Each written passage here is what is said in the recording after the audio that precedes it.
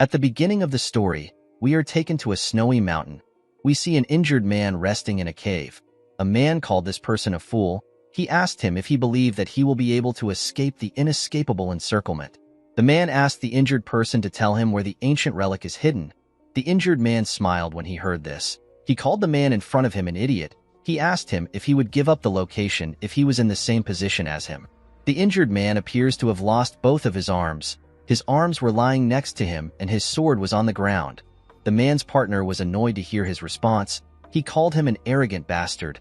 He wanted to attack our protagonist. The man stopped him. He told him that they need to contact the main squad first. The man took out a magic stone and informed the squad that they have gotten the Northern Phantom. He asked them to confirm their coordinates. The main squad confirmed their coordinates. They told him that they will be there soon. The man told our boy that he is quite persistent. He never expected him to still be alive even after his arms got cut off. He asked the Northern Phantom to tell him the reason why he is after the same relic as the Emperor. His partner said that the Northern Phantom does not have any reason. He said that he is probably trying to annoy them. He told the man that they suffered for many days because of the Northern Phantom. He said that they need to have some fun with him before the main squad arrives. He wanted to pay our boy back for the hardship he made them go through. The man placed his hand on his sword. He asked the Northern Phantom to brace himself. He promised him that they won't stop until he desperately begs them for mercy. His partner said that they need to decide on who will start first. The men decided to flip a coin. The partner said that he is going first if it is heads. While they were looking at the coin, the Northern Phantom picked his arm up with his teeth. He moved it close to his elbow. His arm began to repair itself. He told himself that he will not let things end without him doing anything. The Northern Phantom is the first failed awakener of the Draker household. His real name is Zeke Draker. Because he was born into the Great Dragon Slayer household with a body that can't use aura, he failed to awaken. This should have been impossible for a knight. He was treated like trash and chased out of his household. This is why he did everything he could to become stronger. The moment his arm got healed, he stood up and charged at the men at the same time. The coin just landed in the partner's hand. When he opened his hand, he saw that it was on heads. He was happy to see this. While he was smiling, Zeke beheaded him. Someone once told our boy that if all he pursues is strength, he will have nothing in the end. Zeke believed that this was some bullshit only said by the strong. He knew that those who are weak will be trampled on by the strong and what belongs to them will be stolen. This was the truth of this world. The man was shocked to see that Zeke killed his partner. He quickly took out his sword. The Northern Phantom turned around and charged at him. He destroyed his sword with a single strike and cut him down. The moment he did this, he sensed someone's presence. He used his right hand to pick up his other arm. He moved it close to his elbow and began to heal it. When he saw the men from the main squad, he told himself that he won't be able to escape. The men were shocked to see how Zeke was attaching his arm back together. They realized that he was an irregular. They were grossed out by him. One of them said that Zeke will still die if they cut off his head. The moment he said this, they charged at him.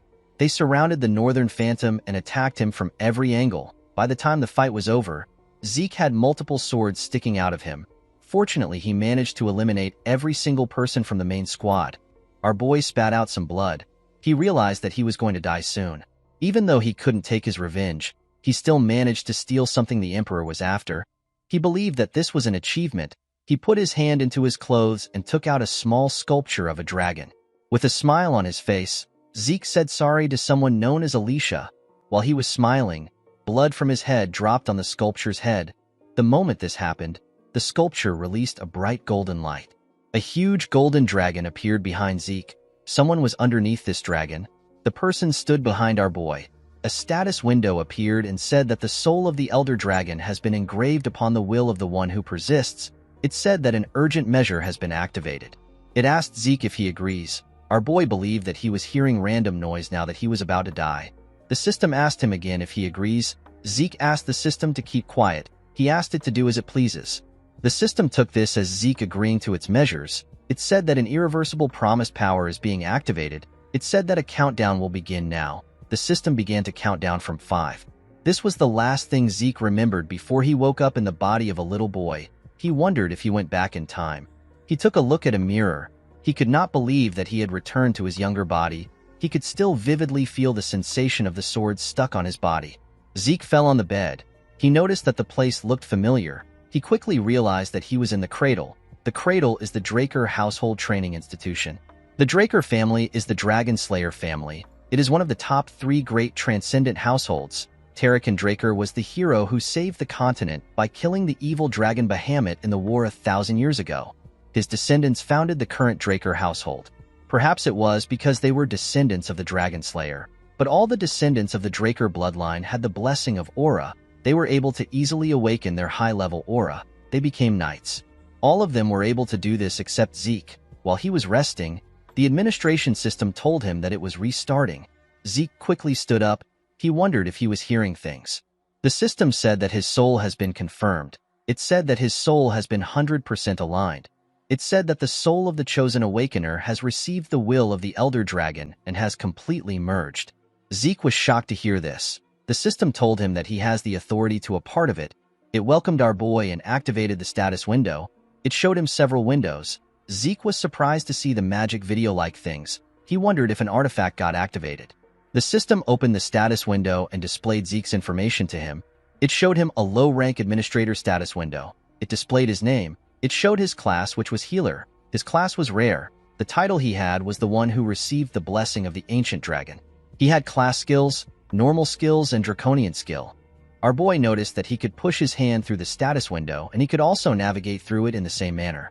He wondered about what class skills were. The class skills he possessed were healing, composed mind, vigor recovery, and heightened senses. While looking at his class skills, Zeke remembered something that his master told him. His master once said that people of the ancient world categorized themselves into classes depending on what they were good at. Each class would train in specialized techniques known as skills. He told Zeke that his skill will be known as healing since his class is healer. After he awakened, his master trained him to the point that he was on the verge of death. According to his status window, Zeke is already a healer. He decided to test it out. He wanted to see if the status window was telling the truth. In his past life, Zeke became a healer when he was in his 20s right after his ether hall was unlocked. Zeke carefully circulated an energy around his body.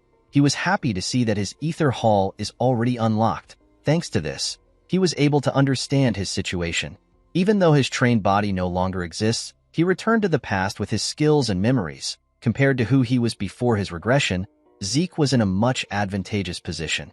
In order to make use of the system, he needed to find out about the things at his disposal. Before he could carefully assess his status window, someone knocked on his door. The person referred to him as Master Zeke. He asked him if he can step in. Our boy began to panic. The man outside asked him to stop acting like he isn't inside. Zeke did not know what to do. He had not yet finished reading the status window. He wondered about how he was going to turn it off. The man opened the door and stepped into our boy's room. Zeke tried to ask him to wait. The man who appears to be his butler asked him about why he is not prepared. He asked him about what he has been doing. This man is Zeke's exclusive servant. His name is Decker. Zeke moved his hand around his status window. He noticed that Decker could not see his status window. He asked him about what he is supposed to prepare for. With a scary look on his face, Decker asked his master if he is really asking him this question. Zeke began to tremble when he saw the look on the man's face. He remembered that he was quite scared of Decker when he was young. Although he had the mind of a 32-year-old, he could still feel the fear that was engraved into his body. While he was trembling, the system activated a class skill known as Composed Mind. He quickly stopped shaking. He was surprised to see that his nervousness disappeared in an instant. Composed Mind allows the mental state of the user to not be shaken regardless of the situation. Zeke did not expect this to be a skill. He found it convenient that it activates automatically. Decker told his master that he has repeatedly said that the event is important. He noticed that Zeke wasn't looking at him. He asked him if he is listening. Our boy assured him that he is. He told him that he must be talking about the evaluation test. The test is known as Pancration. Our boy seemed to have a bad memory of this event. All Drakers go through a training system called the Cradle starting from when they are 7 years old. For 5 years, they go through strict basic training.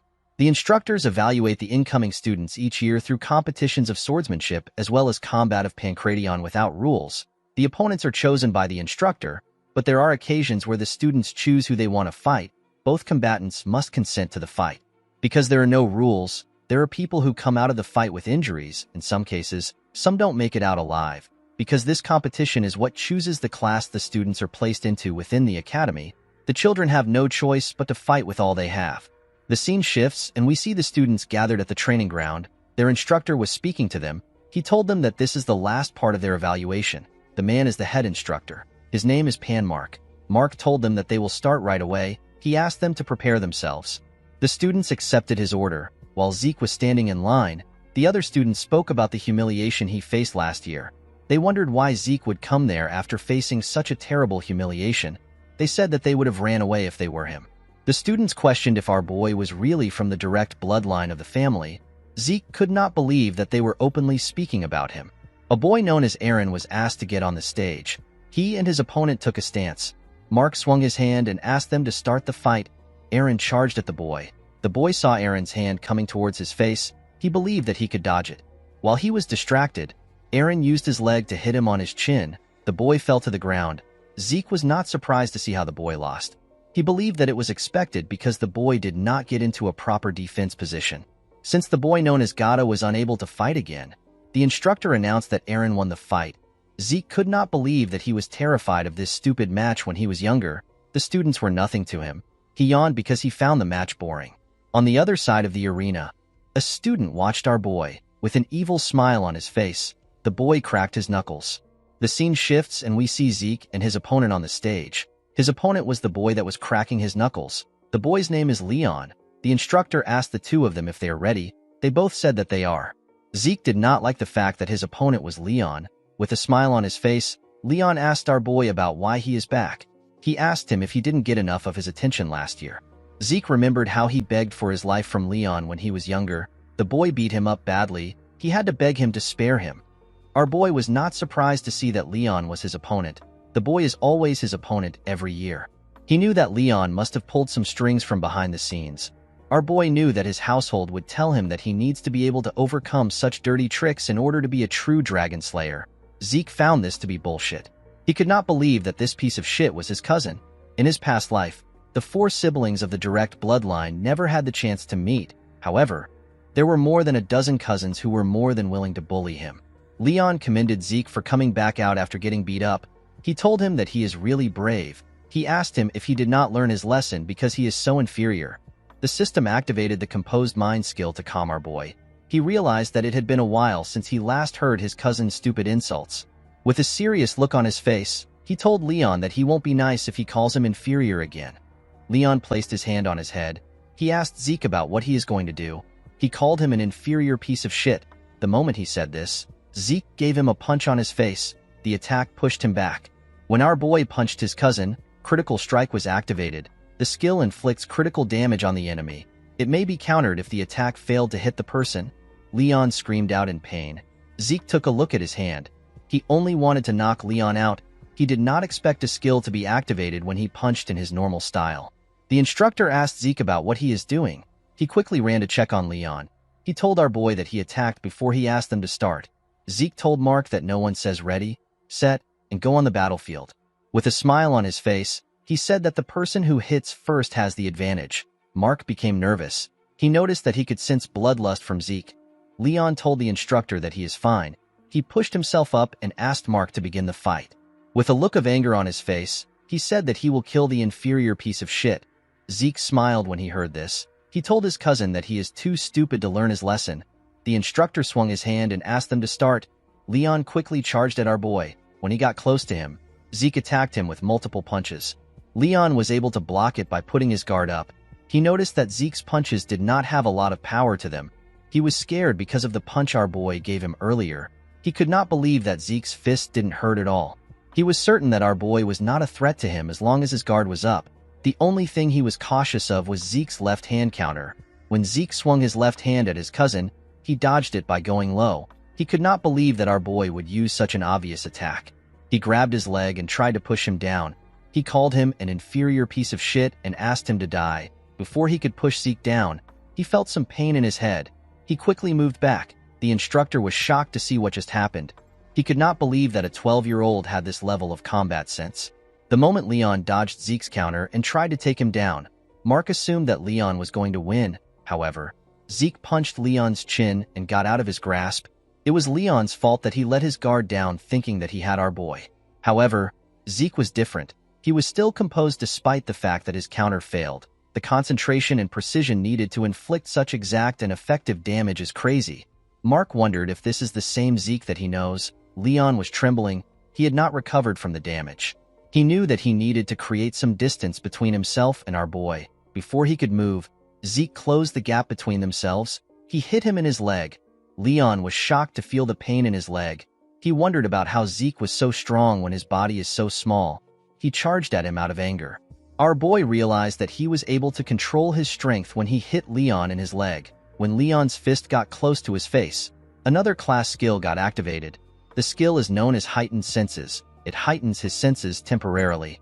Zeke saw his cousin's hand moving in slow motion. The feeling of the skill felt familiar to him. Since he had gotten used to controlling ether, our boy decided to end the fight. He covered his arms with the energy and grabbed Leon's hand. He slammed the bastard on the ground with a large amount of force. The instructor was shocked to see this. A skill known as Precise Stab got activated. The skill allows Zeke to stab the weak point of the enemy for critical damage. Zeke used his elbow to hit Leon's rib. He got on top of him and covered his hand with ether. He grabbed his neck and told him that even an idiot like him will be able to learn his lesson. The moment he said this, he began to punch Leon on his face. The boy begged him to stop, but Zeke did not listen. He continued beating him up. The instructor and the other students were shocked to see this. After beating him to his satisfaction, he stood up. Leon's body was covered in his own blood. Zeke told the bastard that this is what happens when he messes with him. After beating the shit out of his cousin, Zeke felt that his head was clear now that he had let out some sweat. He turned to the students and told them that he can now recognize them. He asked them to stop eyeballing him. He asked them to come to the stage if they have something to say. A boy with red hair stood up and called out to Zeke. He told him that he will choose him as his Pancration opponent. He said that he has something to say. This boy is Jaken Vardek. He is also Zeke's cousin. Our boy told him that he accepts his challenge. He told him that the fight will be too boring if it is only him. He asked someone known as Liam Stone to join Jaken. Liam is Jaken's servant. The boy was annoyed to see that Zeke asked his servant to join him. With a smile on his face, our boy told Jaken that it is now a fair fight. Jaken asked him if he just insulted him. With a bright smile on his face, Zeke called him a dumbass and told him that he did. Jaken was enraged by our boy's words. He promised to beat him to death. He and Liam went to the stage. The instructor asked Zeke to not do anything until he asked them to start. Our boy asked him not to worry about it. Zeke smiled when he saw Liam. He found it interesting to see the Mercenary King again. In his past life, Liam joined the Cradle and the Academy as Jaken's servant. But because he was a distant relative, he was left behind in education. He begged to join the higher education of the Academy known as Valhalla. He eventually ended up joining the Knight Order of a small nation called Baranon. Once Baranon fell, Liam became a mercenary. In those chaotic times, people flocked to the strong. With his long tenure as a mercenary, he became a Red Knight and started his own stone mercenaries. He united the three largest mercenary groups and was soon called the Mercenary King. As the Empire hired the stone mercenaries, Liam entered the Continental Wars. Our boy and the Northerners faced Liam as a foe. Zeke smiled when he thought of this. He realized that their relationship can be different in this life. The moment he thought of this, Mark asked them to begin. Jaken quickly charged at our boy. He attacked him when he got close to him. To the idiot's surprise, Zeke caught his fist. With a scary look on his face, he reminded the boy that he asked him to fight with Liam. Jaken took his hand back. He told Zeke that he will not play along with his cheap tricks. He quickly used his leg to attack our boy. He felt a large amount of pain in his leg. He quickly moved back. Zeke covered his elbow with ether and used it to block the attack. He advised his cousin to look properly before attacking. The pain in his leg was quite much. He wanted to take a look at it. The moment he looked at his leg, Zeke charged at him. He asked him if he is looking away. Jaken quickly put his arms up to block the attack. Immediately he did this. Zeke told him that he is too scared. He hit his injured leg when he said this. He told Jaken that he couldn't even predict this feint. He told him that this is the reason he asked them to fight together. He moved to his side and gave him a heavy punch on his ribs. Jaken spat out some blood. With a smile on his face, Zeke told the idiot that he is not enough alone. Jaken called out to Liam. He asked him to kill our boy. Liam took out a cloth and wrapped it around his arm. Zeke could not believe that this huge boy was also 12 years old like them. The most annoying thing about fighting Liam is his insane reach. Zeke knew that he won't be able to do anything if he lets Liam attack first. He realized that he needed to take the lead. He quickly charged at him. He launched several punches at him, but the boy managed to block them with his arm. A skill known as Slash got activated. It launches a barrage of attacks at the enemy. It allows Zeke to interfere with their sight. Our boy's attacks got faster. It was leaving after images everywhere. The other students were shocked to see this. They did not know what they were looking at. Even Mark was shocked. He knew that the students would be curious because they have never seen anything like this before. The technique Zeke was using was the Northern Fist fighting technique from the Midlands, a place where swords dominate. He wondered about how Zeke knew this technique. While he was attacking Liam, he began to breathe heavily. He realized that his body was really bad when he was younger. He could not believe that he was already tired from using this simple technique. Aside from this, Liam's monstrous physique was also a problem for him. He did not attack, neither did he dodge. He was simply taking it all in with his guard up. Zeke remembered that Liam was more aggressive in his time as a mercenary. Unfortunately for Zeke, his body was reaching its limit. He clenched his fist and gathered a large amount of ether. He wondered about how strong Liam's body is. He decided to take him down through his guard. He charged at Liam. To his surprise, the boy dodged his attack this time. He could not believe that Liam actually dodged the attack even though he can't see ether. Zeke realized that everyone in this place has some insane level of sense. Liam grabbed his hand and raised him up. He wanted to slam him on the ground. Before he could slam his body, Zeke hit him on his head and broke free from his hold. While he was above him, his heightened senses activated. He grabbed Liam's hand and moved to the ground. He locked his hand down and put his leg on his neck to choke him out. Zeke believed that no one can last without oxygen in their brain. While he was choking him, Liam began to attack fiercely. He punched him in his ribs. Zeke spat out some blood. He did not expect Liam to be this crazy. He decided to see who will come out on top. He held on to Liam. The boy did not give up. He continued to punch our boy. Apart from a single student, the rest felt disturbed by the sight they were seeing. Even Mark was nervous. Eventually, Liam's body gave out and our boy won the fight. The girl who was happy to see them fighting said that she expected this much from Zeke. With a smile on her face, she said that it will be worth it to take our boy down. The scene shifts and we are taken to Zeke's room. Decker was in the room with him. He heard that his master was greatly injured. He asked him if he is all right. Zeke assured him that he is fine. Decker asked his master to forgive him for his rude behavior. He told him that he wants to check his pulse. Zeke knew that his servant wanted to check if he had awakened his aura. He asked Decker to wait a bit. He put his shirt on and stretched out his hand. Decker grabbed his master's hand and pushed a blue energy into his body.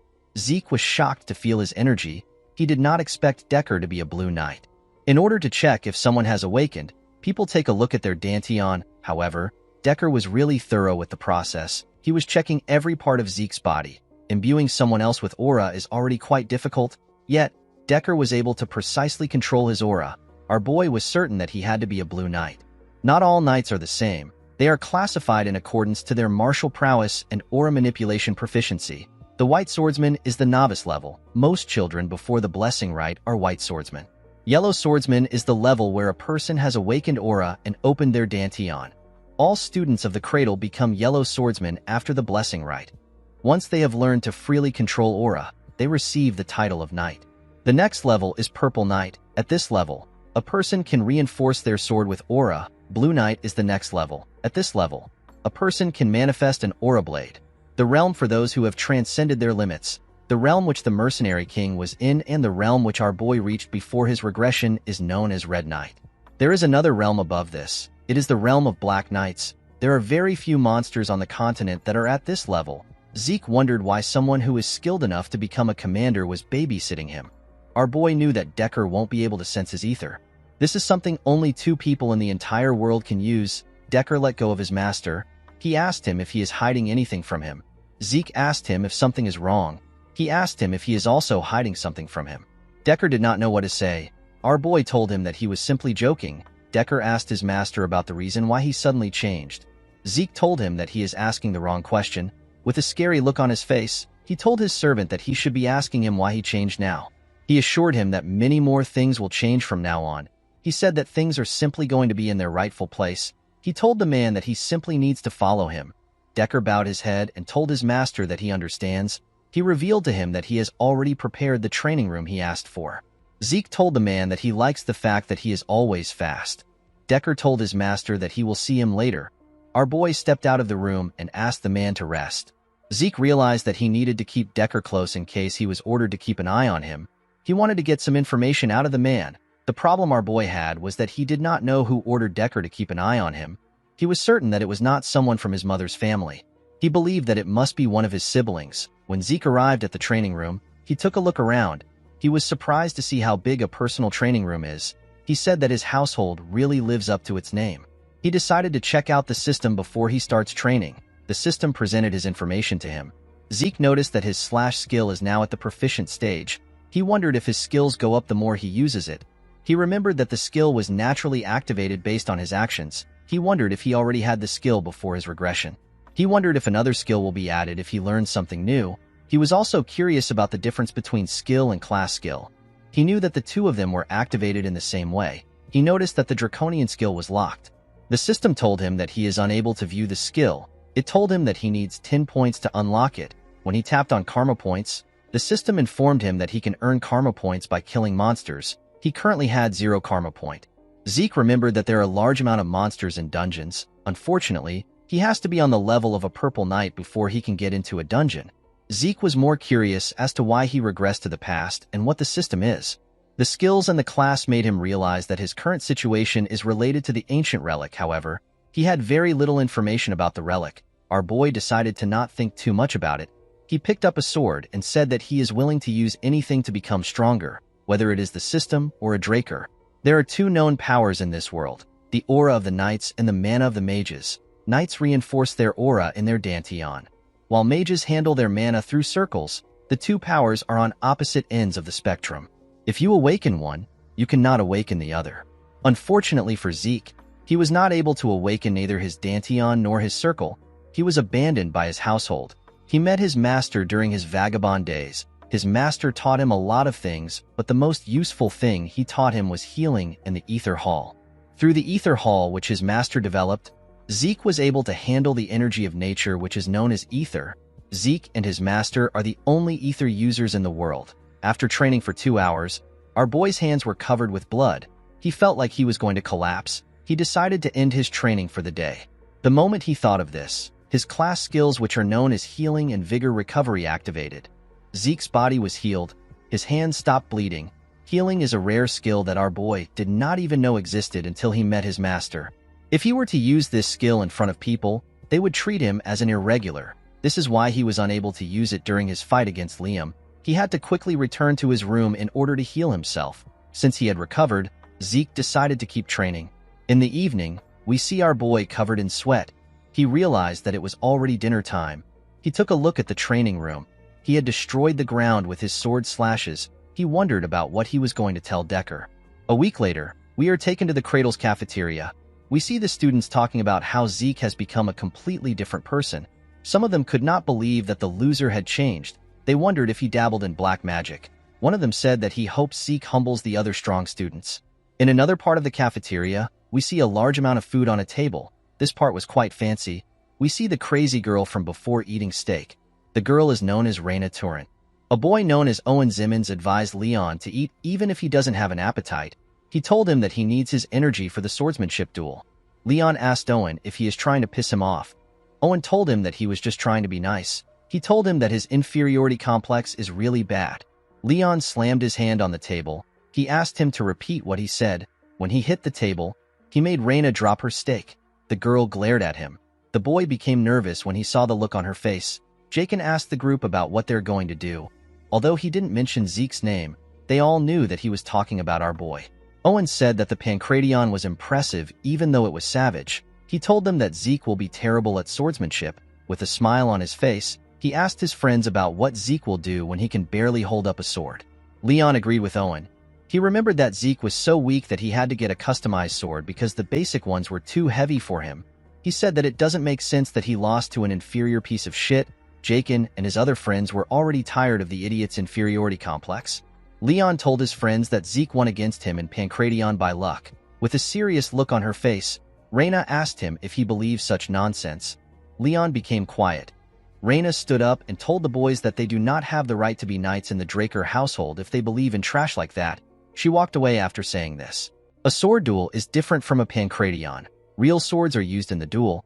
It is the cause of most of the incidents within the cradle. It is also where the difference between the students' skills is most glaringly shown. A month after the final exam, The blessing rite will begin. The blessing rite is the event where the Drakers awaken their aura. The head instructor called out to Zeke and asked him to step up. Our boy went on the stage with a huge sword. The other students were shocked to see the ridiculously large sword. They wondered if Zeke believed that he would be stronger with a bigger sword. Someone called out to Zeke. When he opened his eyes, he saw Reina walking to the stage. With a serious look on her face, Reina told him that she chooses him as her opponent. Zeke pointed his sword at her and told her that he accepts her challenge. Reina noticed that our boy was easily moving a claymore. Now that she was standing in front of him, the girl could tell that this is not the Zeke who couldn't hold a sword properly that she knew. She wondered if his aura was more intimidating because he grew taller. Reina grit her teeth to get control of her thoughts. She told herself that she cannot be intimidated by Zeke before the duel begins. She decided to act confident. She took a stance and pointed her sword at Zeke. Our boy knew that he simply had to fight in the same way he always has. However, it was quite nerve-wracking for him to be fighting the Lightning Knight. Reina Turin is also known as the Lightning Knight. She is one of the knights who made a name for herself during the Continental Wars.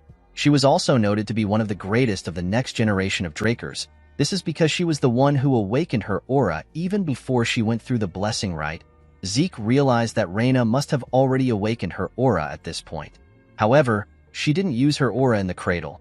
She said that she wanted to improve her fundamentals. Mark swung his hand and asked the two of them to start. Reina quickly charged at our boy. Zeke managed to block her first attack. Reina got pushed to the side. She disappeared and reappeared behind our boy. She thrust her sword at him. Zeke managed to block the attack, but it pushed him back. He was surprised to see that Reina was much better than he expected. Reina charged at him again. She attacked him with a lot more strength. Leon cheered for her from the side. He asked her to kill Zeke in one strike. Jakin called Leon an idiot. He asked him if it looks as if Reina is toying with Zeke. Our boy was easily directing her attacks.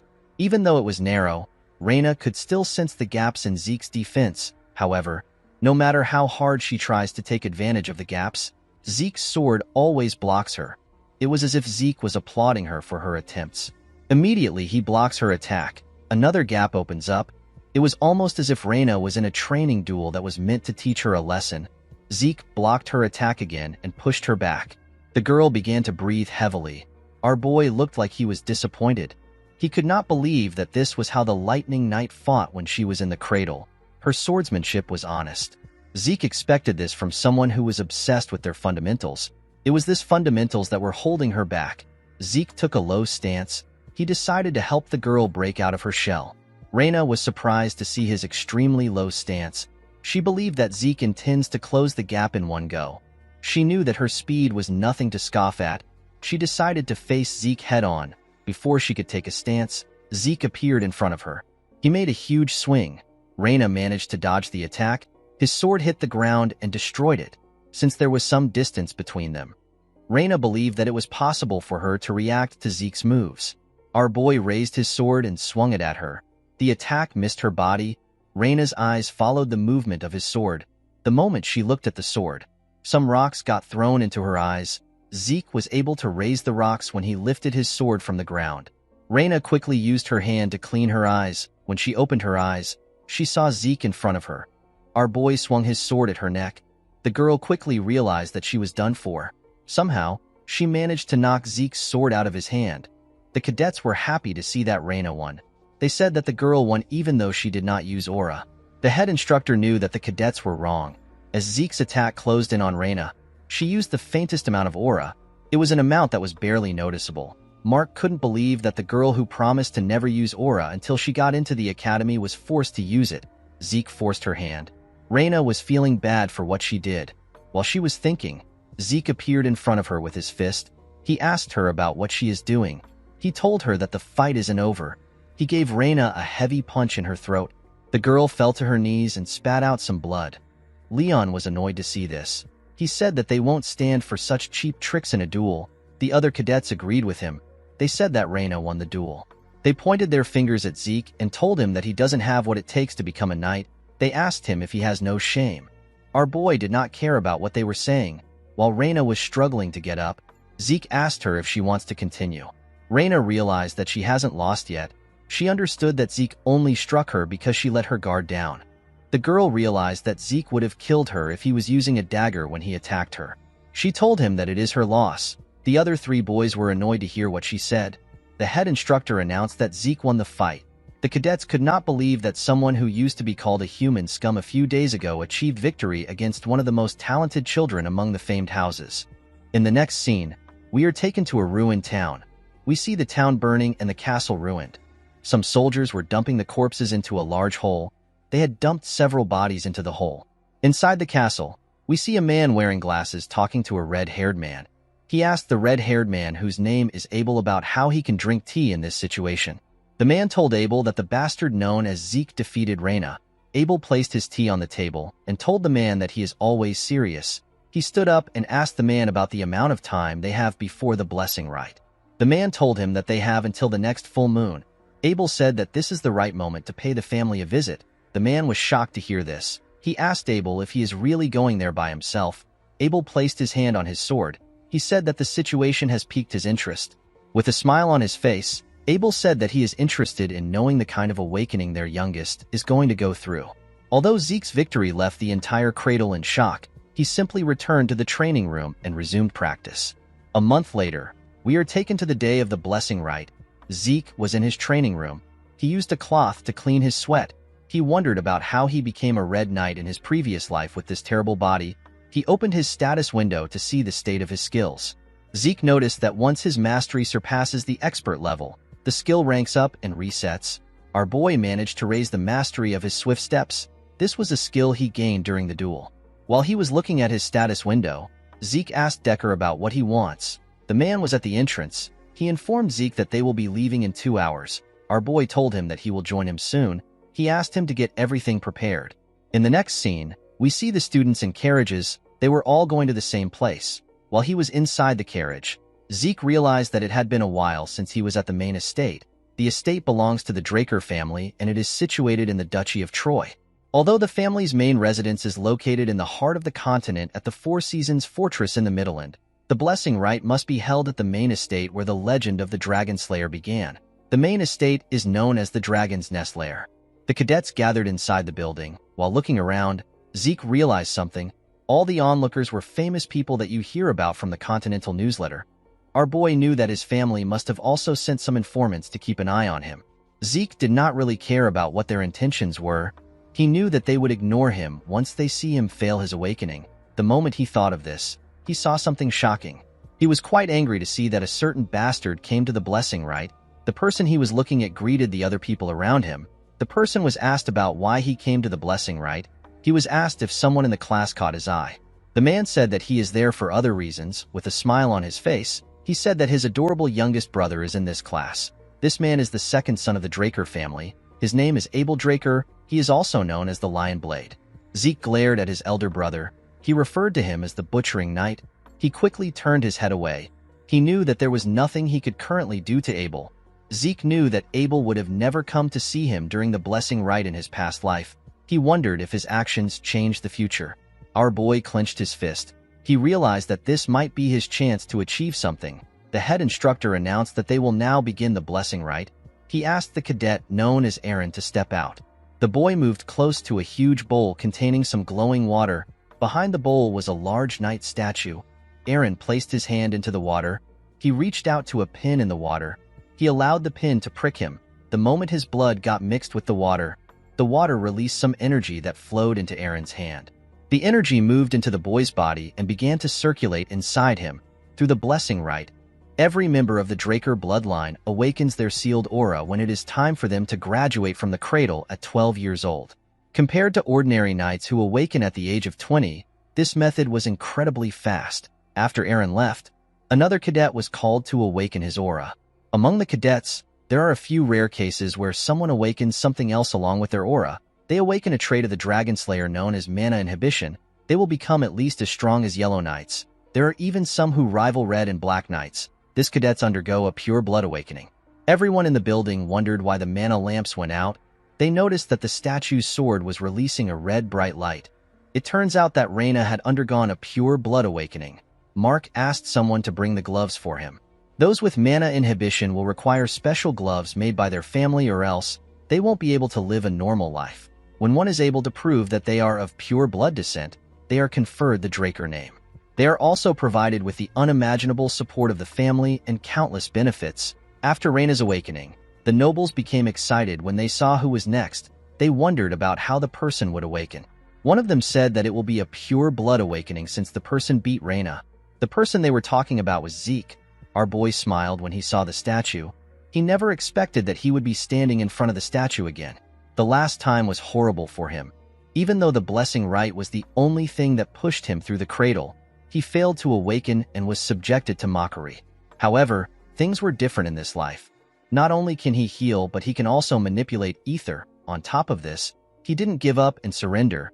He stood up for himself with his own will. Because of the things he had done in this life, Zeke hoped that the bronze statue would take care of him. When he put his hand into the water, the statue began to shake. Zeke became excited. Unfortunately for him, the statue stopped moving. Everyone was shocked to see this. It had never happened before. Abel also wondered about what was happening. Zeke became angry. He realized that he should have never expected things to change. He became too confident thanks to his brother. The onlookers could not believe that Zeke failed to awaken. They did not believe that such a thing was possible. They said that the blood of the family head was not enough to remove the cursed blood in Zeke. One of them said that our boy must have won against Reina with a trick. They called Zeke an embarrassment to the family. Zeke gave someone the cloth he used to clean his hand. He said that this people don't change. Our boy told himself that the awakening doesn't matter. There were plenty of ways to get stronger other than awakenings. The moment he thought of this, the system sent him an apology. It told him that a message got delayed due to an error during processing. Zeke did not understand what the system was talking about. The system explained to him that necessary information has been found missing from the identification terminal during class identification. It said that class information has been input using its authority. Our boy wondered about what the system meant when it said that information has been found missing. The system informed him that the class information input is complete. It told him that the terminal has identified his talent as a healer. It said that his class has been unlocked. Zeke obtained a rare class. He quickly turned around. He saw the statue release a red light. Everyone was surprised to see that Zeke had a pure blood awakening. The system appeared in front of Zeke again. It told him that the terminal has made a connection. It said that the ancient dragon's blessing within his soul has been activated. The sword of the statue released a bright golden light that shined upon Zeke. The system told our boy that the talent of kin has been activated. It said that the awakened talents are been combined. Due to the combination of rare talents, a new class was created for Zeke. Our boy was surprised to hear that a new class was created for him. It was a unique class. The class is known as Immortal. The nobles did not know what was happening. They had never seen a golden light before. They did not know if they were to call this a pure blood awakening. Zeke was not surprised to see that they had some doubts. He knew that this doubts will work against him if he says anything. One of them said that the mana lamp was fine. He asked if the statue is broken. While the nobles were talking among themselves, Abel clapped his hands. He asked them about why they are all acting so serious. He told them that they got 2 pure blood awakening in one batch. He said that this is something to celebrate. The nobles became nervous when they heard this. They all smiled and said that Abel is correct. They said that it is a blessing for them. Abel ordered someone to get some gloves for their newest member. When Zeke wore the gloves, he noticed that it was quite hefty. When he moved away from the statue, another person was asked to step out. Abel smiled as he watched his brother walk away. Although Zeke was already aware of his brother's intentions, he felt terrible receiving help from Abel. After all the cadets had awakened, Mark announced that the blessing rite has come to an end. He said that a celebration party will be held soon. He asked them to enjoy it. Zeke did not care about the party. He wondered if there was a training room somewhere in the building. On his way out, someone called out to him. Our boy was shocked to hear the person's voice. He did not expect the person to approach him. The person turned out to be Abel. The Lion Blade asked his younger brother about where he is going to when the party is about to begin. He stretched out his hand and congratulated Zeke on his pure blood awakening. Our boy did not expect him to go for a handshake. He knew that his hostility for Abel will show if he refuses. He decided to play along. When he raised his hand, he remembered something that happened in his past life. Zeke stopped moving his hand. Abel was surprised to see this. Our boy put his hand down. With an odd smile on his face, Abel told his little brother that this is awkward, even if it was for saving face. Zeke was not willing to shake his scum brother. Abel told him that it is fine. He said that he will settle for seeing his face. He tapped Zeke on his shoulder and told him that he will see him again. With a look of anger on his face, Zeke said that he will see him too. At the party, the nobles rejoiced at the fact that they experienced 2 pure blood awakening. One of them said that Zeke's golden light was quite shocking. This is because this is the first time it was happening. They wondered about where Zeke was. The scene shifts and we are taken to our boy's room. He took off his gloves and jacket. He was relieved to be inside the room. He felt suffocated in the hall. Zeke took a look around. He wondered about why he was fine. All pure bloods have the ability of mana inhibition. It is the ability that proves that a person is in opposition of the dragon, which is the source of mana. However, because most machines use mana as their fuel, a pure blood requires the use of the house's gloves. Zeke knew that he should have been experiencing some problems the moment he took off the gloves. This means that he was not a pure blood. He opened his status window. It was much different from before. He got the ability of mana reflection and not mana inhibition. He sat down to check his skills. Mana reflection allows him to create a distortion field to nullify nearby mana. Because the mana lamps were fine, Zeke believed that the skill was not a passive one. Our boy also noticed that he was a rare healer before the rite. Now he is a unique immortal. All the graduates had regular awakenings with blue aura. Only Reina had a red pure blood awakening. Zeke's awakening was red at first, then it later turned gold. Our boy wondered about what it meant. He remembered that the system said that the classification terminal lost critical information. He wondered if the bronze statue was the classification terminal. As soon as the system put in the information, the halted bronze statue began to emit a red light. When he remembered this, Zeke understood what happened. He realized that the bronze statue does not determine whether or not a person is awakened. It determines the user's class. Red is for rare class and gold is for unique. Zeke remembered that the bronze statue is an ancient relic used even before the time of the founder of the family. The concept of class does not exist anymore, so the statue was only used to check if one has awakened or not. The family has mislabeled the red light shown as a sign of pure blood awakening instead of rare class. Zeke could not believe that no family had ever realized this. He noticed that he had also acquired some karma points. He got 100 karma points. He decided to use 10 points to view his draconian skills. The system told him that he can now browse through his list of skills. His draconian skills were all at level 1. He got a skill called Dragon Eyes. The skill allows him to view detailed information of an individual after careful observation. He needed 20 points to unlock this skill. He received a skill called Might of the Dragon. The skill allows him to make his enemies surrender with his aura. He needs 30 points to unlock this skill. The third skill he received was Devour. It allows him to eat and digest a lot. It will cost Zeke 50 points to unlock this skill. Zeke understood the abilities of Dragon Eyes and Might of the Dragon, but he did not understand why he would need a skill like Devour. He decided to get something that is obviously good. He did not want to take a chance. He unlocked the Dragon Eyes and the Might of the Dragon. He believed that the Might of the Dragon was too dangerous to use here. He decided to activate the Dragon Eyes. His eyes turned gold. They looked like that of a dragon. He looked around to see what would happen. He expected to get more details from his surroundings, but nothing happened. He stood up and opened the door that led to the balcony. When he stood on the balcony, he saw something amazing. The statue in the center of the garden looked like it was right in front of him. He realized that this skill will be very useful to him. When he closed the door of the balcony, the system asked him if he wants a detailed information of the object. Zeke was surprised to hear this. Multiple windows appeared in front of him. The system told him about where the items around him were made.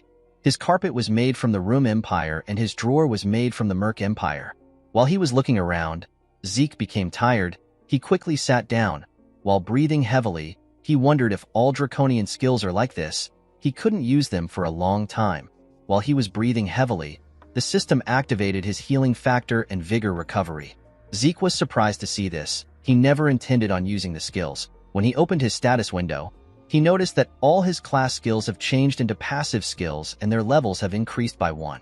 His healing factor allows his body to automatically repair itself. Zeke smiled when he saw this description. The skill was too broken. Healing may seem like an overpowered skill, but it is not something Zeke can constantly use and its effects are limited. However, healing factor is infinite. Our boy decided to test out the skill. He grabbed a table knife. He used it to cut himself. The moment he did this, his healing factor got activated. When he cleaned the blood on his arm, he saw that his hand looked normal. Zeke remembered that it takes 5 years to finish the academy. With a smile on his face, he said that he will finish within 2 years. Draker Academy is the greatest knight academy on the continent. It is a place that any aspiring knight would give an arm and a leg to enroll in. The academy is located in the Duchy of Troy. It teems with life each time a new semester rolls around. At the academy, we see several students looking at Zeke. Our boy remembered that higher-ranked students in this place are no different from adults. All of them have been trained to perfection. Zeke noticed that the students from the great families have already established their authority. He believed that his family was rotten to the core. Among the countless branch families supporting the transcendent Draker family, there are 3 families that have the largest amount of influence. These families are the great families. The Turin of Strength, which is Reyna's family, is the first one. Zimmons of Wisdom is the second family, and the Vardek of Gold is the third family. Zeke decided to ignore the great families. He believed that he had nothing to do with them. He went to his dormitory. Our boy was given a high-class dormitory in the Platinum Mansion. Zeke was given a dormitory in this place because he is a pure blood. The Platinum Mansion is a dormitory furnished with a training hall, a library, and various kinds of facilities. It is only open to the highest-ranked students. Even those from the cradle can't easily get inside. Pureblood Awakeners like Zeke and Reyna are given the special privilege of a floor master. They are given an entire floor at the top of the building. These floors are known as the Platinum Floors. When Zeke went into the building, a maid welcomed him. She told him that she has been expecting him. The maid told him that she will escort him to his assigned floor. When our boy arrived at his floor, a large amount of servants greeted him. Zeke felt like this was too much. He believed that no student deserved this kind of treatment, even if they are purebloods.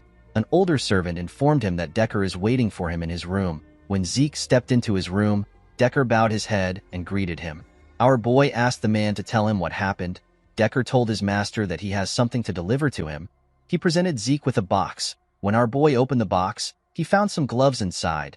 They were new gloves given to him for his mana inhibition. Zeke said that the new gloves are quite different from the temporary gloves. Decker was happy to hear that his master liked the gloves. Zeke picked up his sword. He told his servant that he wants to get a new sword. He asked the man about what he thinks. Decker said that it is an excellent decision. He explained to his master that the Duchy of Troy is close to the Giant's Mountain. It is abundant with good quality iron and excellent craftsmen. People even say that the first weapon of an academy alumni is always a Trojan. Decker assured his master that he will find a decent craftsman. Zeke asked him not to worry about it. He said that he already has someone in mind. He wrote the person's name in a paper. With a smile on his face, he told Decker that he will meet the person himself. He asked the man to set up an appointment for him. He stretched out his hand and gave the man the paper. Decker quickly opened the paper. He saw the name of Galleon Halberd. He said that he has never heard of this name before. He assured Zeke that he will contact the person immediately. He reminded our boy that classes are starting tomorrow. He asked him to review the relevant documents beforehand. Zeke told him that he will do it. While he was reading the documents, Zeke realized that he has a lot of freedom to develop his draconian skills because the Platinum Floor is completely isolated. The moment he thought of this, someone knocked on his door. He asked the person to step in. A maid informed Zeke that Reyna has sent him a dinner invitation. Our boy found this odd. He asked the maid to take him there. When Zeke arrived at the top of the building, he saw something weird. He saw members of Reyna's gang standing behind her. The girl was sitting. Our boy wondered about why they were acting like the Southern Cartel. Reyna welcomed him to her floor. She apologized to Zeke for the crowd. She said that her family's people are rather peculiar. Our boy sat down. He asked her not to worry about it. Reyna said that they can discuss their business after their meal. Zeke noticed that the Lightning Knight was fully utilizing her lower abdomen to control her aura. He realized that she was getting close to becoming a Purple Knight.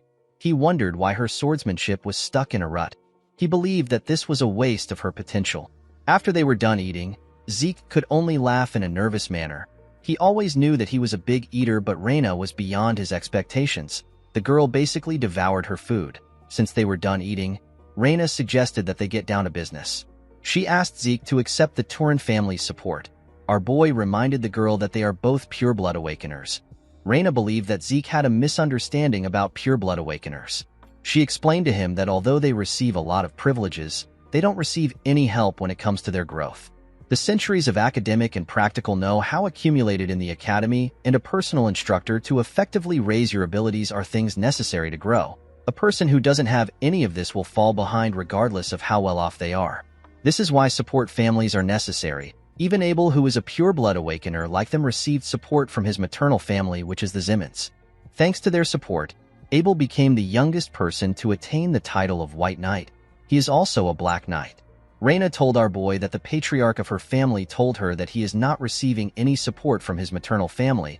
She said that the patriarch did not tell her the reason for this. She decided to give Zeke another chance. She asked him to accept her family's support. Zeke quickly declined her request.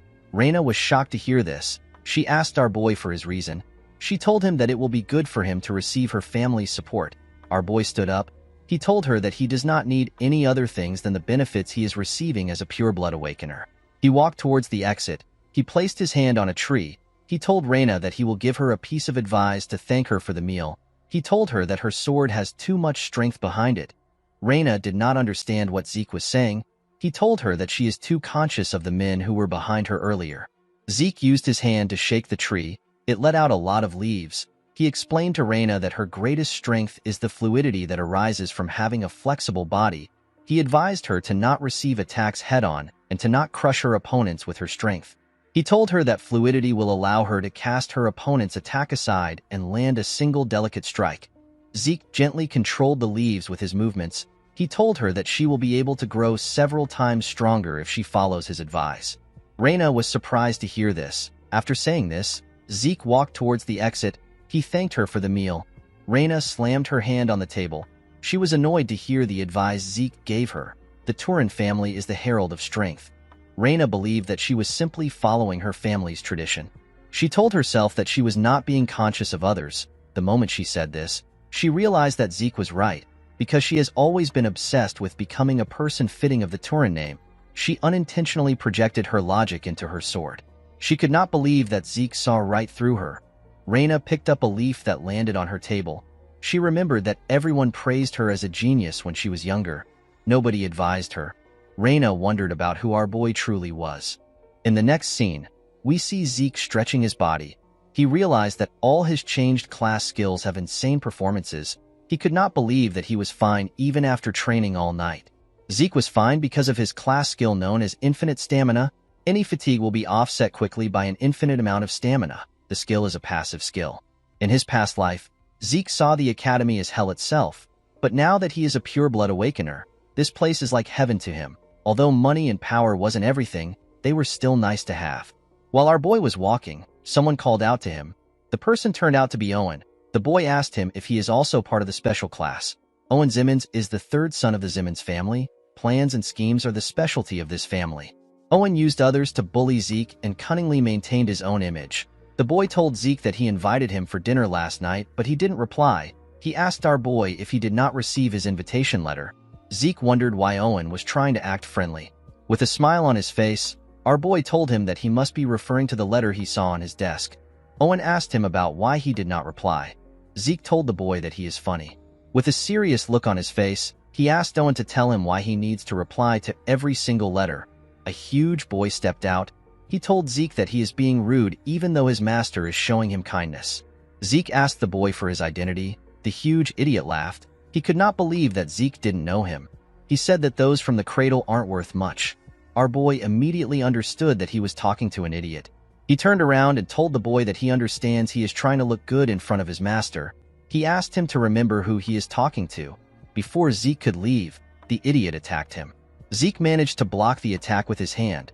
The attack pushed him back. From the attack he received, Zeke realized that the high-ranking students are capable of basic aura manipulation. The huge idiot introduced himself as Durbin Roswell. He is also known as Durbin the Mighty Tree. He told Zeke that he will be teaching him some manners in place of his master. Our boy smiled when he heard the idiot's name. He could not believe that a cadet who isn't a knight has a pseudonym. He charged at Durbin. He called him a joke. Zeke gave the idiot a heavy punch on his stomach when he got close to him. He spat out some blood. The attack sent him flying. He got slammed to the ground and lost consciousness. Zeke asked the other students if they want to go next. He asked Owen to pick someone. Owen moved close to our boy. He told him that he likes to bask in his own glory. Zeke called the boy a joke. Draker Academy is largely split into two classes. There is the normal class where people are taught that they can overcome their lack of talent with efforts. Due to this, they follow a strict regimen from early morning to late night. The other class is the special class. Students of this class can choose their subjects freely outside of basic subjects. Even within the academy, the place where the greatest elites gather is the special class. Due to this, Zeke had some expectations for the class. To his surprise, most of the people in the class are just the alumni of the Cradle. Our boy believed that this was actually the Cradle class, not the special class. The instructor in the class asked the students to keep quiet. He told them that someone special has come to encourage the freshmen of the special class. He said that the person was the commander-in-chief during the Eastern Empire War 20 years ago, and he is also the hero that stopped the Empire's invasion with his resourcefulness. The students became excited when they heard this. An old man stepped into the class. The instructor asked the students to welcome Dean Howard Draker. With a smile on his face, the man greeted the students. This man is the dean of the academy. He is also a war hero. People worship him as a war hero and a tactical genius. But the truth was that the information he leaked to the enemy for his own survival just happened to throw the enemy into chaos. Howard was simply a traitor that got lucky. Zeke was aware of this fact. He remembered that Howard was the main perpetrator that got him kicked out of the academy. Our boy lost the only place where he could belong and ended up wandering around the Duchy of Troy. He eventually got captured by slave traders and got sold off to the Southern Cartel. Zeke promised to pay Howard back for what he did. After the dean left, the instructor asked them to take his words to their hearts. He told them that they will begin basic classes immediately. He asked them to take their swords and head to the arena. At the special class indoor arena, we see the students on a line. Zeke couldn't believe that the special class still has to learn the basics of dragon slaying. Due to the fact that he couldn't use aura in his past life, he spent 2 years learning what would have taken the average person 3 months to learn. Zeke hoped that the class would be easy. A blond man welcomed the cadets. He introduced himself as Andre Draker. He told them that he will be teaching them the dragon slaying basics. The cadets were surprised to see that someone so young was their instructor. Andre is also known as the Rose Knight. Even though he was not a pure-blood awakener, he graduated early from the academy and he graduated from Valhalla as the valedictorian. He is a once-in-a-century genius that was awarded the Draker name. Zeke was surprised to see that even the special class instructors were on a different level. He remembered that Andre was famous for his inflexible personality. With a scary look on his face, Andre asked the students to keep quiet. He told them that he will start the class now. He asked everyone to draw their swords. The cadets immediately obeyed his order. When Zeke was about to take his sword out, Andre saw him. He asked him about what his sword is. Our boy took out his huge sword and freely swung it around. He told Andre that this is the sword he is using. Andre asked our boy to come to the stage. He asked Zeke if he is not aware of the fact that he must pick a sword that suits his body. Zeke already knew that Andre would complain. He purposely made sure to stand out when drawing his sword. With a smile on his face, our boy told his instructor that he can beat him with his sword. Zeke believed that it will be faster for him to show Andre his skills. Andre was surprised to see that a cadet would challenge his authority. He glared at Zeke to instill fear in him. The class skill known as Indomitable Mental Defense got activated. It prevented Zeke from feeling any fear. Andre told our boy that he understands if he wants to learn with his body. Zeke was happy to see that he bit his bait. Andre took out his sword. He told our boy that if his blade manages to touch his body, he will be exempted from the punishment for his rudeness. He told him that he will also be exempted from the Dragon Slaying Basics class. Andre assured Zeke that he won't use aura on a cadet. Our boy was happy to hear about class exemption. He was certain that he could beat Andre since he knows his weakness. But he couldn't do anything reckless because Abel was keeping an eye on him. Zeke knew that it will be dangerous for him to garner attention the same way he did in the cradle. He decided to just graze Andre's clothes and lose. He picked up his sword and took a stance. He charged at Andre's neck at a crazy speed. The instructor easily blocked the attack. Zeke was not surprised to see this. He already knew that a blue knight will be strong.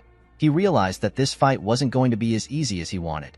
He began to attack Andre more fiercely. He attacked him from different angles. The instructor still managed to block the attacks. The other cadets were surprised to see the level which an official Draker Knight was at. They could not believe that Zeke has not managed to touch him even after 30 minutes. Andre made a huge swing that pushed Zeke back. The moment he did this, his hand began to shake. He was shocked to see the ridiculous amount of stamina that Zeke had. Even though he was suppressing his aura, he did not think that it would be possible for him to be losing to a cadet. While breathing heavily, Andre said that the existence of pure blood awakeners is unfair. Zeke was not surprised to see that Andre still had the same poor stamina. He knew that the instructor was at a bigger disadvantage because he was suppressing his aura. The Draker aura cultivation method is known for its peculiarity. A person must activate their aura during training, during daily tasks, and even when eating and sleeping. A person must maintain it as if they are breathing. In other words, Andre is basically holding his breath. Zeke charged at him. The instructor managed to block his attacks. He pushed him back. Although our boy planned on losing, it didn't feel right for him to lose this way. He charged at Andre again. He decided to force him into using his aura. Andre still blocked his attack. Zeke realized that creating situations that can be easily handled is useless. He knew that he needed something that will make Andre unconsciously use aura. He needed to create an extreme situation. The instructor pushed him back again. Before his legs could touch the ground, he charged at Andre again with a crazy speed. The instructor was shocked to see how fast Zeke was. He quickly realized that he was using swift steps. Our boy ran around his instructor. He wanted to confuse him. Andre couldn't believe that a cadet knew how to use swift steps. While he was trying to follow our boy's steps, he appeared behind him like a grim reaper that wanted to take his life.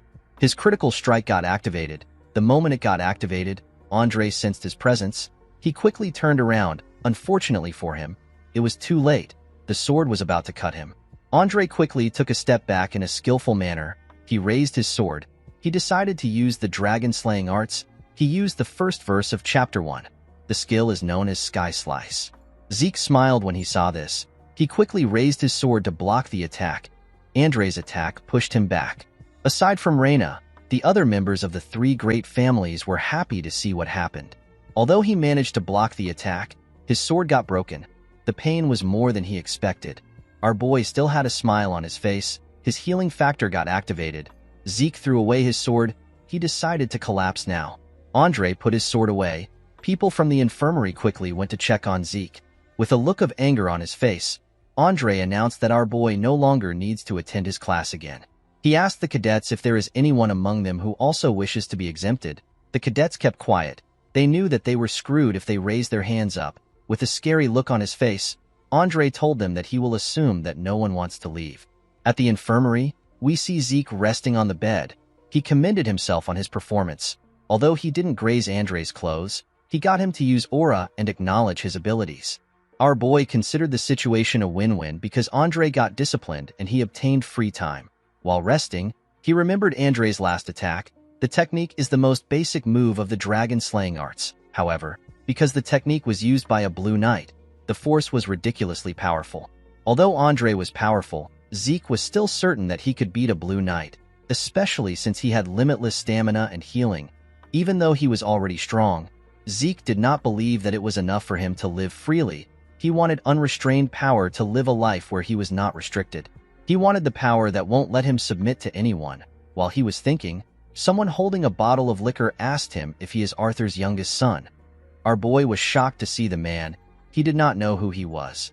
With a smile on his face, the man told him that he has the same eyes as his father. He called Zeke's father an arrogant bastard. Zeke could not believe that he wasn't able to sense the man's presence despite the strong stench of booze. He could not believe that someone had the guts to call his father, who is the current patriarch of the Drakers, an arrogant bastard. He asked the man for his identity. The man asked him about how he did something. Zeke asked him about what he is talking about. The man chugged a large amount of booze. He asked our boy to stop feigning ignorance. He reminded him that he was inflicted with an internal wound. With a smile on his face, he asked Zeke to tell him how he instantly got healed. Zeke was surprised to hear that the man has found out about his healing factor. The moment he thought of this, his indomitable mental defense got activated. Our boy became calm. He realized that it was impossible for anyone to know about healing in the academy. He grabbed his bedsheet. He told the man that he does not know what he is talking about. The man could not believe that Zeke was still keeping up with his charade. He swung his hand at our boy. Zeke managed to react and dodge the attack. The man's hand cut through the pillow and the bed. Our boy assumed that the man was an assassin. He quickly threw the bedsheet at him. It covered the man's face. The man said that our boy has some tricks. Zeke grabbed his sword. He quickly activated his swift steps, his precise stab, and his critical strike. He charged at the man. His instincts were telling him that he will die if he does not kill the man now. To his surprise, the man stopped his sword with his hand. He commended our boy on his ability to adapt to the situation. He pushed Zeke's sword down. Our boy could not even move it. With a smile on his face, he told Zeke that he fights like a mercenary. Our boy was shocked to hear this. He wondered about who the man was. He quickly stepped back when he heard this. He wondered about why the man called him a mercenary. He wondered if the man knew something about his past life. The man played with Zeke's sword. He found it odd that a Draker abandoned his sword and stepped back. He threw Zeke's sword back to him. He told him that he is better suited to be a mercenary than a knight. Our boy caught the sword. Zeke felt something that he only felt from his master. He became certain after having a brief fight with the man. Our boy felt the overwhelming gap between their abilities. It was to the point where this man could kill him anytime he wanted. Zeke was certain that this man was at least a red knight. The man realized that our boy was using a claymore from the basic supply of the cradle. He told Zeke that he is talented. He asked him about why he is using such a weapon. The moment the man asked his question, someone opened the door. The person seemed to have been searching for the man. The person turned out to be Andre. Zeke wondered why the instructor came there. Andre referred to the man as garden keeper Dexter. Our boy was surprised to hear that the man was a garden keeper. The man referred to Andre as a leech-like bastard. He asked him about how he knew he was there. Andre told him that he saw him at the training ground. The man was annoyed to hear this. He realized that Andre is quick-witted.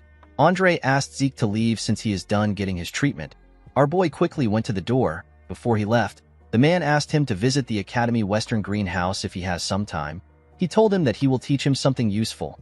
Zeke declined the offer and stepped out of the room. The man was annoyed to hear this. He told our boy that he has the same personality as his father. Our boy closed the door. He could not believe that the man was pretending to be a garden keeper, someone who has the rank to call the current patriarch by his name. Zeke remembered that this man is the one who only had one disciple throughout his life. Andre was his disciple. This man is Duke Draker. He is also known as the Gale Knight. He is one of the Black Knights who have the martial power to go against a whole kingdom alone. Duke was quite the talk of the town in the past. He suddenly disappeared one day. Zeke could not believe that Duke was living a secluded life at the academy. He realized that this must be the reason why Andre came to the academy. Our boy remembered hearing a rumor that Duke obtained Black Knight status simply because he likes the color black. Right now, Duke is showing some interest in Zeke, however. Our boy was not interested in receiving light teaching due to a simple interest. He wanted to learn Duke's secret move. He promised to change the man's interest into tenacity. In the next scene, we are taken to a classroom. We see an instructor explaining things to the cadets. This man is the Academy's magic theory professor. His name is Fannin. Fannin asked the cadets if they know the next step to what he is teaching them. None of them replied. They were all bored. Fannin decided to just explain it himself. Before he could say anything, Zeke told him that the person will take damage due to resistance. He told the man that he does not understand the mana transfer energy law he mentioned earlier. Fannin was extremely happy to see that a cadet was listening to him. Zeke wondered about why he was staring at him. He called out to his professor. Fannin apologized to him. He told him that this is the first time he is getting a question. He quickly began to explain. When the class was over, the cadets quickly stood up. They did not understand why they were learning magic theory at a night academy. Zeke noticed that the lecture was quite easy to understand. He realized that his professor was not an ordinary mage. Before he could leave the class, someone called out to him. Zeke turned around and asked Fannin if something is wrong. While breathing heavily, the man said that everything is fine. He explained to our boy that this is the first proper class he has had in a while thanks to him. He asked Zeke to come to his research lab if he is ever curious about anything. He revealed to our boy that he is a Delphoa Magic University Scholarship alumnus. He assured him that he knows a lot of things. Zeke was surprised to hear this. He knew that the man wasn't an ordinary mage, but he did not think that he will be an alumnus from Delphoa, the nation where magic originated from. He told the man that he understands. Fannin waved to our boy as they left the classroom. Zeke gently smiled at him. He believed that it would be good for him to get closer to a mage. Mages who are good at math are usually flexible thinkers. Our boy believed that this mages are better suited as colleagues than stuffy knights. He decided to test Fannin to see if he will be useful. The moment he stepped out of the building, he saw something odd. He saw Duke resting on a bench in front of the building. Our boy did not expect the man to be so impatient. It has only been a week since they saw each other. Duke asked Zeke if he is done with class. Our boy asked him about why he came. The man asked him to tell him why he did not come to the greenhouse. He believed that our boy must have understood what he meant when he told him that he will teach him some useful things. Zeke told Duke that he is not interested. Duke was shocked to hear this. He asked our boy to tell him why he is not interested. Zeke told the man that he is well aware that he is incredibly talented. He told him that he is busy with individual training. Duke told him that personal training is truly important. The moment he said this, he appeared behind our boy. He asked him if this is the answer he wanted to hear. Before Zeke could react, Duke used his hand to knock him out. In the next scene, we see Zeke wake up next to a tree. He could not believe that Duke knocked him out. He realized that 1 week was a lot of time to the man. When he looked around, he realized that he was at the western greenhouse. He saw Duke next to him. He was pouring some water on the plants in front of him. Zeke asked the man if he abducted him. Duke told him that he is correct. With a smile on his face, he told our boy that he is a bit interested in him. Zeke was surprised to see that the man was no longer hiding it. He realized that this man was very impatient. He quickly activated his swift steps and began to run. He believed that it was not yet time for him to learn anything from the man. Before he could get far, Duke appeared in front of him. Our boy was surprised to see this. He quickly changed his direction. Before he could get anywhere, Duke appeared in front of him again. Zeke had to stop moving. He understood that the man only saw him as a joke. He realized that he needed to light a fire within him. He asked him to tell him why he is interested in him. Duke reminded him that he asked him about how he was able to heal his injuries instantly. Zeke was surprised to hear this. He smiled when he heard the man's answer. He could not believe that this was what bothered him. He asked Duke to make him give him an answer if he is curious. Duke thought about our boy's answer. He disappeared in front of him. Zeke was shocked to see this. He took a look around. He wondered about where Duke was. While he was looking around, a sword flew towards him. When the sword got close to his head, our boy managed to dodge it. He caught the sword hilt. He asked Duke about what he is doing. The man reminded Zeke that he asked him to make him answer. He told our boy that this is too easy for him. He suggested a bet. He told him that he will grant him any wish if he grazes his clothes. Zeke was surprised to see that both the master and the disciple bet the same way. With a scary look on his face, Duke told our boy that he has to reveal everything that he is hiding if he gives up on the duel. After fighting Zeke for a while, Duke began to wonder if our boy is really a child. They had already fought for 3 hours, and yet Zeke did not seem tired. Duke noticed that Zeke's stamina and wounds are being healed endlessly. Our boy stood up from the ground. He tried to hold himself up. His healing factor and his infinite stamina got activated. He got a hold of himself. He realized that he won't be able to win the bet even if they fight all day. Our boy remembered the skill known as Might of the Dragon. He did not use the skill because it seemed dangerous. He believed that the skill would be perfect against a Black Knight. He took a stance and covered his body with ether. He was completely locked in. With a scary look on his face, he told Duke that they can continue. The Gale Knight was happy to see the look on Zeke's face. He told him that this is how things should be. Our boy gathered his ether in his legs. He activated his swift steps and charged at Duke at a ridiculous speed. He appeared in front of the Gale Knight with his sword close to his neck. Duke smiled when he saw this. He realized that our boy was repeating the same attack pattern. Duke believed that although Zeke was fast, he was not as talented as Andre and Reyna. The one thing he found unique about Zeke was his spite. Our boy's spite surpassed tenacity. He decided to use a bit of aura to make the fight interesting. Before he could use the aura, Zeke activated the Might of the Dragon. Duke felt the pressure of a dragon coming from Zeke. The pressure made him panic. He quickly destroyed Zeke's sword with his hand. He did not understand what was going on. Our boy quickly blocked his vision by hitting his sword on the ground to create dust. Because everywhere was covered in dust, Duke assumed that it will also be difficult for Zeke to find him. The moment he thought of this, our boy jumped out of the dust. He came out behind Duke. He activated his dragon eyes and swung his broken sword at the man. Zeke felt his sword pass through the man. Duke disappeared in front of our boy. He created a large amount of dust from his movement. Zeke quickly realized that this was Duke's secret move. He could not believe that the man caused a gust from a simple dash. He realized that this is why the man is called the Gale Knight. Immediately he thought of this. Duke appeared behind him. Our boy quickly turned around when he sensed his presence. When he turned, Duke appeared in front of him. He clenched his fist and covered it with aura. He told Zeke that they can call the duel a draw. The moment he said this, he gave our boy a heavy punch. Zeke spat out some blood.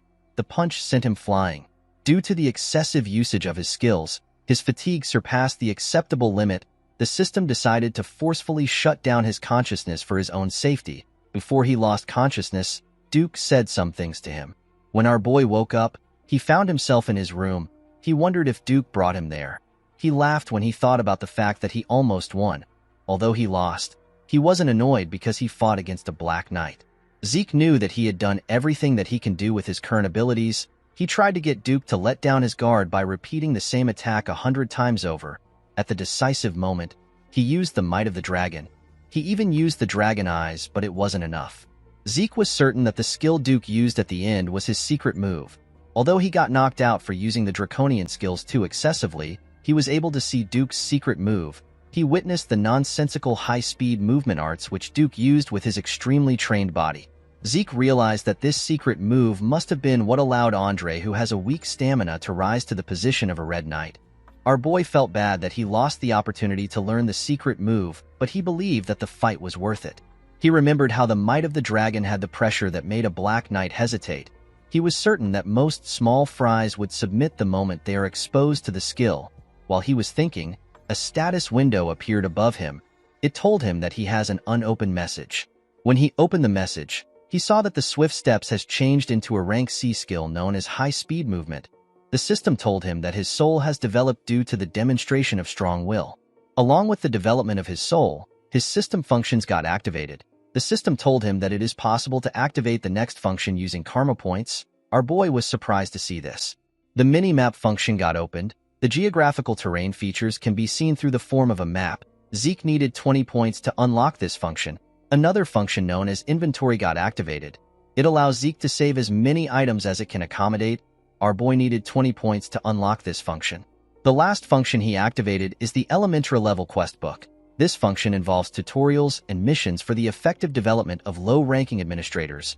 Our boy needed 45 points to unlock this function. He had 40 karma points left. He decided to unlock inventory. The system explained to him that any item he selects will be stored inside the inventory. When retrieving items stored inside the inventory, Zeke needs to think of the name or shape of the item. The inventory got displayed in front of him. The system explained to him that the amount of space an item takes in the inventory is dependent on its weight and size. It told him that he can use karma points to increase the size of his inventory if he wants a larger storage space. Our boy grabbed his sword. He remembered that he can activate his skills just by thinking of them. He believed that putting an item in the inventory would be the same way. He raised his sword and asked the system to save it. The moment he thought of this, the claymore disappeared from his hand. Zeke was surprised to see this. He noticed that the claymore took 2 out of the 28 boxes. He now understood what the system meant when it said that the space the item takes is dependent on the weight and size of it. He decided to retrieve it by thinking about its name. The claymore quickly reappeared in his hand. Zeke thought that this was just like a subspace storage, but it turned out to be better. He remembered that the subspace artifact was quite expensive, but it was difficult to find an item stored inside it. He remembered that he can even increase the inventory space with karma points. Zeke could not believe that this overpowered functions belonged to the low-rank administrator. He wondered about what will happen when he reaches a higher rank. Since the points were quite valuable, Zeke realized that he cannot use them recklessly. He believed that he needed to change his plans. While he was thinking, someone knocked on his door. The person asked him if he can step in. Zeke immediately knew that Decker was at the door. He asked the man to come in. Decker revealed to him that he has a message for him. He stretched out a paper to our boy. He said that it came from Garden Keeper Dexter. Our boy was surprised to hear this. He smiled when he read the message. Duke asked him to come again if he wants to challenge him. Zeke was happy to see that the fight wasn't a complete failure. He remembered that Duke said that the fight is a draw. Our boy was happy to see that he still had the opportunity to learn from the man. The moment he thought of this, Decker told him that he has one more thing to tell him.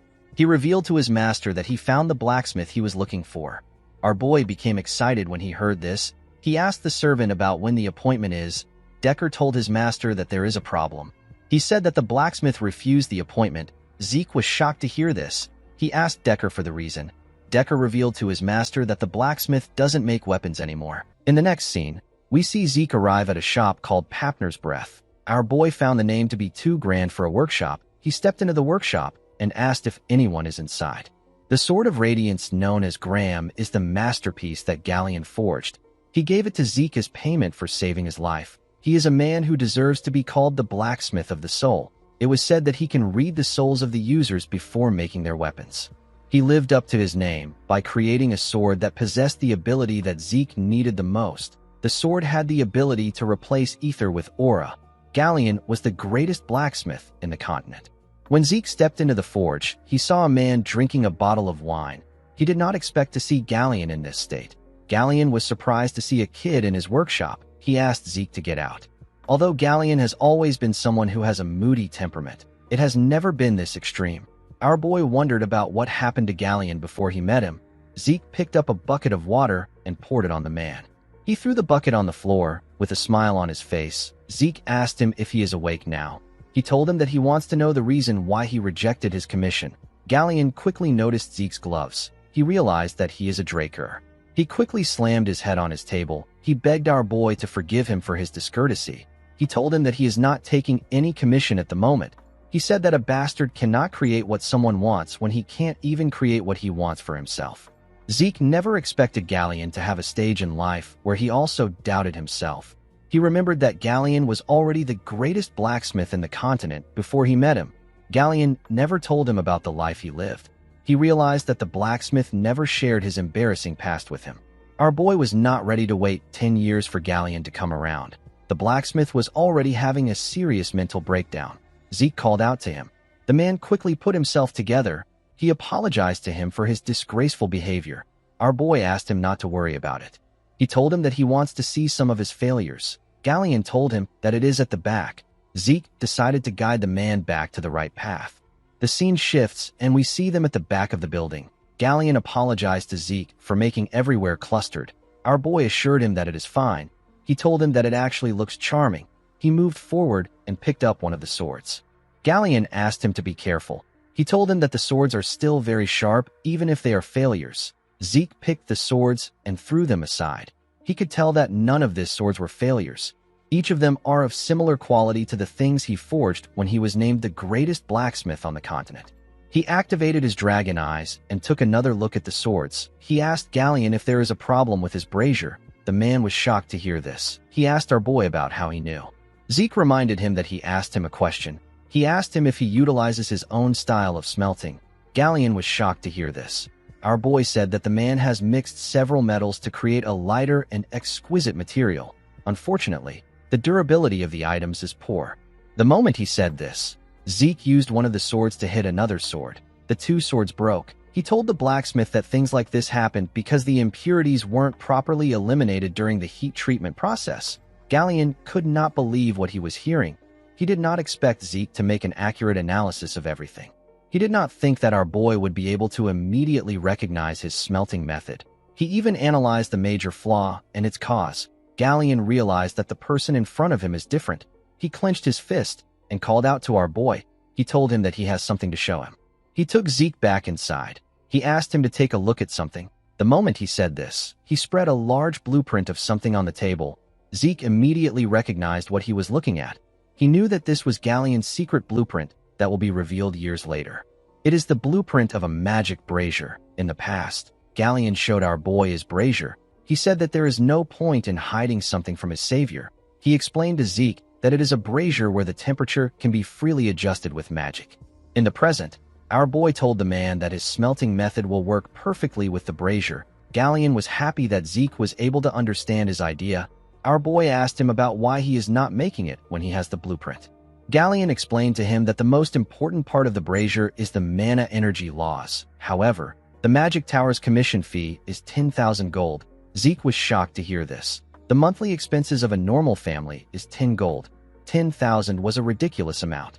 Our boy realized that it must have taken Galleon 10 years to gather the money. He said that the price is too absurd. Galleon told him that this is why he wanted to show him, because he is a Draker and a pure blood. He promised Zeke that he will accept any commission from him for free and without any conditions for as long as he lives if he makes the brazier for him. This was a tricky situation for Zeke. It would have been possible if he were the family's guardian knight. Unfortunately, it is impossible for him to get 10,000 gold even if he is a pure blood. However, our boy could not give up on the Sword of Radiance. While thinking, Zeke got an idea. He remembered that the issue is related to mana energy laws. He rolled up the blueprint and told Galleon that he accepts his request.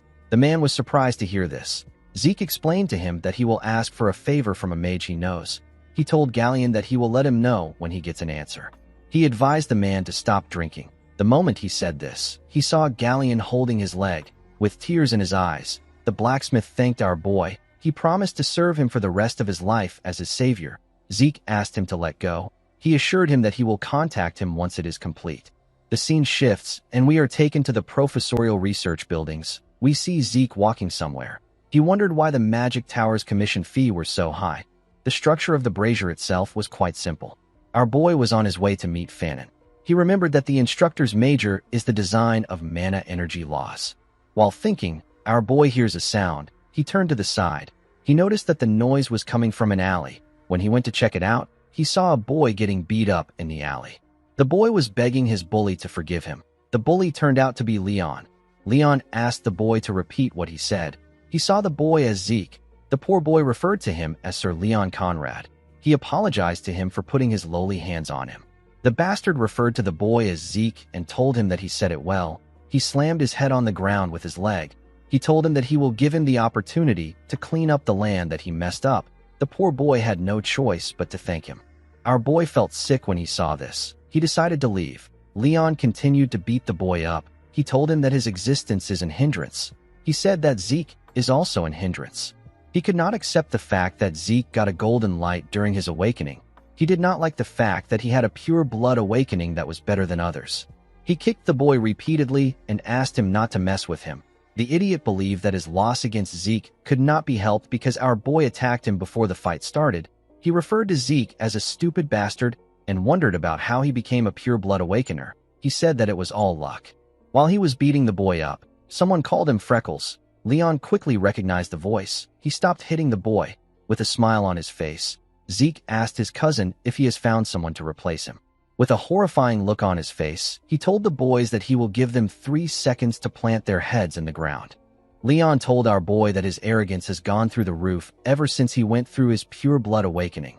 Zeke asked him to shut up. With a scary look on his face, he asked him to get down. The boy became nervous. He felt an unknown pressure. He remembered how Zeke used to crawl between his legs a few months ago. Now he is the one who is scared. This made Leon angry. He called our boy an inferior bastard. He could not believe that he was telling him what to do. He ordered his friends to attack Zeke. The boys were happy to hear this. They quickly charged at him. Zeke asked the boys not to blame him for what is about to happen. The moment he said this, one of them stretched out his hand to punch him. Our boy easily dodged the punch. The boy was annoyed to see this. Zeke gave him a heavy punch that slammed him to the ground and knocked him out. He quickly moved close to the next person and gave him a punch in his chin. One of them tried to attack him from above. Zeke grabbed the idiot and threw him on the person that was about to attack him from behind. He charged at the next person and used his knee to hit him in his face. He went low and punched the boy that he threw. The poor bastard spat out a lot of blood. While he was down, Zeke used his leg to hit the person close to him in his chin. Leon was shocked to see what happened. He could not believe that our boy managed to beat up everyone in his group. He wondered if this was the Zeke Draker that he knew. Our boy asked him not to be scared. He told him that it will only hurt for a moment. Leon quickly took out his sword. He was shaking like a little girl.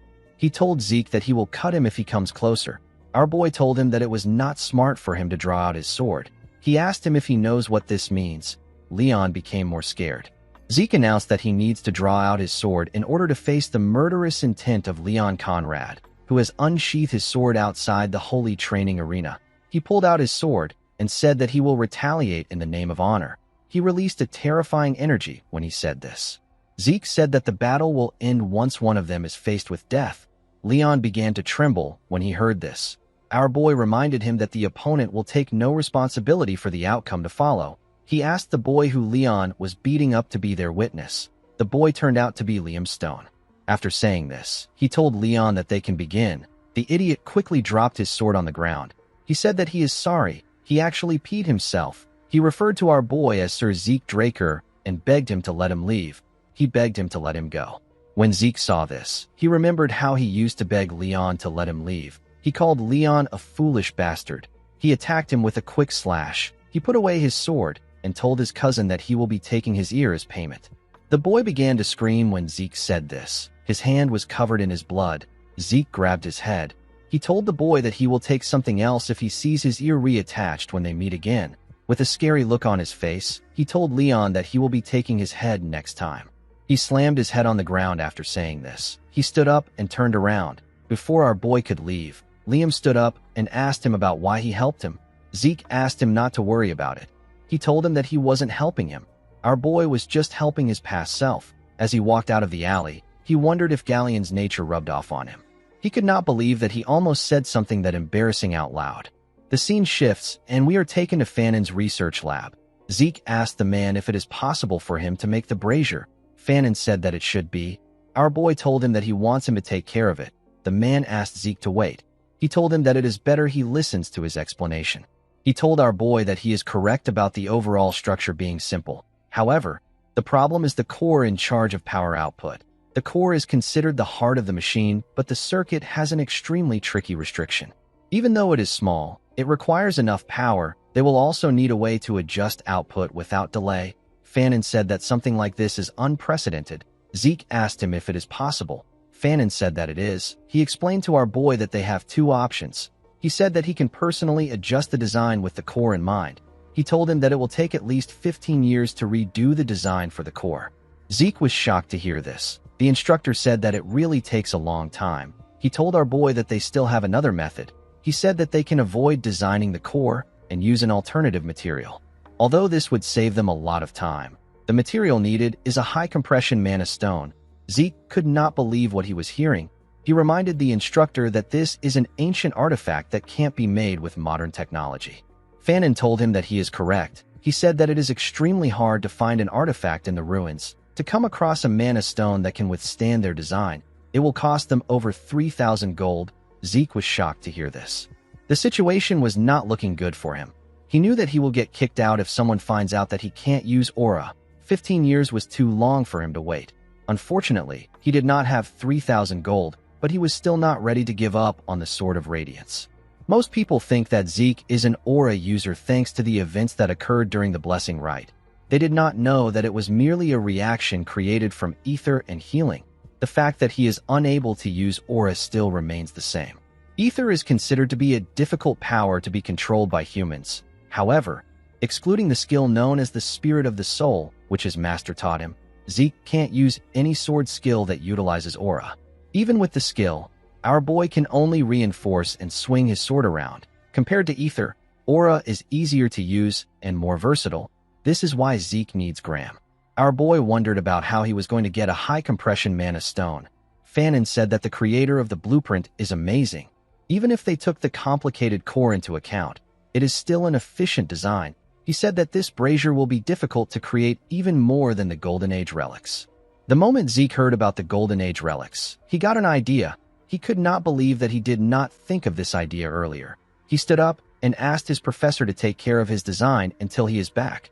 Fanon was surprised to hear this. He asked Zeke if he wants him to use the 15 years to complete the design. Our boy laughed when he heard this. He said that he is going to bring something. With a smile on his face, he told him that he will bring back a high-compression mana stone. The Golden Age is the time when the Liberation War was fought to escape the rule of dragons. The war ended with the defeat of the evil dragon Bahamut. The dragon was slain by Tarakan Draker. This granted humanity a century of peace. During that time, ancient relics were uncovered within the dragon's lair. They were the remnants of the age of the Hero King. This was the prime age of magic. All the discovered relics, techniques, and magic far surpassed modern standards. Among these items was the high-compression mana stone. It is an item that is capable of sustaining the mana needs of a village. It is a relic from the age of the Hero King. In the next scene, we are taken to the Draker Academy's central library. Despite being rarely used, the central library continued to be maintained. It is believed to have been established by Tarakan himself. During the expansion of a records room, relics from the Golden Age were discovered. This led to the involvement of the Magic Tower and the Archmage of Nirvana, who is a member of the three great families. During those few months, countless relics from the Golden Age were discovered. News of it spread through the Continental newsletter. This event will take place 10 years later. For now, no one is even aware of the existence of the treasures. We see Zeke looking around the records room of the library. While looking around, our boy realized that he can search for it all day and still not find it. He activated his dragon eyes and began to search again. While looking around, he saw a tile that had a red glow. When he tapped the tile, he noticed that it sounded hollow.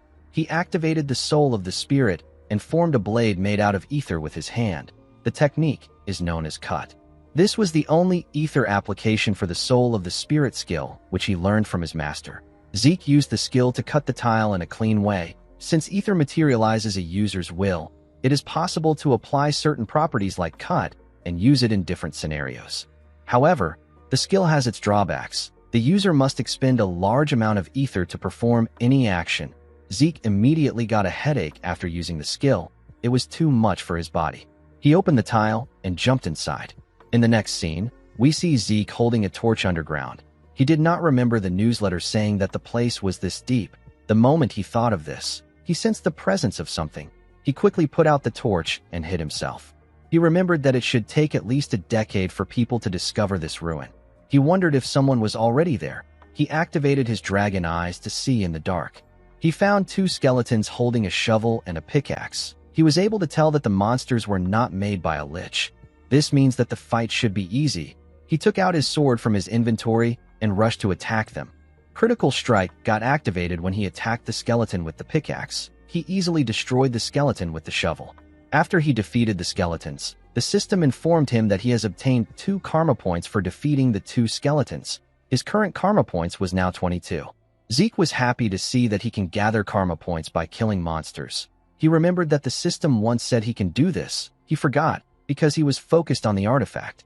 While looking like a madman, Zeke realized that this was a good time for him to farm points. He began to hunt the skeletons in the ruins. He killed 18 more skeletons. After doing this, he took a look at the system. He wanted to see if he could find something he could unlock with his points. The beginner quest book requires 45 points, and the minimap is going for 20 points. To unlock the draconian skill known as Devour, he needs 50 points, and to raise the draconian skill section to level 2, he also needs 50 points. Zeke decided to purchase the minimap. The feature was activated immediately. It showed him his position in the ruins. Our boy realized that it was similar to a magic map. He touched a section and asked about what it is. The minimap converted itself from a 2D structure to a 3D structure. Zeke was surprised to see this. He found it amazing. He noticed something odd. He asked the system why a particular section is in a different color. The system asked him if he wants the direction to the selected area, which is the grave of the Dragon Slayer and the storage room. Zeke was surprised to hear this. He remembered that it took the search party several days to get this location, and yet he found it with ease. He accepted the system's offer. The system said that it will provide him with the quickest route to his destination. It showed him a clear path to his destination. Zeke could not believe what he was seeing. He realized that it is impossible for him to get lost. In the next scene, we see our boy arrive at the entrance of the storage room. The system informed him that he has arrived at his destination. Zeke wondered about how he was going to get inside. He placed his hand on the door. He realized that he couldn't push it to get in. The moment he thought of this, the door released some magic. Zeke quickly moved his hand away. He realized that this was a security spell. He now understood why the magic tower and the Archmage of Nirvana were involved. He was certain that it was because of the door. He realized that he would have lost his hand if it weren't for his gloves. He had no means of getting past the spell. He asked the system if it can't open the door for him. The system informed him that it has received the administrator's request. It said that it will connect with the security spell. It said that the activation of the automatic devices has been unsuccessful. It decided to activate the manual device. Zeke was shocked to see what was happening. He asked the system if it is responding to what he said. The system said that it is. It referred to our boy as Administrator Zeke Draker and asked him if he has any more requests. Zeke could not comprehend what was happening. He asked the system to tell him why it forced him to regress. The system said that it cannot answer the question. Our boy decided to ask another question. He asked the system to tell him what the administrator system is. The system said that it cannot answer his question. He asked the system to tell him who made it. The system said that it cannot answer the question again. It asked him if he has any more questions. Zeke felt frustrated that the system was not answering his important questions. He asked the system to just open the door. The system confirmed the request. It informed him that the grave of the Dragon Slayer, which is the storage room, has been opened. The moment it said this, the door got opened. When Zeke stepped into the room, he was surprised to see how large it was. He saw several treasure chests in the room. A treasure chest is a chest filled with valuable relics and treasures. Finding even one of these relics would be considered a miracle. When Zeke opened a chest, he saw gold coins and several valuable items. He could not believe that he was surrounded by hundreds of these chests. He quickly began to open them. While checking the chest, he found the item he was looking for. He found the high compression mana stone. He actually found a box filled with 4 of them. He used 1 point to create 4 more slots in his inventory. Unfortunately for him, he didn't have enough space for everything in the storage room. He decided to return to this place regularly until he graduates. Since he had found what he wanted, he decided to return back to the surface. Before he could take a step forward, he felt something. He felt an ominous energy coming from somewhere. He moved close to the wall to check the place. The moment he touched the wall, it released some magic. Zeke was shocked to see this. Before he could do anything, a magic circle got activated. The magic circle teleported our boy somewhere else. Zeke found himself in another room. He quickly called out to the system and asked it about where he is. The system informed him that he is at the home of the Dragon Slayer. Zeke looked around. He was certain that he did not hear anything about a room filled with coffins in the newsletter. He opened the mini-map to check his location. He noticed that he was not far from where he previously was. The only odd thing was that there wasn't a path connected to this room. Our boy realized that this is a hidden area that was never found. He decided to explore the place. He opened one of the coffins. He saw a knight's armor inside. The system informed him that he has found unknown Dragon Slayer exclusive equipment. Our boy found the name to be weird. He raised the armor up. He believed that the armor must be different because it is from the Golden Age. While inspecting it, he noticed a hole in its neck. The moment he saw the hole, Zeke got an idea. He took out one of the high-compression mana stones. He wanted to make use of the opportunity when he inserted the high-compression mana stone into the hole. The system informed him that he has installed a mana battery into the Dragon Slayer exclusive equipment. The moment it said this, the armor opened its eyes. Zeke became excited. Unfortunately for him, the armor began to shake. Our boy did not understand what was happening. Before he could do anything, the armor blew up. The system explained to him that an overload caused by equipment failure has caused the activation to fail. It said that an explosion will occur in a few seconds. It advised Zeke to hide. Our boy was annoyed to hear this. He told the system that the explosion already occurred. The system apologized to him. Zeke could not believe that a high-compression mana stone was the energy source for this ancient armors. He wondered about the kind of features that the armors had for them to use such a large energy source. He decided to continue looking around. After searching every room, he did not find anything. He decided to go into the last room. He found a glass cube in the room. It was the only thing in the large room. While he was looking around, the system sent a message to him. Zeke was shocked to see what the system said. He called Tarakan Draker a crazy man. The system informed him that the legacy of Tarakan Draker, which is the heart of the cursed light dragon known as Bahamut, has been found. The heart appeared in the cube.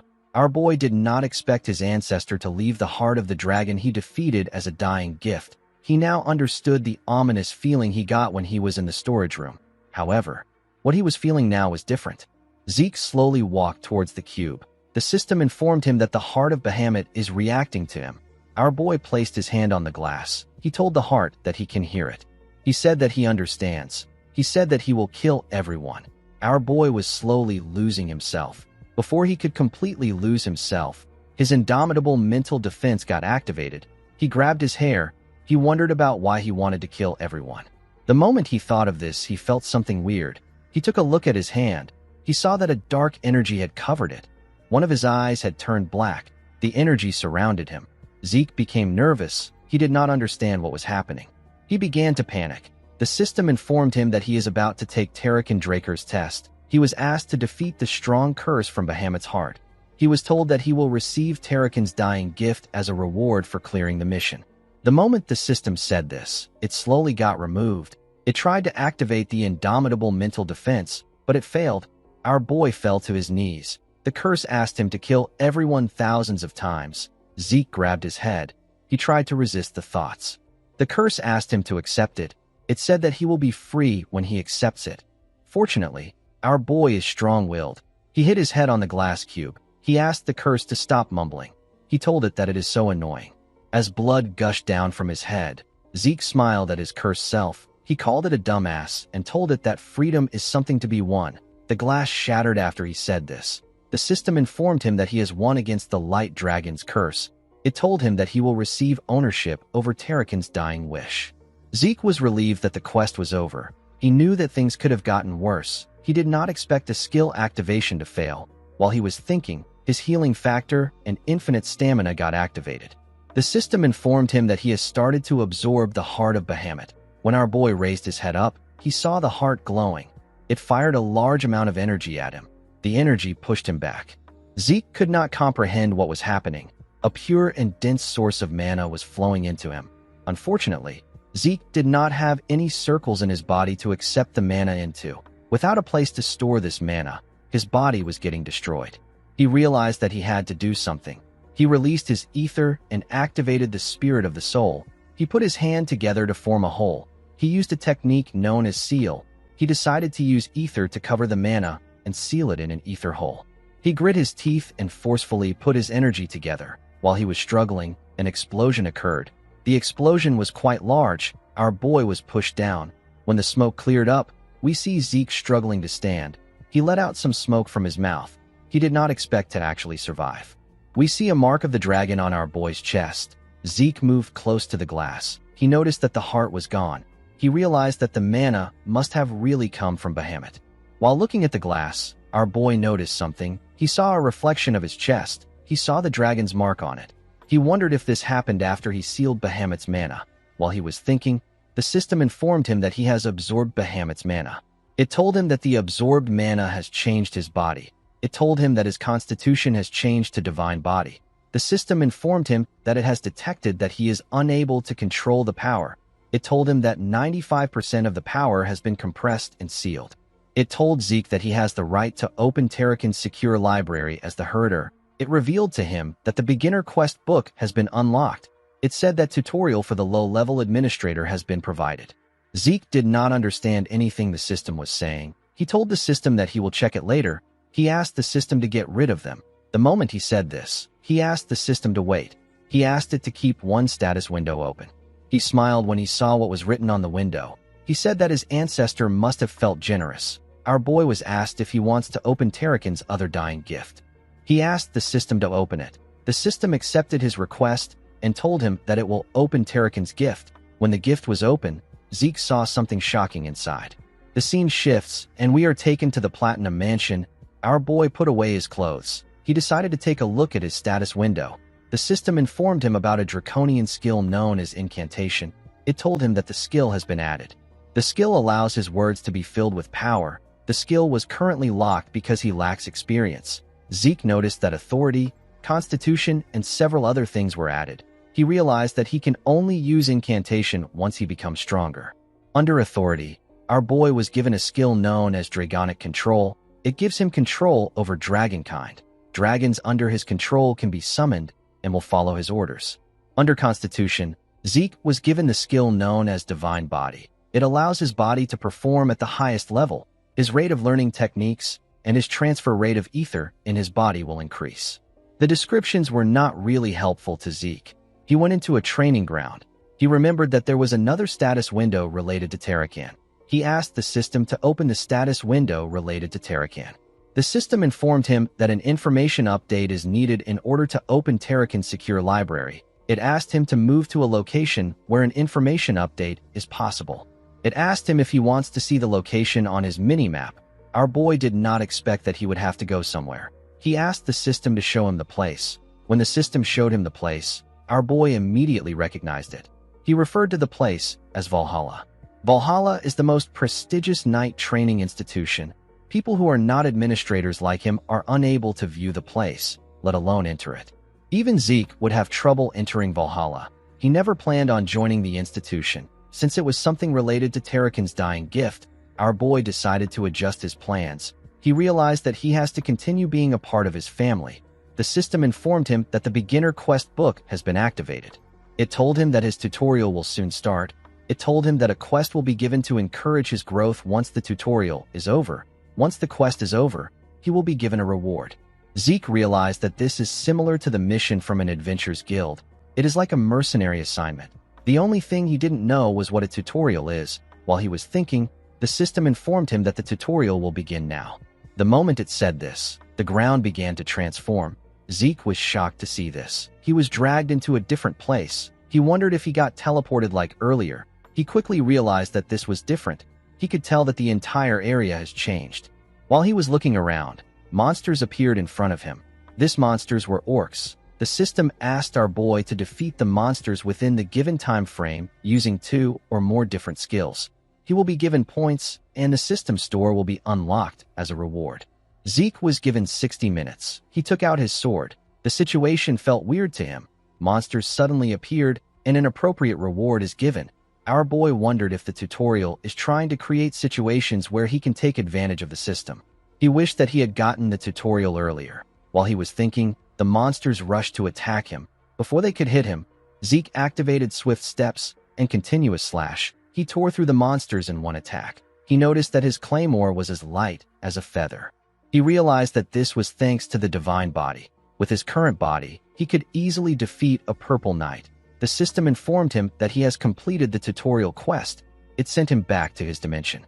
Our boy took away his sword. He wondered if what he experienced was an illusion. It felt incredibly real to him. The system told him that he has obtained critical bonus and time bonus. It told him that he has obtained 40 points and access to the shop category. Zeke was surprised to see that he can buy items through the system. He found it amazing. The items there were rare relics that cost a fortune to buy. Our boy wondered if he can make a fortune by reselling the items in the shop. The system informed him that he can also sell items in his inventory. It told him that the training claymore can't be sold. It asked him if he wants to sell an elven dagger for 4 points. Zeke realized that he can only sell ancient relics. The elven dagger could be sold for 100 gold at an auction. The 4 points was a bit too small. Our boy decided not to use it unless he really needs points. He closed the system and decided to leave the training ground. He wanted to get a good night's sleep. The next day, we are taken to Fanon's office. The man could not believe that Zeke actually found a high-compression mana stone within a day. He asked him about how he did it. Our boy said that it is too complicated for him to explain. He asked the man to tell him how long everything will take. Fanon said that it is already complete. Zeke was surprised to hear this. He told the man that he is incredible. Fanon told him that he finds it more amazing that he was able to get a high-compression mana stone. Our boy took a sip of his tea. He realized that his instructor is suspicious of him. Every time high-compression mana stones are found in the continent, they are registered using a variety of ancient texts. They are used to manage the ownership of some of the more expensive mana stones.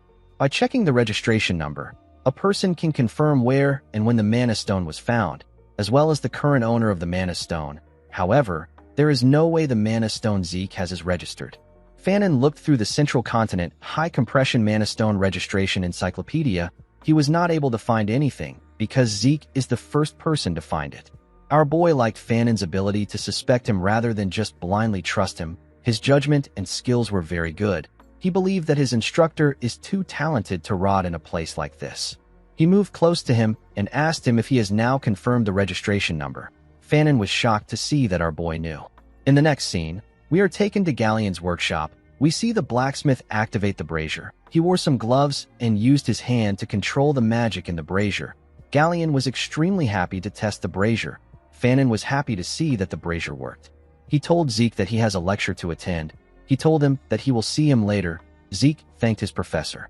Galleon thanked our boy for completing the magic brazier. He said that he never expected to finish it in his life. Zeke asked him not to thank him.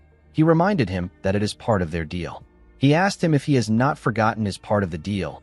Galleon told him that he hasn't. He asked Zeke to tell him what he wants. Our boy opened a box. He asked Galleon to make the item in the box into a sword. The blacksmith was shocked to see what it was. He could not believe that he was looking at a dragon's fang. This was Bahamut's sharpest fang. Galleon was extremely impressed. He said that he has never seen a fang of this size in such a perfect condition. He asked Zeke about where he got it. The fang was Tarakan's second dying gift. Our boy did not expect his ancestor to take the dragon's heart and fang. He realized that Tarakan must have loved to collect things. He told Galleon that it is a bit complicated. The moment he said this, he noticed that the man was shaking. He moved close to him and asked him if he is all right. Galleon could not believe that Zeke gave him a magic brazier, and now he is giving him the chance to work with the dragon's fang.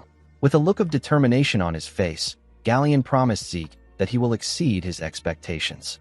He said that he will create his blade even if it costs him his life. Our boy believed that this is expected because it is a request from someone that saved his life. He remembered that Galleon also made the same promise in his past life. At that time, he begged the man not to do too much. He smiled when he realized that Galleon was still the same. He told him that he will leave the rest to him. As he walked out of the workshop, he wondered about the kind of sword that Galleon will make this time. He was looking forward to it. The scene shifts, and we see our boy arrive in his room. He was quite tired. He did not expect to go through so much stress just to make a sword. He remembered that it has been a week since he received a note from Duke. Duke asked him to come find him. He believed that something will happen sooner or later. While he was thinking, he sensed something. When he turned around, he saw Duke step into his room through his balcony. The man seemed to be angry. He asked Zeke to tell him why he didn't come. Our boy began to shake. With a scary look on his face, Duke asked him to tell the truth. Zeke could tell that the man really wanted to kill him. He reminded the man that he told him to find him if he wants to challenge him again. He told Duke that he didn't come because he had no intention of challenging him again. Duke grabbed Zeke's clothes. He reminded him that he asked him to tell the truth.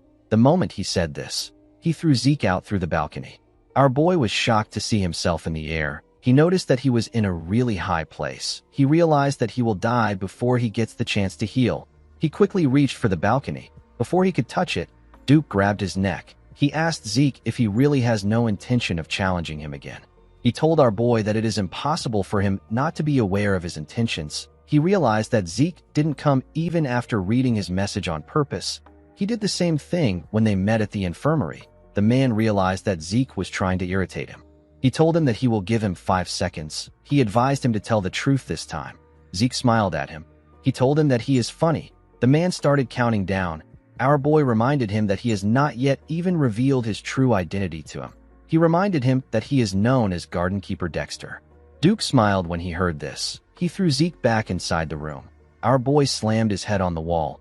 Duke told him that he is right. He stretched out his hand and revealed to him that he was once a Black Knight of their household. He told him that his name is Duke Draker. Zeke placed his hand on his chest and apologized to him for disrespecting a member of the family and an honorable Black Knight.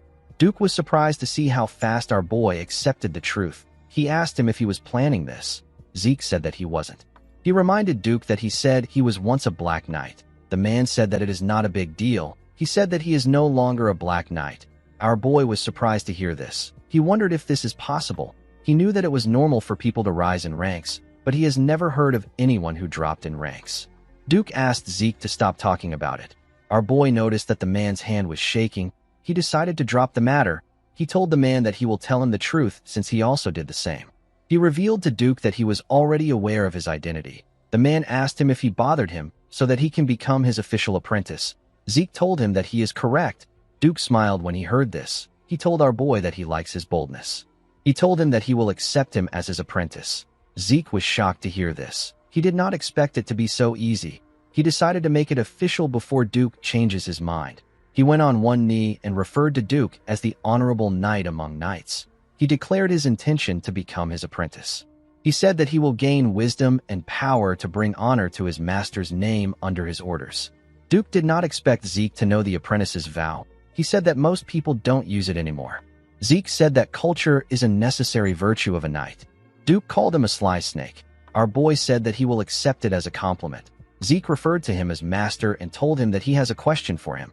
The man felt a little embarrassed that our boy called him master. He asked him to ask his question. Zeke asked his master to tell him why he accepted him as his disciple. Duke was famous for not accepting disciples. Only Andre, the man known as the genius of the century, managed to become his disciple after years of asking. Our boy did not understand why Duke would accept him so readily. He assumed that his master saw that his potential surpasses Andre's own during the duel they had. Duke asked him to guess the reason. Zeke asked his master if it is because he is a genius of the family. The man laughed when he heard this. He told our boy that his confidence is something else. He told him that he would have chosen Reina if he was looking for a genius. He revealed to Zeke that he likes his tenacity. He explained to him that talent isn't the only thing needed to reach the level of a red or black knight. Individuals who never faced any issues usually fall in the face of adversity. Zeke knew that the man was right. Most of the praised geniuses who were projected to reach the level of red knights usually fail to reach this level. They stay at the level of blue knights. Duke stood up. He asked our boy to follow him. He said that it is time for his first lesson. Zeke followed his master to the Western Greenhouse Gymnasium. He was surprised to see how large it was. He did not know that there was a gymnasium underneath the greenhouse. He wondered about what his master was planning. He has been running around the gymnasium since they arrived. Duke realized that our boy has been running for 3 hours. He asked Zeke to stop. Our boy asked him if he no longer has to run. Duke told him that he has a question for him. Our boy asked him to tell him what he wants to know. The moment he said this, Duke appeared behind him. He grabbed our boy's hand. Zeke quickly pushed his hand away. He put some distance between himself and his master. Duke took a look at his hand. He asked our boy if he has a problem with him checking his pulse. Zeke became nervous. The man said that he knew something was off from the start. He noticed it when they fought in the infirmary. He noticed it again when they dueled in the greenhouse. Even after Zeke ran 500 laps around the gym, the man could not sense a single drop of aura from him. Our boy also stopped him from checking his pulse. Duke asked him if he is unable to use aura. Zeke was shocked to hear this. He could not comprehend what was happening. Duke remembered seeing the bronze statue release a golden light. He remembered that there was an uproar about the golden light, which has never been seen. He walked up to Zeke. With a smile on his face, he asked our boy to tell him why he does not want to allow him examine his pulse. Zeke had to look away. He could not look his master in the eyes. Due to the way he spoke, our boy could tell that Duke was not suspicious. He was simply curious. Even though it is a very serious issue for a Draker to be unable to use aura, Duke was more focused on his curiosity. Our boy realized that he is lucky that he is facing Duke. He hoped to get Graham soon so that he can avoid people's suspicions about his aura. He knew that he needed to be cautious until the time he gets his sword. Zeke believed that there was no need for him to tell lies. Unlike his previous life where he was the first failed awakener in his family, Zeke was different in this life. He believed that the truth will cover up his lies. Zeke took off his gloves and told his master that he is correct. He revealed to him that he has mana reflection, which is the proof of his pure-blooded nature. The moment he said this, he activated his mana reflection skill. He was able to turn off the mana lamps in the gym. He informed Duke that he cannot use aura for some reason. Duke was surprised to see that his guess was correct. Zeke apologized for his behavior earlier. With tears in his eyes, he told his master that he will be chased out if people find out that a Draker can't use aura. He told Duke that he is scared. Zeke believed that it will be beneficial for him to put on an act that is befitting of his current age. Duke used his aura to check our boy's pulse. Zeke asked him about how things are. Duke noticed the look on our boy's face. He noticed how desperate and sad he looked. He found this a bit odd. He remembered that Zeke kept malice that was unbefitting of his age. He believed that a child will still be a child regardless of how mature he behaves. Duke wondered why he couldn't sense any aura from our boy despite the fact that he successfully awakened. The man began to think deeper about it. Zeke knew that his master will not be certain even after examining his pulse. This is the level at which the blessing right is absolute for a Draker. The Draker family places all their faith on the blessing right. Even though our boy told him the truth about his aura, he knew that Duke would find a way to deny it to himself. While he was thinking, his master placed his hand on his shoulder and told him that he is an irregular. Zeke was not surprised to see that Duke came to this conclusion. He believed that it was natural for the man to think like this since he isn't aware of the concept of class. Our boy pretended as if he didn't know what an irregular is. He asked Duke to tell him what an irregular is. Duke said that it is a term used to refer to people with anomalous abilities. An example of this is the ability to use aura and mana together. Another example is an irrational ability of peering into the future. Due to their abilities, irregulars are not treated well. Duke asked our boy not to tell anyone about his ability. As Zeke ran after his master, he asked him to tell him why he thinks he is an irregular. Duke told him that he has an insane amount of stamina and incredible recovery. No matter how light the damage is, treating internal wounds take time. Yet Zeke was able to recover almost instantly. He told our boy that it must have taken a ridiculous amount of energy for him to heal instantly. The man asked Zeke to tell him what he thinks energy is. Our boy told him that it is aura. Duke explained to him that his energy is being constantly consumed in exchange for stamina and regeneration. Thanks to this, there is barely any energy left for him to sense.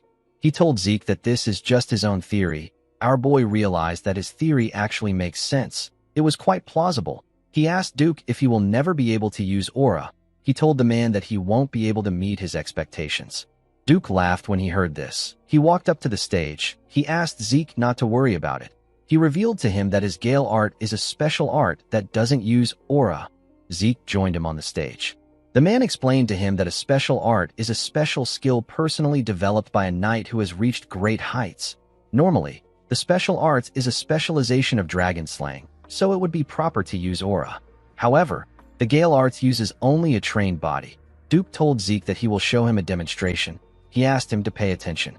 The moment he said this, the man moved at a crazy speed. Zeke had to quickly follow him with his eyes. All he was seeing were afterimages of his master. After displaying his technique, Duke returned back to his original spot. He asked Zeke if he was able to see it. Our boy stood up. He asked him if he can follow his footsteps. Duke asked him if he will be fine if he does not show him again. Zeke told him that this is enough. The man smiled when he heard this. He told our boy that his confidence is that of a black knight. He asked him to give it a try. Zeke crouched and took a stance. He looked around and began to move. He put his legs exactly in the same place Duke left his footsteps. Duke was shocked to see this. Now that he was directly mimicking the man's movement, our boy could see things that he couldn't before. He noticed that Duke moved as if he was sparring with someone. Each and every step has a purpose behind it. Some were for attacking, some were for dodging an attack, others were for closing the distance, and also to increase it. There were no wasted movements. After he was done copying it, Zeke went back to his original position. Duke could not believe what he was seeing. It wasn't as if Zeke wasn't gifted a week ago, but he wasn't this good. He wondered about what happened to our boy during that 1 week. The difference was like heaven and earth. Duke smiled like a crazy person. He said that Zeke is perfect. With an arrogant look on his face, Zeke asked him if he has done enough for him to get the confidence of a black rank. Duke realized that his disciple's only problem is his arrogance. He put him in a chokehold. He reminded our boy that he was just crying his eyes out some seconds ago. He asked him to be humble. Zeke asked his master if he is going to spread this story around. Duke referred to him as his arrogant disciple and told him that it depends on his attitude. Our boy told him that a black knight shouldn't have such a loose tongue. The scene shifts, and we are taken to the academy's dining hall. We see Zeke put a large amount of different foods on his plate. It has already been a month since Duke started training him. His appetite just keeps on increasing. While Zeke was shoving his food down his throat, someone approached him. The person turned out to be Andre. The instructor asked him if he could give him some of his time. Zeke told the man that he is a bit busy. He told him that they can talk now. Andre sat down and asked our boy to tell him how he managed to convince Sir Dexter. Zeke did not expect him to go straight to the point. He understood why Andre was acting like this. Since the man has not yet become Duke's disciple, the news that our boy became his disciple must have made him a little anxious. Zeke told the instructor that he didn't really do much. He said that Sir Dexter chose him on his own. Andre was annoyed to hear this. He watched Zeke as he stuffed his face with his food. He asked him if he was chosen because he is a pure blood. Our boy was surprised to hear this. He put his cutleries down and told Andre that he has a serious inferiority complex. The man was shocked to hear this. His hand began to shake. He asked Zeke if this is all he has to say. Zeke told him that he is not halfway through. He told the man that his bloodline might have been what made Dexter interested in him in the first place. He asked Andre if he believes that Dexter is a man who will choose a disciple for this simplistic reason. Zeke told his instructor that he was able to use the man's intrigue as a foundation to become his disciple. He said that this is a testament to his own abilities. Our boy wiped his lips and threw the cloth at Andre. He asked the man to stop wasting his time patting his ego with his inferiority complex. Zeke stood up and asked the instructor to put in some efforts if he wants to be chosen. Andre did not like what he was hearing. In the next scene, we are taken to the Western Greenhouse Arena. We see someone running around the arena. Zeke asked his master if he knows what is happening. Duke said that he is also curious. He revealed to our boy that he does not know what has gotten into the man. The man turned out to be Andre. The instructor was breathing heavily as he ran. Duke explained to our boy that Andre came to beg him. He said that he is fine with being a servant as long as he can stay by his side. Duke told the man that he will take him in if he can run 300 laps without aura. This is why Andre is running around the arena. Zeke was surprised to hear the amount of laps he had to run without aura. Duke told him that Andre is a tenacious person. Our boy agreed with him. He always thought of Andre as a self-righteous nerd. He was happy to see that the man has quite the backbone. In the next scene, we see the students of the academy gathered outside. Someone asked his friend if he knows why they are there. The boy called him an idiot and asked him if he has forgotten what today is. He said that today is the day of the patriarch's visit. The moment he said this, we see a carriage arrive at the front of the school. Someone announced that the patriarch has arrived. The dean ordered everyone to get ready. They all accepted his orders. A knight moved close to the carriage and opened the door. The patriarch stepped out of the carriage. He told Howard that it is good to see him again. The dean bowed his head and said that he greets the master of the Drakers. The knights that were in front bowed their heads and also greeted the patriarch. The knights behind them all held their swords and stood in an upright position. The patriarch walked up to Howard with his overwhelming energy. He reached out his hand to Howard. He gently tapped him on his shoulder and told him that he is always hardworking. The dean said that his work is nothing compared to his. With a smile on his face, the handsome patriarch told Howard that he is the only one who understands him. The patriarch is known as Arthur Draker. He is the master of all Drakers. Howard told the patriarch that the sun is quite hot today. He told him that it will be better if they go inside. Arthur raised his hand when he heard this. Howard quickly stopped talking. The patriarch moved close to where the students were. They were all excited to see him. Arthur raised his hand and called the students young dragon slayers. He told them that they are the hope and the future of the Drakers. He advised them to train harder. He told them that their development will be the Drakers' development. The students bowed their heads and accepted the order from the master of the Drakers. After saying this, Arthur turned around and told Howard that they can go in now. The man accepted his order. The scene shifts and we see Zeke greeting his father. He referred to him as the leader of all knights and the guardian of the name of the Dragon Slayer. He told him that he greets him with respect. Arthur laughed when he heard this. He told his son that nobody greets like this anymore. He asked Zeke to take a sit. Arthur placed a tray containing tea and other snacks on the table. He told our boy that he heard that he likes tea. He said that he prepared something rare. He told him that he hopes he likes it. Zeke thanked his father for the tea. He realized that even the food he likes was being reported to him. Zeke heard people say that they may be things that the Emperor doesn't know, but there will never be anything that a Draker doesn't know. Our boy felt like this saying was true. His father informed him that he called for him because he heard that he became Duke's disciple. Zeke did not expect him to go straight to the point. He told his father that Duke did him a great favor. Arthur agreed with him. He told his son that he does not know what his goal is, but he will be able to accomplish it if he follows Duke's teachings. Zeke revealed to his father that he wants to be the strongest on the continent. Arthur glared at his son when he heard this. Zeke told him that he will become stronger than everyone so that he can live freely. With a smile on his face, our boy said that this is his goal. Arthur's expression changed when he heard this. He released his aura and asked his son if he plans to surpass even him. Zeke began to sweat. He felt like something was pushing him down. He recognized this power. It is known as Astral Sword. It is said to give a person power over all living things within its radius. It is the pinnacle of aura usage that only Black Knights can reach. Arthur began to smile. He noticed that his son was pushing back. Zeke told his father that he will surpass him. The patriarch seemed to be pleased. He took away his astral sword. He told his son that this is the most interesting thing he has heard in ages. Zeke did not expect the master of the Drakers to be this powerful. The man is a real Black Knight, the pinnacle of strength. Duke was already ridiculously strong, but the patriarch was on a whole other level. Zeke was scared. Arthur informed his son that he came to support him in the academy. He said that his support is no longer enough. He put his hand into his clothes and brought out something. He placed it on the table. He told his son that this is a gift for becoming Duke's disciple. Zeke was shocked to see what it was. It was a card that had the Draker emblem on it. Our boy called it a black card. Due to his son's reaction, Arthur was able to tell that he already knew what it is. The black card is a credit card only given to a select few. Our boy never thought that he would get to see one in person. Just having the card gives one incredible benefits. The card also doesn't have a limit. Arthur explained to his son that he will put the card under both their names so that he can use it freely. Zeke bowed his head and thanked his father. He said that he will use it only when necessary. Although his father was acting nice, Zeke was aware of his true intentions. Using a credit card leaves a record. Arthur wanted to keep track of what his son is doing. Due to the fact that his father was using this method instead of opting for the Black Martial Squad, Zeke was able to deduce that his father must not yet see him as a threat. Arthur told Zeke that he doesn't want to waste any more of his time. He said that he must be busy training to become the strongest on the continent. He told our boy that he is excused. Zeke bowed his head and left the room.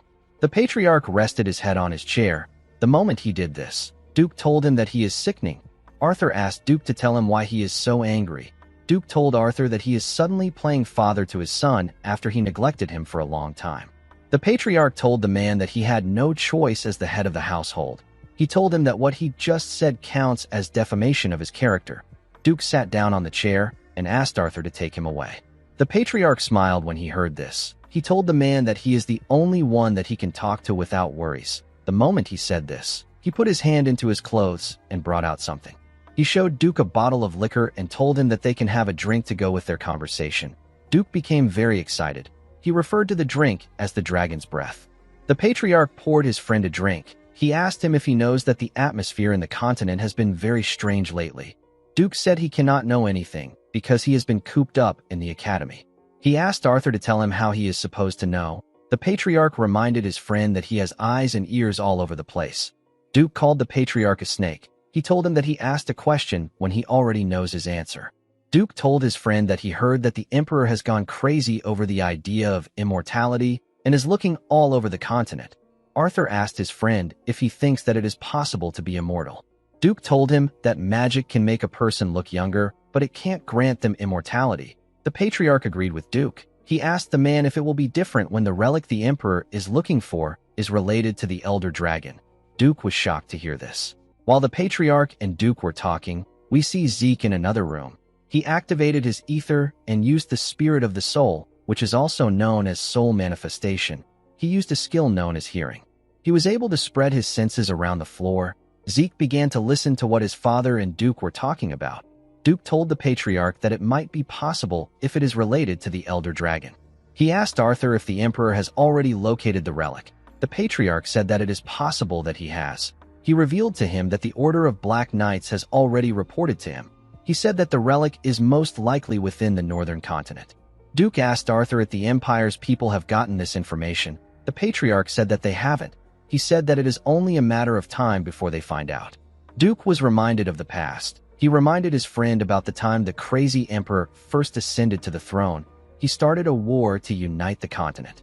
Only after he took over half the central continent did the war stop. Duke told his friend that he assumed that the emperor would give up on his decrepit, absurd dream. Arthur said that if even one of these artifacts can grant immortality, then the continent will be engulfed in a sea of flames again. He revealed to his friend that he agreed to go to the north himself due to how important the issue is. Duke was shocked to hear this. He could not believe that the patriarch wanted to leave his seat empty. He told him that the bastard of an emperor would run amok if he does this. Arthur told his friend that this is why he wanted to see him. Duke told the patriarch that he is as sly as a fox. He clinked his glass with Arthur's own. Arthur told him that he is the best. Duke told him that he only ever picks him for annoying things. The moment he heard this, Zeke began to sweat. He was struggling to maintain his skill. He had to give up. He fell to his knees and began to breathe heavily. He had used the soul manifestation for too long. Even after our boy absorbed the heart of Bahamut, he couldn't do anything about the side effects. Zeke remembered that the statue he was holding before he regressed was an artifact of the Elder Dragon. The voice he heard just before he died and the system messages he saw after regressing were all functions of this artifact. Things began to make sense to our boy. He realized that he stole the artifact that the Emperor wanted to use to make his wish come true. The Emperor even mobilized a unit under his direct control to chase after Zeke. The unit is known as the Hunting Dogs. At the time, Zeke was so obsessed with revenge that he did not care about any of this. Now he has gotten a clue that the administrator system that sent him back to the past was a function of the Elder Dragon's artifact. This made our boy wonder about who created the artifact and why the person created the artifact. In the end, Zeke just ended up with more questions. While our boy was thinking, Duke stepped out of the room with the patriarch. He told him that it was a good drink. He said that he will make his move immediately. Arthur told him that he will put his faith in him. As he walked towards the door of his room, Arthur stopped moving. He looked at another door in the hallway. Something was off about the room. Zeke was still thinking about his situation. He wondered about how the artifact of the Elder Dragon was related to immortality. While he was thinking, he sensed something. His father opened the door. Somehow, the room was empty. Arthur was relieved to see that there was no one there. Zeke had actually jumped out through the window. In the next scene, we see Zeke on the training ground. Someone knocks on the door. Our boy reminded Decker that he doesn't like to be disturbed when he is in the training hall. The man apologized to him. He told him that a fellow student has come looking for him. He asked Zeke if he should send the person away. Our boy was surprised to hear that someone came to look for him. He knew that he didn't have any friends in the academy. He asked Decker to let the person in. To his surprise, the person turned out to be Liam Stone. The boy went on his knees and bowed his head to Zeke. Liam begged our boy to take him in. Zeke remembered saving the boy from his cousin before. He realized that he should have just left him alone last time. He asked Liam to explain what he means. He asked him if he is trying to become his subordinate. Liam told him that he is correct. He pledged his allegiance to Zeke. Our boy asked him to tell him why he is not with Jaken. Liam scratched his hand on the hard concrete ground. He told Zeke that Jaken abandoned him. With a desperate look on his face, Liam said that he must go to Valhalla. He begged Zeke to take him in. Our boy remembered that Liam was like this too in his past life. He wondered why the boy was so obsessed with Valhalla.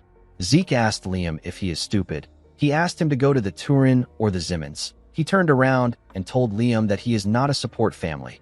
He told him that he won't be of any help to him in entering Valhalla. Zeke grabbed his sword and asked the boy to tell him how he is supposed to believe him. He told him that he could be a spy sent by Jaken. Liam was shocked to hear this. He took out a knife. He held his ear and cut it off with his own hand. He told Zeke that it is natural for him to doubt him. He promised to prove himself to him no matter what it takes. He said that he will cut off his tongue if he wants him to become mute. While shaking in pain, he told Zeke that he will cut off his foot if he wants him to become a cripple. He referred to our boy as his lord and told him that he will place his life in his hands. Zeke did not expect this. He remembered that he cut off one of Leon's ears before. He believed that Liam was trying to show him how serious he is. The boy begged Zeke to take him in. Our boy was reminded of the time he met his master. He told him that he wants to become stronger than anyone else. He begged his master to teach him. Liam continued begging Zeke. Our boy threw a sword at him. He told the boy that he will take him in if he manages to withstand even one strike from him. Liam was happy to hear this. He thanked our boy for the opportunity. Zeke asked the boy to get himself treated before he fights. After getting treated, Liam went back on the stage with some bandages tied to his head. The boy believed that one strike from Zeke would be easy because he is someone who can also use the Draker aura. However, now that he was standing in front of our boy, he realized that they were not in the same league. He could not believe that Zeke is actually the same age as him. He was scared. It became hard for him to breathe properly. Zeke charged at the boy. Liam raised his sword and managed to block the heavy attack. The attack sent waves around the training hall. Unfortunately for him, he could not withstand Zeke's attack. Our boy was able to push him back and knock his sword out of his hand. Zeke asked Liam if this is all he has. He told the boy that he is quite miserable. He told him that he can tell he is determined. He advised Liam to give up on going to Valhalla. The boy called out to Zeke. Our boy realized that Jaken must have really cast Liam aside. He remembered that Liam is a descendant from a very distant family. If he didn't become Jaken's attendant, he wouldn't have been able to enter the cradle. The academy is a place where power is limited. Even a direct descendant like Zeke was expelled in the past. It won't be odd if Liam is also expelled now. Zeke believed that the boy had to accept his fate. The moment he thought of this, he felt something. When he turned around, he saw Liam holding his leg. Zeke wondered why the boy was clinging on to him so desperately. In his past life, Liam was expelled from the academy and the order. His life fell to ruins. However, he managed to make his way up to the level of Red Knight and became known as the Mercenary King. With tears in his eyes, Liam begged Zeke to give him one more chance. Our boy realized that Liam doesn't intend to give up. He told the boy that he will give him another chance. Liam was shocked to hear this. Zeke told him that he has a condition. He reminded Liam that he said that he will cut his tongue if he wanted him to be mute, and he will cut his leg if he wants him to be a cripple. Our boy placed his hand on Liam's shoulder. He asked him to cut off his right arm right now. Liam became terrified when he heard this. Zeke asked him if something is wrong. He asked him if he values his right arm so much. Zeke knew that there was no way that Liam would do this if he is in his right mind. He was basically telling the boy to give up on being a swordsman. He stood up and told Liam that he has a lot of training to do. He asked him to get out if he cannot do it. Liam stood up and turned around. Zeke did not know why the boy was desperate, but he hoped that he wasn't too devastated. He knew that Liam would still become a Red Knight, even if he doesn't make it into Valhalla. To Zeke's surprise, Liam picked up his sword and stretched out his right arm. Zeke was shocked to see this. He did not expect him to be this crazy. He quickly charged at Liam. Before the boy could cut off his right arm, Zeke managed to hit the sword. He broke his blade. Liam was surprised to see that his arm was still there. Zeke grabbed the boy's clothes and asked him if he has lost his mind. He asked him to tell him what he will do if he went back on his word. With a sad look on his face, Liam told our boy that he is scared that he might lose something more important to him than his arm. Zeke did not understand what he was saying. He let go of him. He told him that he will throw him out if he does something this stupid again. He asked him to remember this. With a smile on his face, Liam asked Zeke if he will accept him. Our boy asked him to follow him. He told him that people won't think well of him if someone he calls his subordinate is missing a ear. In the next scene, we see the boys in the dining room of the Platinum Mansion. Liam was touching his ear. He asked Zeke if it is really alright for him to use such a valuable potion. Our boy told him that he is investing in him. He asked him not to worry about it. Zeke placed his tea on the table and asked Liam to tell him something. He asked the boy to tell him what is more valuable than his life. Liam became sad when he heard this. He told Zeke that it is his mother. He revealed to our boy that he heard that his mother collapsed from a high fever a few days after he was abandoned by Jakin. Fortunately, the fever left, but her entire body was covered in rose-like red spots. She was growing weaker by the day. The village healers don't know what the disease is called. Zeke asked him to tell him why he is so adamant about going to Valhalla.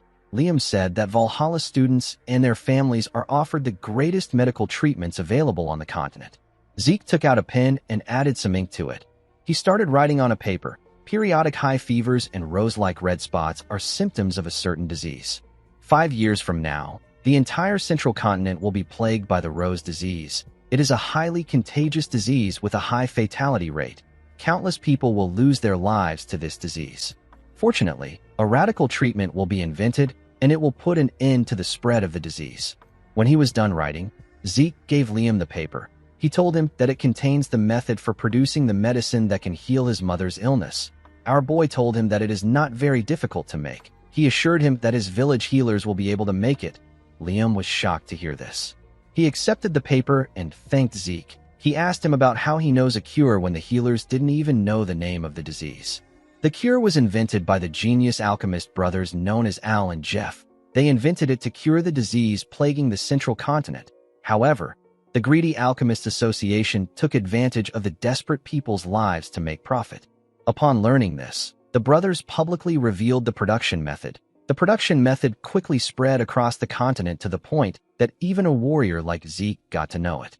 With a smile on his face, our boy told Liam that he knows an alchemist. He told the boy that he no longer needs to go to Valhalla or become his subordinate now that he has the treatment in his hands. Liam said that this is not true. He told Zeke that his life belongs to him already. He went on his knees and bowed his head. He referred to Zeke as his lord and swore a lifelong loyalty to him. Our boy smiled when he heard his oath of loyalty. He found it reassuring that the mercenary king from his past life was now his subordinate. He told Liam that he will abandon him if he lags behind. He asked him to follow him well. Liam said that he will. In the next scene, we are taken to the dean's office. We see Owen greet the dean. He told the man that he has come to see him for a proposal. He asked Howard to tell him how he feels about raising the difficulty of the examinations this semester. Howard gently stroked his beard. He asked the boy to tell him the reason for his proposal. Owen said that the first years are quite skilled. He told him that all the children from the great families are there, and there are 2 pure-blood awakeners. He said that if the examination has the same difficulty it had last year, it will end up being a poor assessment. Howard told the boy that what he said makes sense. He told him that he is truly a child of Zimmons. He said that he will consider his proposal positively. Owen bowed his head and thanked the dean. He left his office. Howard turned to the window. He said that the apple doesn't fall far from the tree. He said that Owen thinks just like someone. He realized that he needed to nip the issue in the bud in order to avoid future problems. In the next scene, we see the students gathered somewhere. They were there for the semester exam. They came for dungeon exploration. The Dungeon Exploration Exam is a semester exam only done at the Draker Academy in which groups of 2 people have to escape a dungeon within a given time. There is a multitude of difficulties when it comes to these dungeons. Each group is assigned one at random. Zeke asked Liam if he is nervous. The boy said that he is a little nervous. Our boy told him that this is natural. He said if a person is too nervous, they can make a mistake, and if they are too relaxed, they can become arrogant. He said that a suitable amount of tension will guard against both these outcomes. While he was talking, we see Reyna trying to calm her nerves. Zeke and Liam were asked to step out. Someone stopped them from entering a dungeon. He pointed at another dungeon and asked the boys to enter it. Zeke glared at the man. He felt like something was off. The man referred to him as Cadet and asked him about why he is just standing. Our boy said that he will do as he ordered. He walked into the dungeon. He and Liam walked down the stairs of the dungeon. Although the difficulty varies from dungeon to dungeon, they are all still exam-use dungeons under the management of the Drakers. Due to this, there isn't a lot of danger. Since escaping within the time limit is the goal, each group is given a timer that activates upon entry. Each timer is given 96 hours. Because basic battle abilities are graded as well, a group can earn extra points by bringing the heads of the monsters they subjugated. The most important thing is to leave the dungeon before the time elapses. If they are not able to escape within the time limit, they will receive a failing grade. After eating, Zeke told Liam that it is better he get some sleep. The boy reminded our boy that he set up camp and prepared their meal all by himself. He asked him to rest first. Zeke told Liam that he will be fine even if he doesn't sleep for 4 days. Liam said that he feels shameless. He told our boy that he will sleep first. Zeke assured him that he will wake him up if something happens. After Liam slept, our boy watched the campfire. He looked at their timer. He noticed that it has been 16 hours since they entered the dungeon. Zeke had been training before the day of the exam. Due to this, he has been awake for 3 days. In other words, he has spent 90 hours awake. Infinite stamina only recovers physical fatigue. It does not recover mental fatigue. Within a dungeon where a person doesn't know what to expect, our boy believed that he needed to reduce as many risk factors as possible. As he slowly dozed off, our boy remembered that he will switch out with Liam once he wakes up. The scene shifts, and we see a bell ring in a place filled with snow. The bell was attached to a pillar. There was a flag in this place. On the ground, we see a blonde woman covered in blood. As Zeke heard the bells ring again, he woke up from his dream. He began to breathe heavily. He could not believe that he had this same dream again. He remembered that he heard a bell in his dream. The moment he thought of this, Zeke recalled that they set a string of bells at an entrance to alert them. Our boy quickly took a bottle of water and poured it on the fire. He woke Liam and told him that they have an enemy. He said that he will check out the situation first. He asked the boy not to light the fire. Liam told him that he understands. Zeke stood next to a wall close to the entrance. He knew that it will be dangerous for him to use dragon eyes in an exam that will last for 4 days. He decided to adjust his eyes to the darkness. While he was trying to look around, he caught a particular scent. Our boy immediately knew that this was the scent of sulfur. He knew that there is one monster that gives off the scent of sulfur and often hunts in packs. A monster with a danger level of rank 3. This monster is the dog from hell. It is known as a hellhound. Our boy remembered that Reyna hunted an orc in his past life, but he never expected hellhounds to be in the dungeon. He quickly took out his sword. While listening to the monster's sound, Zeke noticed something odd. The leader of a hellhound pack will weigh several hundred kilograms at most. Judging from the echoes, it sounded like it weighs several tons. Our boy wondered if it is a mutant. He used his sword to carefully mirror the entrance in front of their room. He saw something shocking. He did not expect to see this monster. The monster charged at the entrance.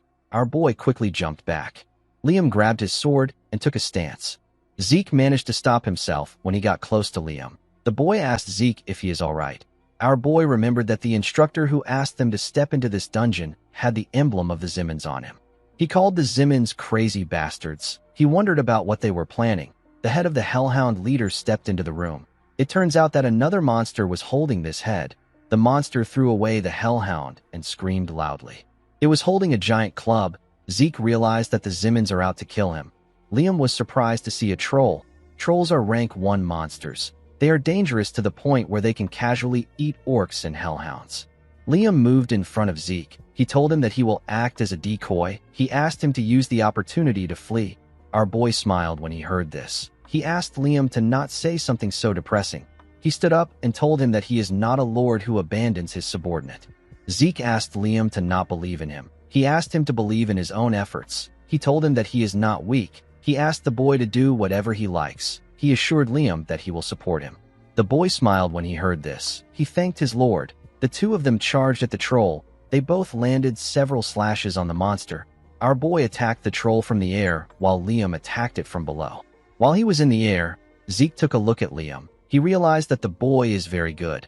It was already impressive that he managed to wound a troll despite its tough skin. Liam actually landed his attacks precisely on the monster's joint. Zeke realized that Liam was studying monsters in his spare time. The troll fell to its knees. It swung its club at Liam from behind. Zeke managed to land behind the boy in time. He used his sword to parry the attack. He was able to cut the giant stick. Liam apologized to our boy.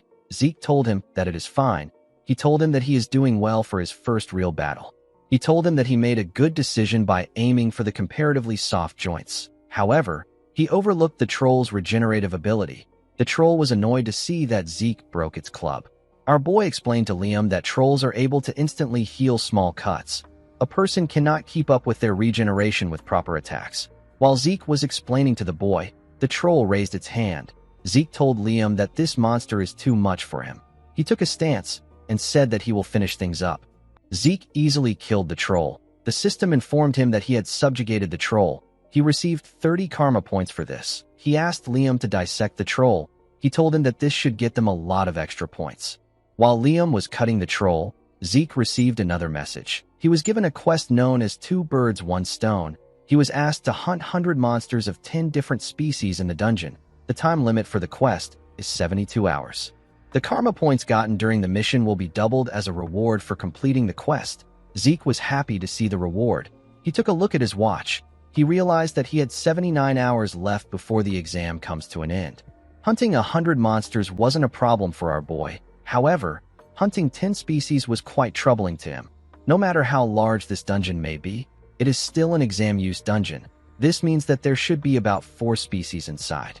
Due to the fact that this was a trap set by the Zimmons, Zeke believed that it is possible to find 10 species if he looks around thoroughly. He realized that he has a lot of work to do. While he was thinking, Liam informed him that he is done. The students were given a head collection bag and a timer.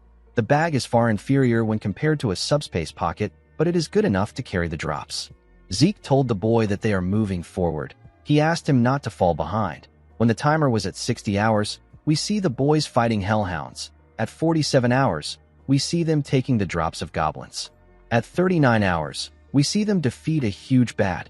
As time went on, the boys decided to rest. Since they have hunted many monsters, Zeke asked Liam if he has gotten used to real combat. The boy said that he is not sure.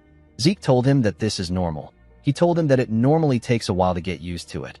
Our boy took a look at his system. He saw that he had 50 minutes left. He had hunted 9 species already. Zeke took a look at the dungeon's layout. He noticed that he had already looked everywhere. He said that the Zimmons are really useless. He believed that they should have prepared 1 more monster for him. While thinking, our boy sensed something. The cave they were in began to shake. The ground began to crack. Zeke drew out his sword and ran towards Liam. He ordered Liam to leave the bag. The boy was surprised to hear this. Zeke managed to get close to Liam in time. He quickly cut the rope that the boy tied to his clothes. The moment he did this, something came out of the ground and ate the bag. Blood splashed all over the place. Liam was shocked to see this. He noticed that Zeke's arm was covered in blood. He asked Zeke if he is all right. Our boy asked him not to worry about it. He told him that it is the blood of the monsters. He asked Liam not to interfere in the fight. He told him that he won't be able to pay attention to him. The monster that came out of the ground was a giant worm. Zeke did not expect to see a dungeon worm. A group of 8 purple knights who are well trained are needed to subjugate a monster like this. The monster moved in front of Zeke and screamed at him. Our boy did not expect the Zimmons to be this prepared. The monster charged at Zeke. Liam quickly called out to his lord. He grit his teeth out of anger. He knew that he will be a burden to Zeke if he interferes now. He turned to his bag and went to check something inside. Our boy was able to protect himself from the worm's teeth with his sword. He was able to jump out of the monster's path. The dungeon worm passed by his side and went underground. Zeke became nervous. Even a blue knight wouldn't want to encounter this monster in a place like this. This is because it consumes the earth when it is moving. Zeke knew that he will be buried alive if he takes too long to subjugate this monster. The moment he thought of this, the worm attacked him from behind. Zeke was able to sense its presence and dodge its attack by bending his head. He took a stance and stabbed the monster from the side. He dragged his sword on its body and made the cut longer. He wanted to cut the worm in half. Before he could reach the tail, the worm raised it and turned around to face our boy. Zeke did not expect it to do this. The monster tied the rest of its tail around our boy. It squeezed him tightly. Our boy spat out some blood. While the worm was trying to choke Zeke, Liam stabbed it from behind. The worm screamed out in pain. As he healed his body with his skill, Zeke noticed that the pressure was a bit weaker. He was able to jump out of the monster's grip. Liam asked him if he is all right. Zeke asked the boy to tell him what he did. Liam revealed to him that he applied an anesthetic to his sword. Our boy remembered that the main ingredient in an anesthetic is belladonna. For a human, it simply weakens their senses. However, it is a deadly poison for a worm. In this urgent situation, Liam recalled that worms are incompatible with belladonna, and he quickly adapted by using anesthetic as a substitute. Zeke believed that Liam's judgment and adaptability reflect his title as Mercenary King. He realized that he made a smart choice when he took Liam in. He asked the boy to stab the worm with his sword again when he gives him a signal. Our boy ran to the top of the monster. He jumped and called out to Liam. The boy stabbed the worm when he heard his name. The monster screamed out in pain. While it was screaming, Zeke appeared in front of it. He activated his soul manifestation. He used a technique known as lacerate to cut down the worm from the top. The moment he landed on the ground, the dungeon worm split apart. The system informed Zeke that he has completed the sudden quest. It told him that the karma points he earned will be doubled as a reward. It also provided him with 2 random boxes as a reward. Our boy received 780 karma points. In the next scene, we see the cadets gathered at the entrance of the dungeon. They were asked to line up in front of their instructors to receive their grades. Those who were done were asked to leave. Reina was the next person being graded. She and her teammate received 30 points for escaping the dungeon. After calculating the amount of monsters they hunted, their total point was 180. The cadets were shocked to hear this. It was close to Abel's record of 200. They said that purebloods are on a different level. The instructor commended Reina for surpassing the passing grade of 130 points. The girl thanked him for his praise. After Reina, Owen and his teammate were graded. They received a total of 120 points. They surpassed the passing grade of 70 points. The instructor commended them on their efforts. Owen's teammate was very happy with his score. Owen hated it. He turned to Reina. He saw her talking to members of her clan. He was annoyed to see this. He said that the girl won't be able to act cocky forever. He believed that he could always take care of her just like he did with Zeke. The moment he thought of this, someone asked his teammate about how long it has been since they last saw the sun. Owen was shocked to hear this. He recognized this voice. When he turned around, he saw Zeke and Liam walking out of their dungeon.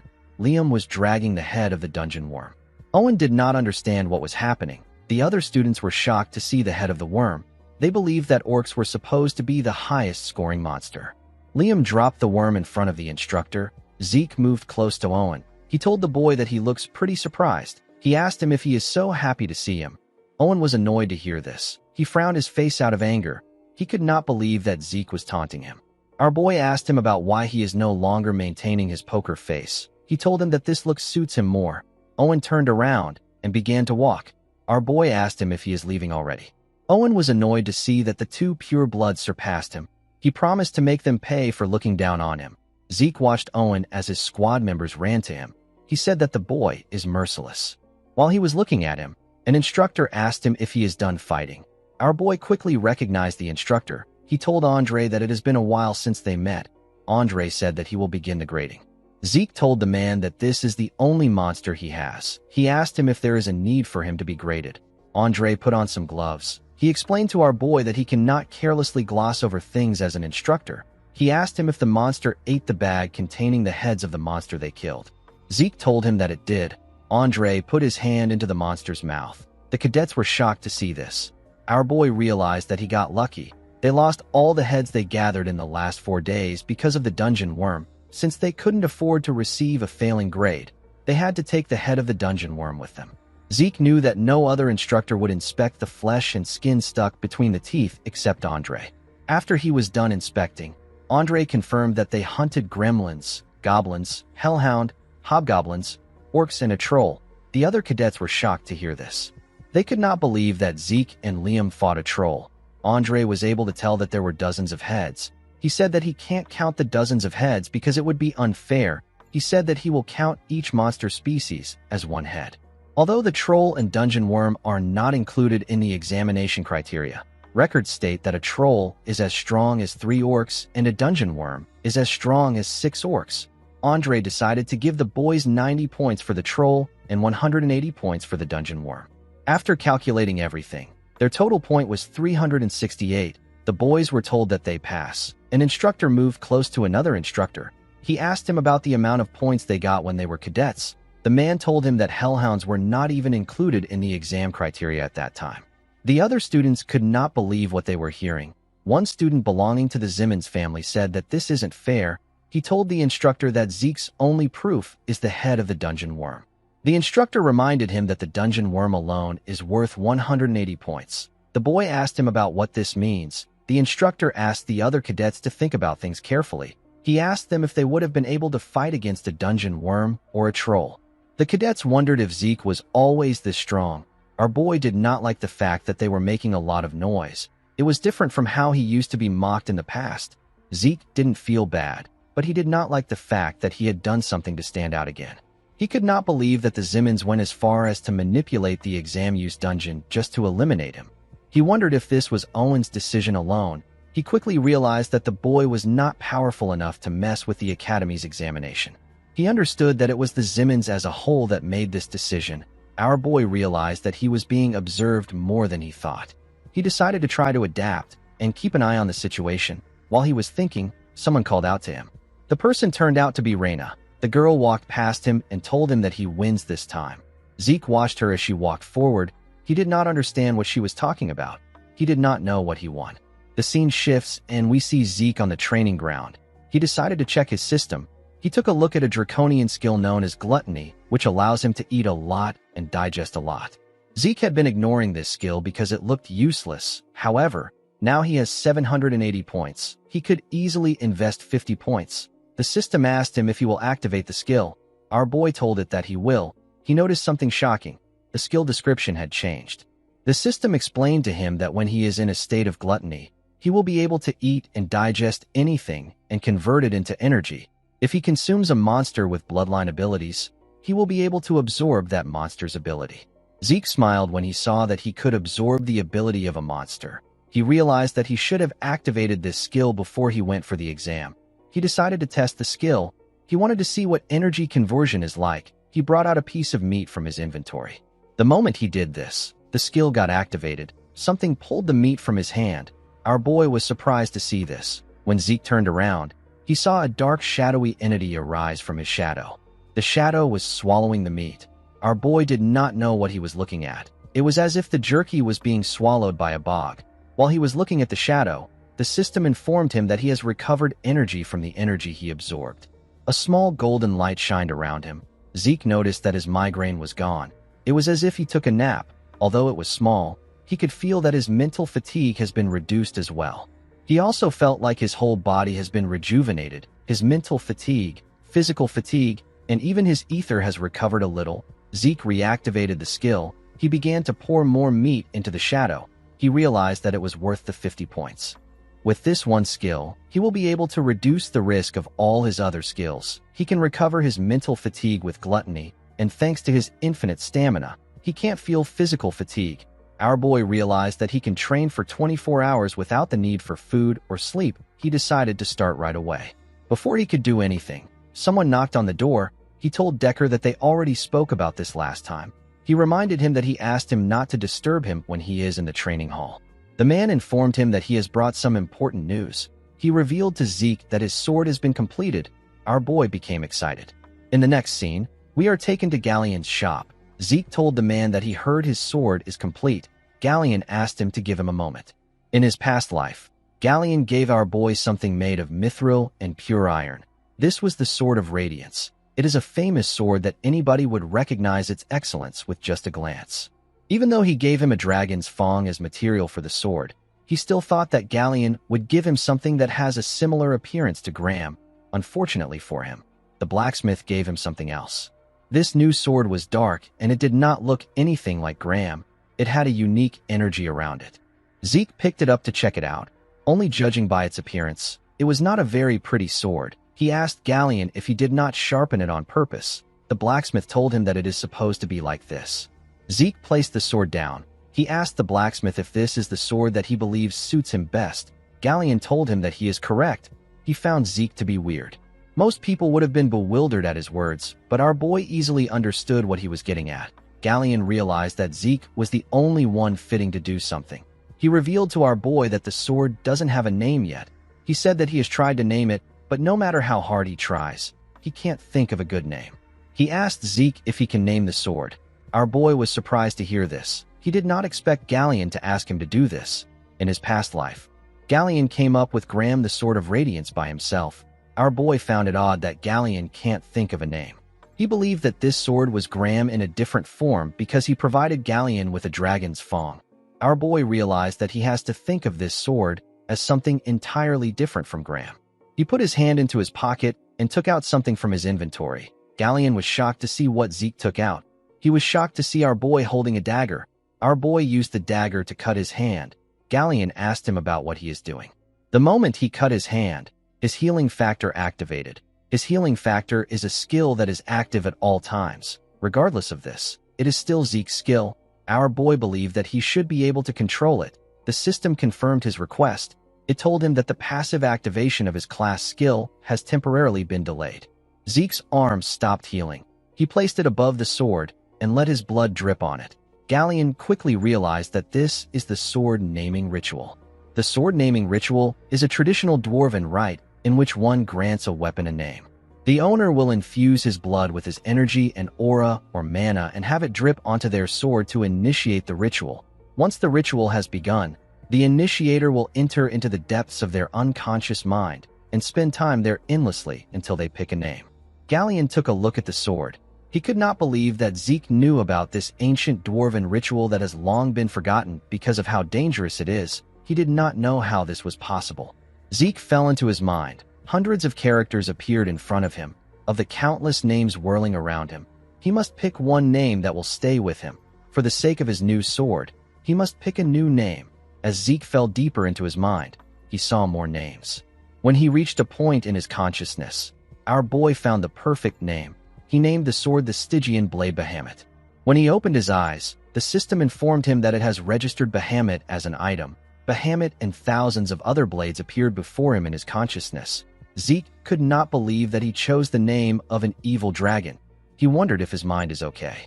In the next scene, we see Galleon help Zeke wrap his hand with bandages. He told our boy that he is amazing. He told him that he knows about a ritual that even dwarves barely know about. Zeke told him that he came across it while studying dwarven history. Galleon asked our boy if he can rest there for a moment. He told him that he has something he wants to give him. Zeke asked him not to worry about it. He told him that he can take his time. The man thanked him for his patience. Our boy took a look at his arm. He remembered the system telling him that he has temporarily stopped his healing factor skill. The fact that he could suppress the activation of a passive skill was a big deal to him. This means that he will be able to avoid other people having to find out about his abilities just like Duke did. Our boy believed that there was no need for him to show all his cards, although he felt bad for Galleon. Zeke was still going to take off the bandages when he returns to the academy. While thinking, our boy realized that he needed to check out the sword. According to the system, Stygian Blade Bahamut is a blade forged in the mana of the blue flame by an outstanding craftsman with soul vision using the strongest fang of the cursed light dragon. The properties of the sword are indestructible and aura conversion. It also had some special notes which will be released depending on Zeke's growth. Zeke was surprised to see this. He had never heard of a weapon like this before. Although it was made with a dragon's fang, our boy did not expect it to be indestructible. This was just unbelievable. Our boy picked up the sword and smiled when he looked at it. He was happy to see that the sword possessed the most important thing he needed. The sword had aura conversion. The reason Zeke overexerted himself to create magic circuits for Galleon when commissioning this sword was partly because of his incredible abilities and also because of Graham's core ability, which is aura conversion. Mana, ether, or any other kind of energy will be converted to aura thanks to this property. Our boy closed his eyes and activated his ether. He pushed the energy into the sword. The sword immediately converted it into aura.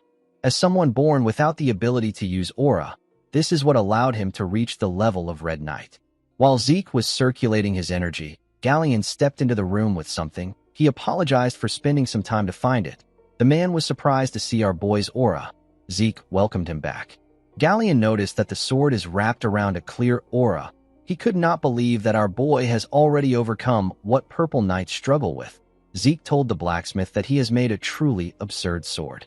He commended him on his work. The man said that it is nothing when compared to the furnace. He presented Zeke with a sheath and asked him to take a look at it. Zeke found it odd that Galleon was asking him to look at a sheath. Galleon revealed to him that the sheath was personally crafted by his master. Our boy realized that he has never heard anything about Galleon's master even in his past life. He took a look at the name written at the back of the sheath. The sheath was made by someone known as Golan Jobert. Zeke was shocked to see this name. It is the name of a person who is at the pinnacle of blacksmithing. Golan Jobert is currently the greatest blacksmith on the continent. He is unrivaled even among dwarves. Golan's creations were all created near perfectly and bear special abilities. Collectors will pay hundreds of gold to get their hand on these creations. Zeke told Galleon that he did not know that he was Golan's disciple. The man was surprised to hear this. He realized that our boy read the name on the back. He asked our boy if he can also read Dwarven language as well. Zeke told Galleon that this must not be a simple sheath if it was made by Golan. With a smile on his face, the man told him that he is correct. He explained to him that he can transform the sheath into a shield by using the dial located by the opening of the sheath. The moment he said this, he moved the dial and turned the sheath into a shield. Galleon revealed to Zeke that it is made with mithril and wyvern bones, so it can take a good amount of damage. He told our boy that the shield will turn back to a sheath if he turns the dial on the shield's handle. Zeke was very impressed. Galleon told him that this is nothing compared to the grace he has shown him. He asked Zeke to take the sheath. He told him that it is a gift. Our boy told Galleon that he could have just sold the sheath to make his furnace. The man said that he cannot sell his master's work to just anyone. Zeke revealed to him that he could have sold it for several hundred gold coins. Galleon was shocked to hear this. He asked our boy to just accept it. Zeke noticed that the sheath was smaller than the sword. He believed that Golan must have some special ability that will make the sword fit in. The moment he put the tip of the sword into the sheath turned to fragments and created a shape that perfectly fit the sword. This far exceeded Zeke's expectations. He thanked Galleon for giving him such a valuable gift. The man told him that he is happy he likes it. In the next scene, we are taken to the training hall. We see our boy wearing a gauntlet. He noticed that the gauntlet was made from a light and durable material called meteoric iron. It doesn't have any properties. Zeke was told that the properties will activate when he wears a full set of meteoric iron. Our boy received 2 random boxes when he completed the sudden quest. He thought that it would be similar to a treasure chest, but there was something more valuable inside. Zeke decided to check the second box. When he opened the box, he found something odd inside. Zeke found a map in the box. While he was looking at the map, the system informed him that he has discovered a map containing traces of Grand Master Kaiser. Zeke was shocked to see this. He realized that the system was referring to the hero King Kaiser. Hero King Kaiser and the Knights of the Clock Tower are people that our boy was familiar with. The biography of Kaiser and his knights creating the brilliant Kingdom of Kronos is the most popular book on the continent. However, because the story is so absurd and it does not have any historical records that can prove it happened, it is considered nothing more than a work of fiction. Zeke could not believe that Hero King Kaiser actually existed. While our boy was looking at it, the system began restoration and analysis of the damaged parts of the item. After it was done analyzing, it informed Zeke that a final position has been marked on the mini-map.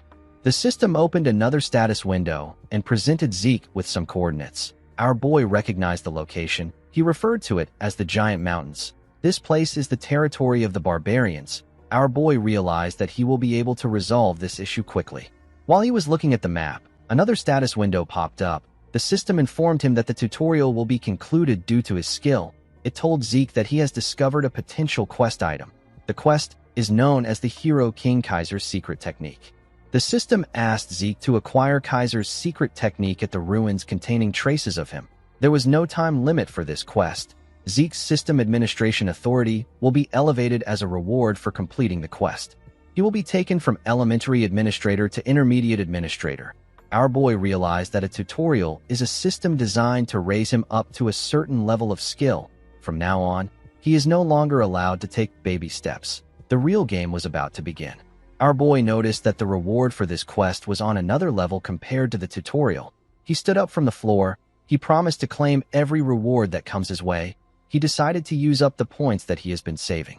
He used 50 points to unlock level 2 Draconian skills. One of the level 2 Draconian skills was Dragon Scale Armor. Dragon Scale will grow and harden on the user.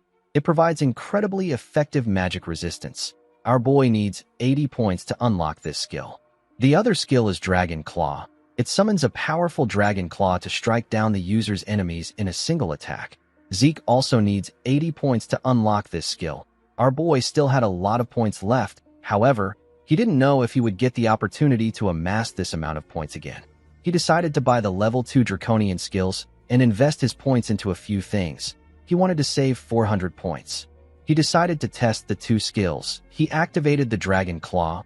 An energy that was in the shape of a dragon's claw covered his hand. Our boy took a stance and swung his hand. He destroyed the hard concrete ground with his skill. Our boy was surprised to see what he did. The skill was much better than he expected.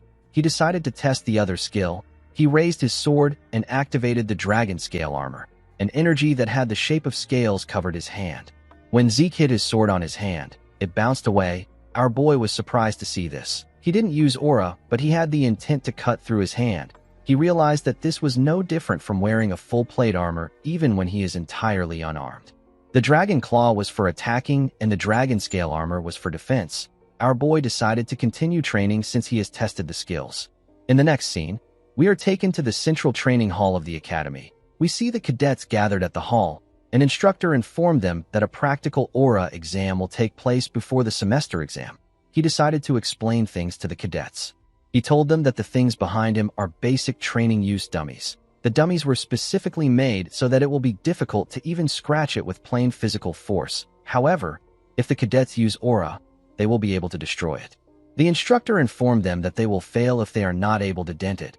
He said that all following exams will be considered null, and they will be forced to start over from the basics. The cadets were shocked to hear that they won't be able to advance if they fail. The instructor ordered them to keep quiet. He called out to a boy known as Aaron and asked him to come up. The boy ran to the stage. Owen believed that it was natural for the people called first to be flustered. However, it is different for him. This practical is similar to the aura training he familiarized himself with at home. The Academy's aura education is something that the Zimmons have already established. Owen believed that even the purebloods won't be able to match him in aura control. While he was thinking, he was called to the stage. He was asked to start. The boy drew out his sword with a smug look on his face. He took a stance and released his energy. It shined brightly. The students were shocked to see that Owen had achieved sword resonance. The instructor who was jotting down information about the cadets was quite impressed with Owen. He told his superior that Owen is using sword resonance at barely 13 years old. He said that he is incredible. The man said that this is expected from one of the great families. Owen charged at the dummies. He charged at them at a decent speed. He left his mark on each one of the dummies around him. The cadets were shocked to see this. The instructor who was jotting told Owen that he is incredible. He said that this is expected from a Zimmons. He tapped the boy on his shoulder and told him that he will soon surpass Abel. The boy was annoyed to hear this. He pushed the instructor's hand away. The man asked his senior if he did something wrong. The senior said that ill-mannered. The boy frowned his face as he walked down the stage. After Owen, other students took their turns, but they barely scratched the dummies. The junior instructor asked his senior about why everyone was having such a hard time. The man said that they were intimidated by Owen's performance. Even though he said this, there wasn't a single student who failed. Seeing how every single student has been able to pour aura into their swords without fail, the instructor became convinced that the special class was truly different. However, even in a place filled with geniuses, there were still those who were superior to their peers. Reina told the senior instructor that she has a request. The man asked her to tell him. The girl said that she wishes to be graded according to the dragon-slaying arts. The instructor informed her that this grading criteria is for higher-ranked cadets. The girl assured him that she is aware of this. Owen told himself that Reina's conceit knows no bound now that she is a pure-blood awakener. Pouring aura into your sword and being able to use the dragon-slaying arts are two entirely different things. Merely maintaining aura in the sword requires an incredible amount of concentration. However, in the case of dragon-slaying arts, a person needs to be able to make fine adjustments to the amount of aura required for each and every movement. Owen believed that Reina was going to make 1 or 2 swings before her aura dissipates. He believed that the girl would screw herself because of her competitiveness towards him. The instructor informed Reina that the condition for failure is harsher. He asked her if she is fine with this. The girl said that she is. The instructor decided to grant her request. The girl bowed her head and thanked him. She took a stance and raised her sword. All the cadets focused their attention on her. Reina put her aura into her sword and swung it at a dummy. She easily cut through the dummy. The girl began to tear all the dummies apart at a crazy speed. She sliced through them as if she was cutting paper. When she was done, she put her sword away. There was no dummy left on the stage. The students were shocked to see this. They believed that Owen was going to be the best when it came to aura control, but he couldn't even compare. The students knew that none of them could rival the girl. Owen grit his teeth out of anger. He could not stand this. While breathing heavily, Reina took out her sword and pointed it at someone among the cadets. Owen assumed that she was pointing at him. He believed that she wanted to mock him. The boy quickly realized that he was wrong. He turned around in fear. He realized that Reina never had any interest in him from the beginning. She was only focused on Zeke. Our boy did not expect her to point at him. He couldn't ignore her since she was glaring intensely at him. He decided to meet up with her expectations a bit. He told the instructor that he will also like to be graded according to the dragon-slaying arts criteria. The junior instructor was annoyed to hear this. He asked Zeke if he is taking the dragon-slaying arts lightly, because Reina did it so easily. He informed our boy that Reina is a pureblood. The senior instructor cut him off and told Zeke that he will be given the same conditions as Reina. He asked our boy if he is fine with this. With a smile on his face, Zeke told him that it is good with him. The junior instructor asked his senior to tell him why he accepted Zeke's request. He said that all attendance has been processed, and he has never seen Zeke attend the class even once. The senior revealed to him that our boy won a bet against instructor Andre. He told him that he doesn't know about it because he was just assigned there recently. He revealed to his junior that Zeke is the Golden Light Pure Blood Awakener. He is also the unprecedented recruit who broke Abel's record in the dungeon escape exam. The senior told the man that he is looking at Zeke Draker. Our boy closed his eyes and circulated his ether. The system informed him that Bahamut has detected ether. It told him that the sword's aura conversion ability has been activated. Zeke covered his sword with aura. It was a bit difficult for him to control his strength. He was able to put in the right amount of aura. When our boy raised his sword, Reina was startled. She recognized the technique he was about to use. Zeke took a stance and raised his sword up. He decided to use the first verse of Chapter 1 of the Dragon-Slaying Arts. The technique is known as Sky Slice Stance. Reina realized that our boy technique was comparable to hers. She quickly realized that she was wrong. It was actually on the same level as Andre's technique. Zeke easily tore through the dummies at a crazy speed. He moved very fast with his huge sword. Our boy practiced the dragon-slaying arts so thoroughly during the 2 years before he regressed that he can do this in his sleep. His sword and movements, his positioning and footwork, even the flow of his aura was trained to perfection. These things are ingrained into his body to the point that it doesn't even require conscious thought. Zeke was extremely bored with the dragon-slaying arts, but starting over from the basics made it more interesting to him. After he was done tearing through the dummies, he put his sword away. He believed that this would be enough to stir up Reina. The cadets could not believe that Zeke wrapped his sword in aura. They did not expect Zeke to be on the level of a purple knight. Our boy quickly realized that he messed up. He turned around to look at the dummies. He wondered if he got too absorbed in the test. His aura ended up leaking out unconsciously. He wanted to do something on the same level as Reina, but he ended up standing out again. The instructors could not believe their eyes. They could not believe that a first-year student is a purple knight. Owen began to shake. The boy became hopeless. He could not catch up to the 2 geniuses in his class. Reina actually became excited. She was happy to see her rival ahead of her. In the next scene, we see Zeke having tea with the dean in his office. Howard informed our boy that he heard about his participation in the semester exam. He told him that he got some very surprising results. Our boy told him that he was simply lucky. Howard laughed when he heard this. He said that luck does not make a person reach the level of a purple knight at age 13. The man took a sip of his tea and asked Zeke to tell him how he feels about taking the grade advancement exam. Zeke asked him if he will skip a grade with this exam. Howard explained to him that it can be more than 1 grade. He told him that it depends on his performance. He told him that it is a system designed for remarkable cadets like him. Zeke knew that Howard would come looking for him because he stood out more than he planned, but he did not expect the man to take his bait so fast. With a smile on his face, Zeke told the dean that he will take the exam. As he walked out of his building, Zeke realized that Howard has something planned. He decided to play along with the man. After Zeke left, Howard turned to the window and took out something from his clothes. He took out a stone. He used the stone to inform someone that Zeke and Reina have decided to take the exam. The person gave him some orders. Howard told the person that he understands. He said that he will take some measures. With a smile on his face, Howard said that things are getting interesting. The scene shifts, and we are taken to the upper-class training hall of the academy. We see Zeke and Reina inside the hall. The girl was staring at our boy, but he looked away. He wished she could pretend that she was not staring at him. While he was looking away, someone apologized to them for making them wait. He presented their examiner to them. He introduced the man as an upper-class knight from the main family. The knight had white hair and a scar on his face. He was introduced as Sir Al Draker. Zeke was shocked to see the man. He quickly realized that he was looking at Dieback Blade. The scene shifts, and we are taken to the past. We see an older owl carrying a dead young boy in a destroyed town. While Owl was digging a hole for the boy with his hands, someone walked up to him from behind. The person turned out to be the older Zeke. Our boy quickly recognized the Draker uniform on the man. He grabbed his sword and called Owl a damn dog of the Empire. He asked him about what he is doing there. Owl didn't say anything. He just continued digging a hole. Zeke saw the dead boy next to the man. When he turned to the side, he saw a large amount of graves that Owl had made with his hands. While the man was still digging, our boy pushed a shovel into the ground. Owl quickly covered his hand with aura when he heard the sound of the shovel. Zeke asked the man if he needs help. He pushed his shovel into the ground and began to dig.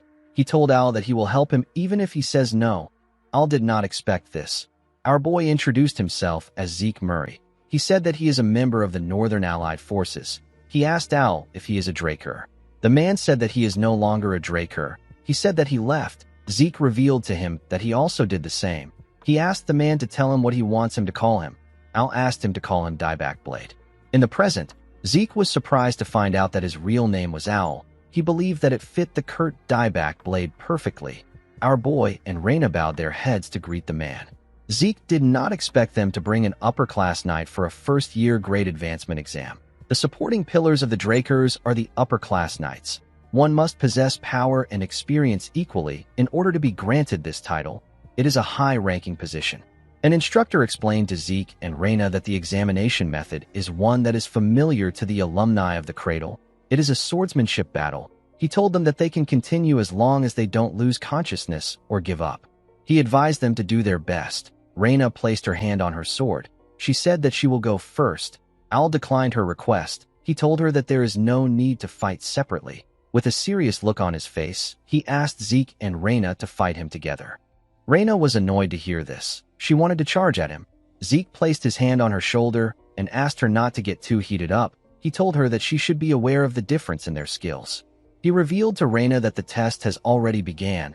He explained to her that she would have lost some points if she had failed to control her anger and charged at the man. When Reina heard this, she turned around. She saw that the instructor was jotting down things that were happening. She took a deep breath and calmed herself. She asked Zeke about what they should do. Our boy was impressed that the genius was able to make a quick judgment.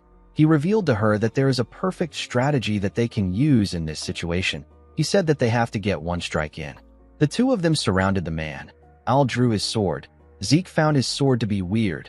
It only had a single edge. It came from the Eastern Empire. It is known as the Wando. Our boy realized that Owl has been using the sword since he was young.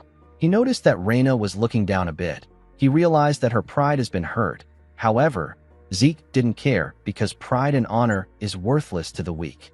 He hoped that she wouldn't make things personal and she would just focus on the strategy. Zeke and Reina charged at Owl at the same time. Owl was able to block our boy's attack first. Reina tried to use the opportunity to attack him, but he blocked the attack too. She attacked him again from behind, but the man was able to block it again. The girl was impressed with the power of an upper-class knight. Zeke advised her to focus on attacking Owl's blind spots. Reina was not able to land any effective blows on him.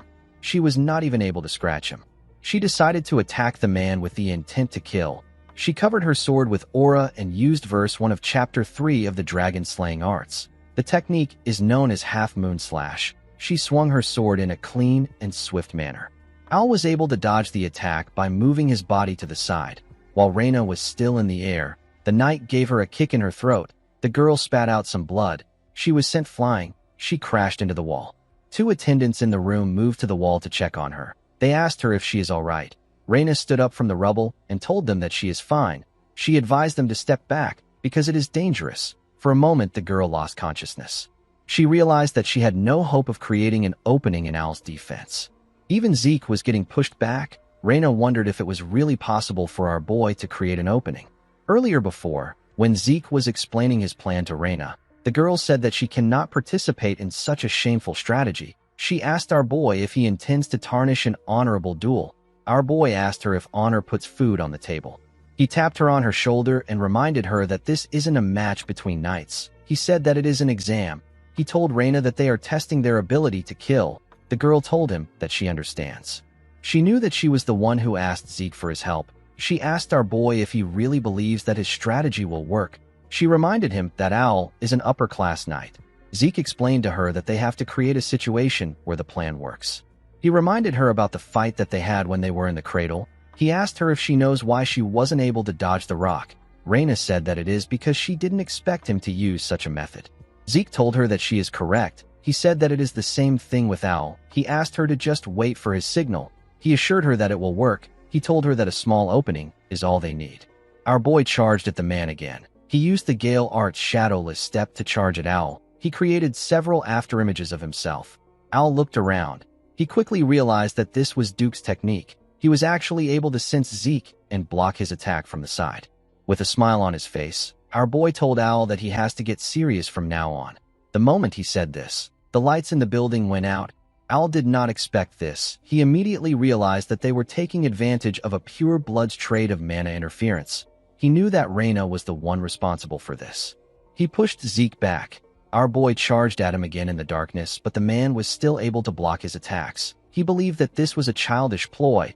He could not believe that they expected that they would have an opportunity to defeat an upper-class knight like him by simply obstructing his vision. While he was blocking the attacks, the man got a strange feeling. He did not understand how Zeke was able to move within this pitch darkness where even he could barely sense the things around him. It was as if Zeke's vision was unperturbed.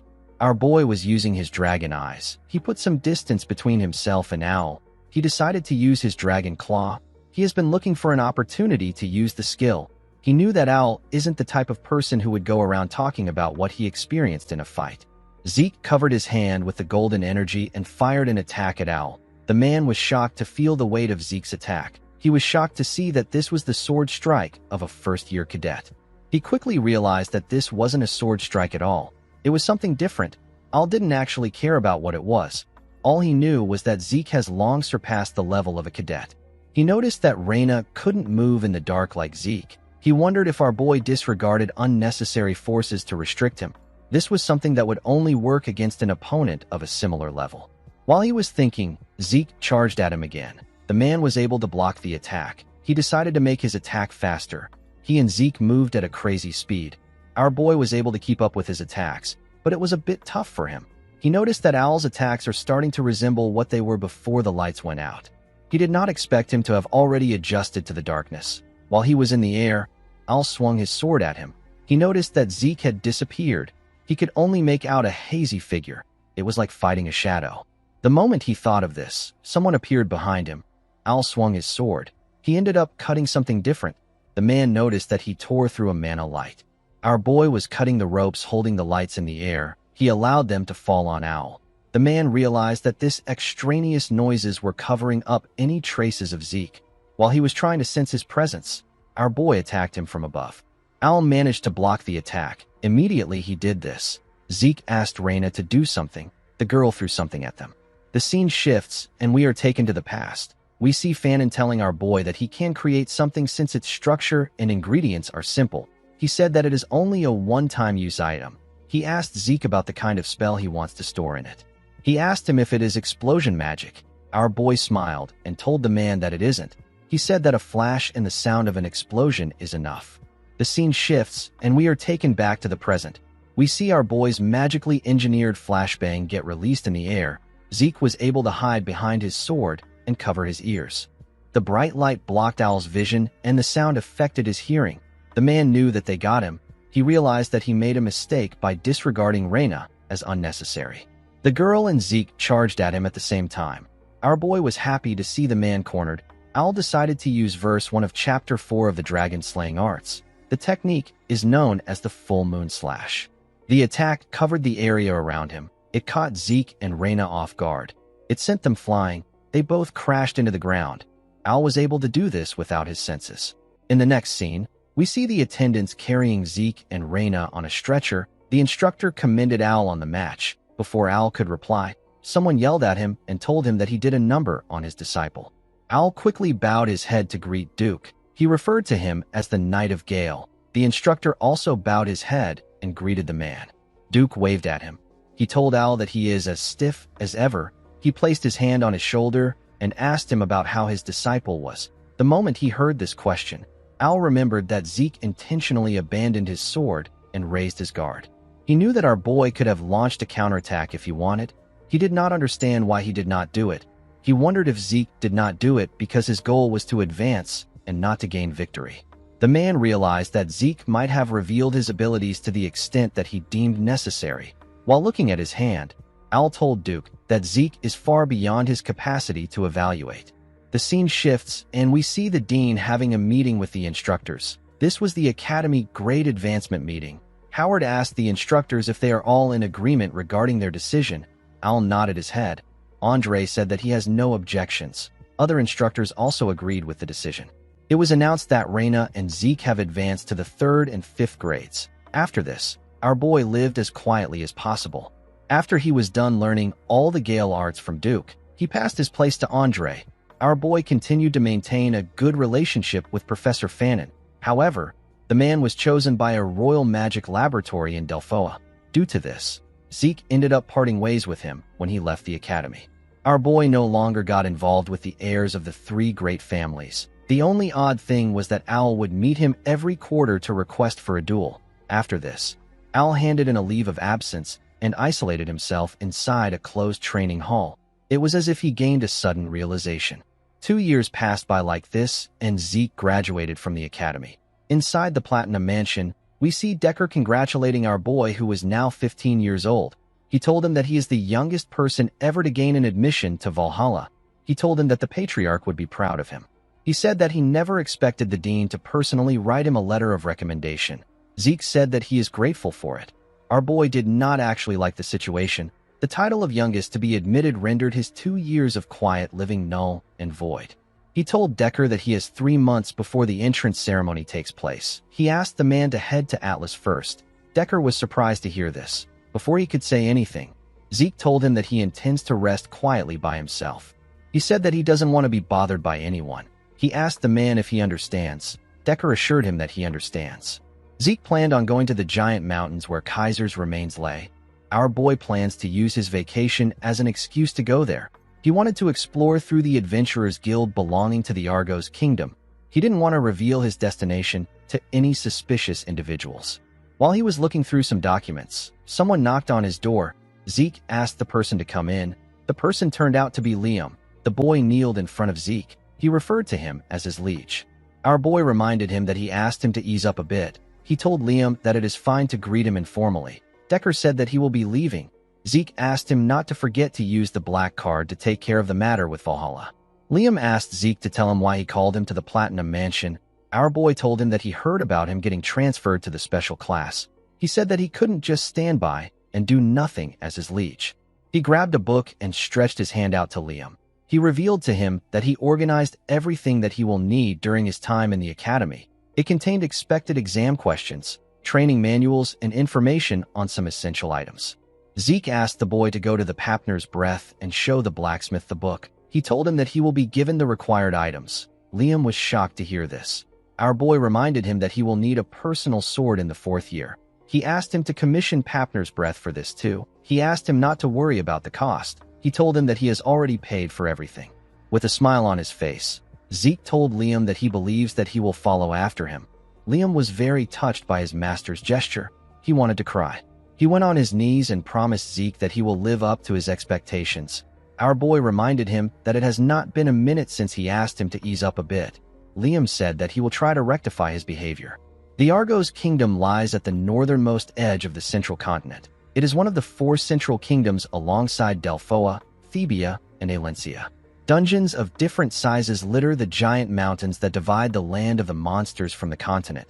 This draws in adventurers aiming to get rich quickly. The first king of Argos recognized this and chose to make his kingdom's central business one that ties adventurers and dungeons together. With the support of the royal family, The giant mountains have been divided into hundreds of regions with shipping routes and bases constructed and managed by the Argos Adventurers Guild, which has now spread across the continent. In the next scene, we are taken to an Adventurers Guild. We see people getting registered in the guild. We see someone register as Zeke Murray. The person was asked to submit his documents to the issue desk to receive his registration certificate. The person turned out to be Zeke. Our boy was wearing a wig and magic lens for his eyes. He knew that it will be best for him to get an adventurer certificate in order to operate in peace. Going around as a draker would cause him to stand out. Zeke decided to start his treasure hunt immediately. He got his certificate. He went to a place where several carriages were in order to get a ride to his destination. He ended up joining other people in the carriage. Our boy was relieved that he was able to get a caravan during such a busy season. While he was resting, someone asked him if he is an adventurer too. With a smile on his face, the man told Zeke that he looks nervous. He asked him if this is his first time going into a dungeon. One of the man's teammate moved close to our boy. He asked him if he wants to join them. He said that they are actually veterans despite how they look. The man and the woman next to him smiled at Zeke. Their teammate said that dungeons have been dangerous recently. He told our boy that he will be monster food if he makes a mistake down there. Zeke realized that trash like this will always be everywhere he goes. With a smile on his face, the man asked Zeke if he knows that the first party to go into the dungeon takes half of the adventurer's livelihood. Our boy was already familiar with this tactic. People like this use new adventurers as monster bait or sell them off to slave traders. While he was thinking, Zeke sensed something coming from the mountains. He stood up and asked the idiot next to him to shut up. The idiot was surprised to hear this. He asked our boy if he offended him in some way. Zeke moved close to the driver. He informed him that there are monsters 500 meters behind them to their left. He said that it is a group of orcs. He asked the driver if the place is infested with monsters. The man was surprised to hear this. He said that the route is safe. The idiot laughed at Zeke. He called him a little rookie and asked him not to be nervous. He explained to him that the routes of the main branch Adventurers Guild are managed directly by the kingdom. He said that even wild animals cannot get inside this safe zone. Our boy asked the idiot to explain what is behind him. The moment he said this, a orc appeared and screamed at them. A small amount of orcs destroyed the trees around them and attacked the carriage. They easily destroyed it. They killed the people inside the carriage with their giant clubs. Unfortunately for the poor idiot, the carriage fell on his legs. While he was struggling, an orc walked up to him. The man called for help, but no one answered. The orc squashed his head. Zeke hid behind a tree and watched as the orcs tore the carriage apart. He realized that the base was not operating properly for there to be orcs roaming around in a safe zone. When our boy arrived at the base, he saw dead bodies everywhere. He did not expect the Argos soldiers to lose. With this much manpower, most monsters wouldn't even stand a chance. While looking at the bodies, Zeke noticed something odd. He saw the cuts on the bodies. He quickly realized that the soldiers didn't lose to the monsters. They were actually killed by humans. The humans intentionally left massive damages on the bodies to make it look like a monster attack. However, if this was truly done by a monster, the cut wouldn't have been so clean. On top of this, there is almost no trace of resistance. The men were killed in a clean manner with a single attack. Our boy realized that the people who did this must be on the level of a purple knight. He knew that he will create some misunderstandings if he stays there any longer. He decided to leave. Finding traces of Kaiser was his top priority. As he walked deeper into the forest, Zeke saw a basket filled with human skulls. He knew that this is a symbol that marks the barbarian territory. The mini-map informed him that he is almost at Kaiser's ruins. While looking at the skulls, Zeke wondered about what the Empire's hunting dogs were doing there. They were hiding behind some trees and watching our boy from afar. The hunting dogs were recruited from the greatest talents among the Empire's knight trainees. They are a unit under the direct control of the Emperor. They are trained in tracking and assassination techniques. Presently, they are hidden from the eyes of the public. Only those in the highest positions are even aware of their existence. However, they will make a grand entrance in the public eye as the main fighting force during the Continental War waged by the Empire. On his way here, Zeke had been watching their movements. He could never forget their unique tracking techniques. This is because they were the ones who killed him. Zeke remembered that Duke mentioned that the Emperor is obsessed with immortality, and he is turning the continent inside out to find it. Our boy remembered that the Emperor was obsessed with rare artifacts even before his regression. Not only did he bear the foolish dream of unifying the continent, He also dreamed of something as insubstantial as immortality. Zeke wondered if the Empire has already discovered Kaiser's ruins. He realized that he needed to confirm this by himself. He disappeared in front of the hunting dogs when he thought of this. They were surprised to see what happened. They turned to a man to signal him to do something. The man put his hand into his clothes. He brought out a flare gun. Before he could fire the gun, Zeke reappeared and cut off his hand. Our boy looked at the gun, which fell to the ground. He saw a golden robe tied to its bottom. He realized that the man was going to fire a gold flare, which signifies an emergency. He became certain that the man was the team leader. Due to the fact that there were only 3 of them, our boy asked the man if they are the perimeter guard team. He said that they should normally be 12 men on a team. One of the man teammates asked Zeke to tell him who sent him. Our boy cut off the head of the man in front of him when he heard this. The other 2 were shocked to see this. Zeke asked them if they do not understand the situation. With a scary look on his face, he told them that he is the one asking the questions in this situation. He advised them to think carefully. He told them that he can see 2 mouths that can talk. He asked them if the other person will die quietly if one of them dies. The men became scared. Our boy advised them to think carefully and make a wise decision. Zeke was able to get the location of their temporary base. It was filled with hunting dogs. Our boy realized that these hunting dogs were probably the ones who killed the people at the base. Due to the fact that they harmed the kingdom's soldiers, Zeke wondered if they have really found Kaiser's ruins. He decided to check it out by himself. Zeke beheaded the other 2 men and placed their heads in their hands. He drew a symbol on the tree where he placed their bodies. This was the sign of the McCain. There is a rule that states that those who draw their swords against a McCain will be put to rest. The scene shifts, and we are taken to the base of the hunting dogs. We see 2 men guarding the entrance of the cave. One of them yawned and said that no crazy bastard would even bother entering the territory of the barbarians. He said that there is no point in watching.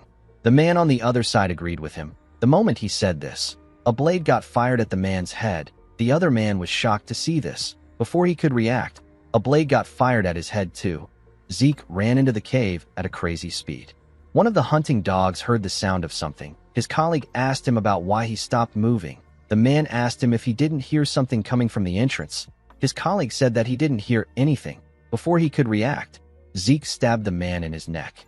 He swung his dagger at the colleague, but he was able to dodge it by moving his head. The man screamed intruder. Before he could say more, Zeke put his hand into his mouth and slit his throat. The other hunting dogs surrounded him in no time. As he looked around, Zeke was reminded of the old times. He remembered the time when he was ordered by his boss, who was tired of a 5-year-long power struggle. His boss ordered him to raid the Pabella cartel. This was how our boy felt in that moment. The boss of the hunting dog said that this is the knifemanship of a southern hitman.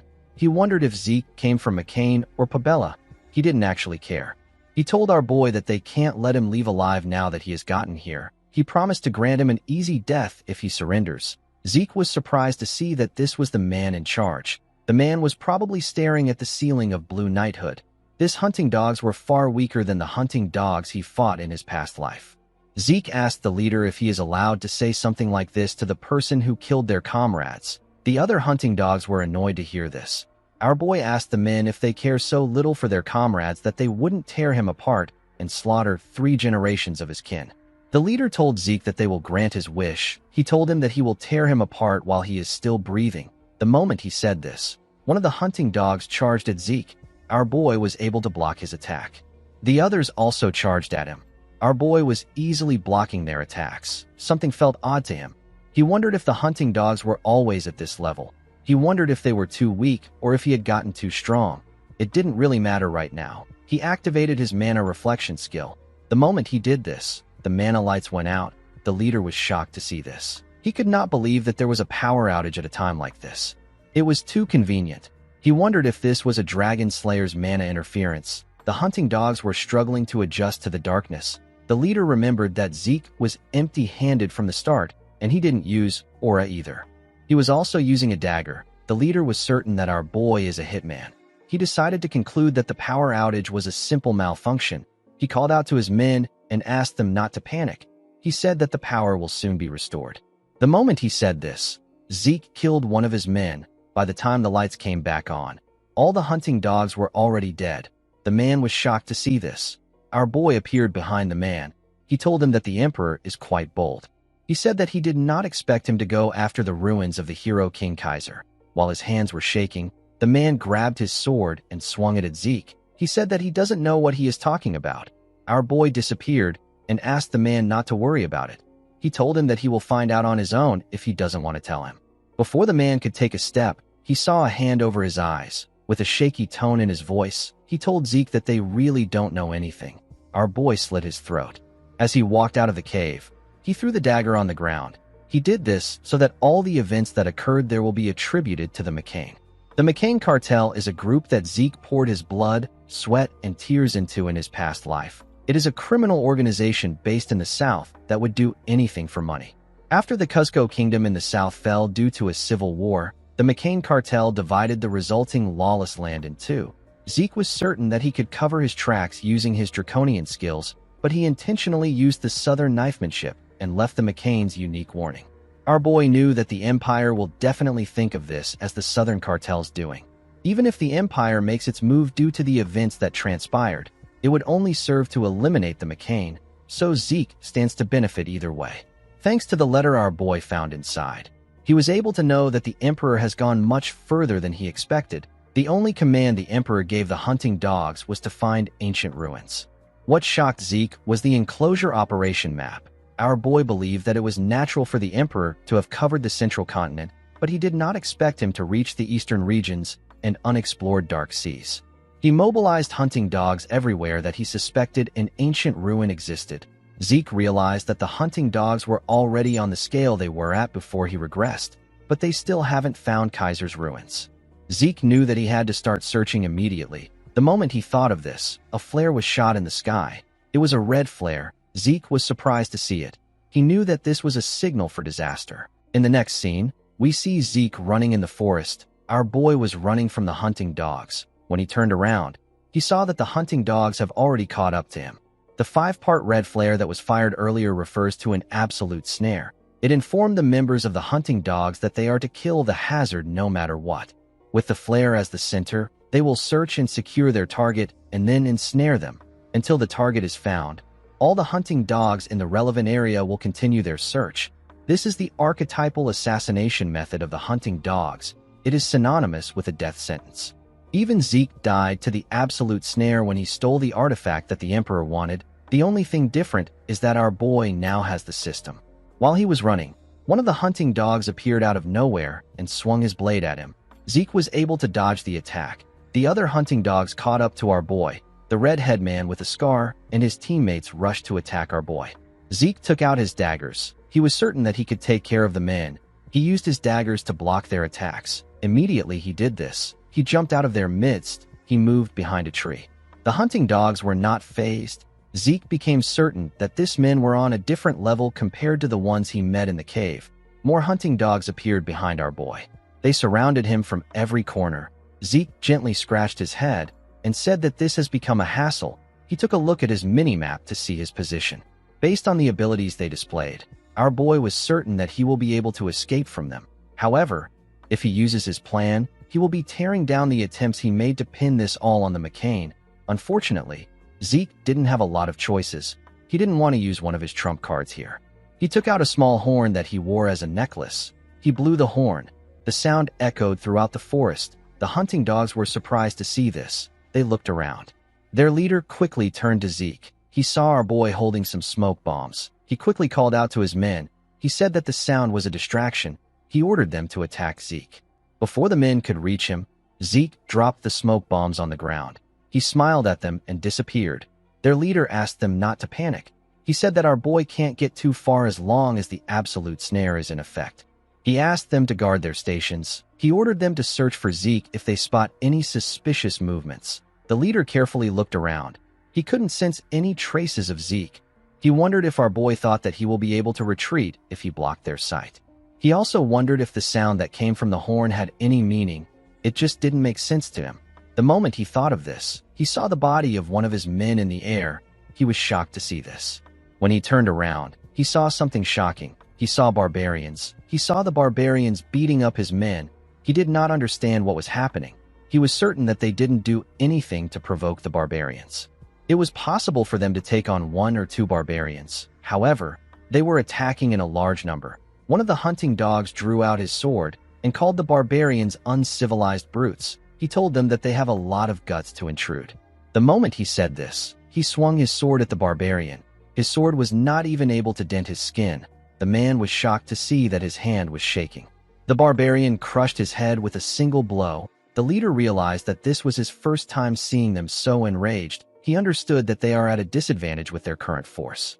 He took out a flare gun and fired a flare to the sky. He informed his subordinates that they are withdrawing the absolute snare. The barbarians chased after the hunting dogs. After they all left the area, Zeke came out of the ground. He said that the horn was far more effective than he expected. The barbarian's horn was created to be an efficient means of communication during the chaos of battle. It is a barbarian tool of war. When Zeke looked at his necklace, he noticed that the horn has broken. In his past life, he was able to develop a friendly relationship with the Mohawken tribe. They taught him how to make and use the horn. The signal Zeke sent with the horn was to tell the tribe that there were outsiders intruding upon their sacred motherland. The barbarians are considered to be simplistic and uncivilized savages. However, they have clear cultures and traditions, and they live in their indigenous civilizations. Zeke took off the necklace. He realized that he could only use this shoddy replica once. Our boy ran into the forest. He decided to find the real ruins. When Zeke arrived at the entrance of the ruins, he hid behind some rocks. He saw something shocking. He did not expect to face another problem today. At the entrance of the ruins, there was a monster with multiple heads walking around. The system informed Zeke that he has discovered a fallen dragonborn corrupted by contaminated energy. Our boy did not know what a fallen dragonborn was. All he knew was that the door leading to the ruins was next to the monster. He asked the system if it can open the door. The system confirmed his request and connected to the home of the hero King Kaiser. It informed Zeke that it will now open the home of the hero King Kaiser. The moment it said this, the door began to move up. The dragonborn also saw this. It screamed when it saw this. Zeke realized that the monster was now on high alert. He knew that he couldn't walk past it. He decided to use the dragon-slaying arts. He charged at the monster. He used the shadowless steps of the Gale arts to create numerous afterimages. The dragonborn charged at the afterimages. Zeke decided to pass through the entrance after interfering with the monster's view with the shadowless steps. Before our boy could reach the door, one of the monster's heads appeared next to him with its mouth open. It pushed our boy back. Zeke grabbed his sword and used the first verse of Chapter 7 of the dragon-slaying arts known as Dragon Head Severance to cut off one of its head. The monster's blood splashed on him. He noticed that the blood was acidic. His healing factor quickly activated. Zeke realized that he knew this monster that has acidic blood and 9 heads. It is a monster that even his master barely subjugated in his past life. This monster is Hydra, the 9-headed dragon. Zeke decided to face the Hydra. In the next scene, we see the Hydra trying to bite our boy. Zeke stood his ground with his sword. The monster pushed him away with its huge body. Our boy got slammed to the ground. He used his sword to hold himself up. He could not believe that he was struggling this bad. In this age where dragons are extinct, dragonborn monsters are said to be the closest to dragons.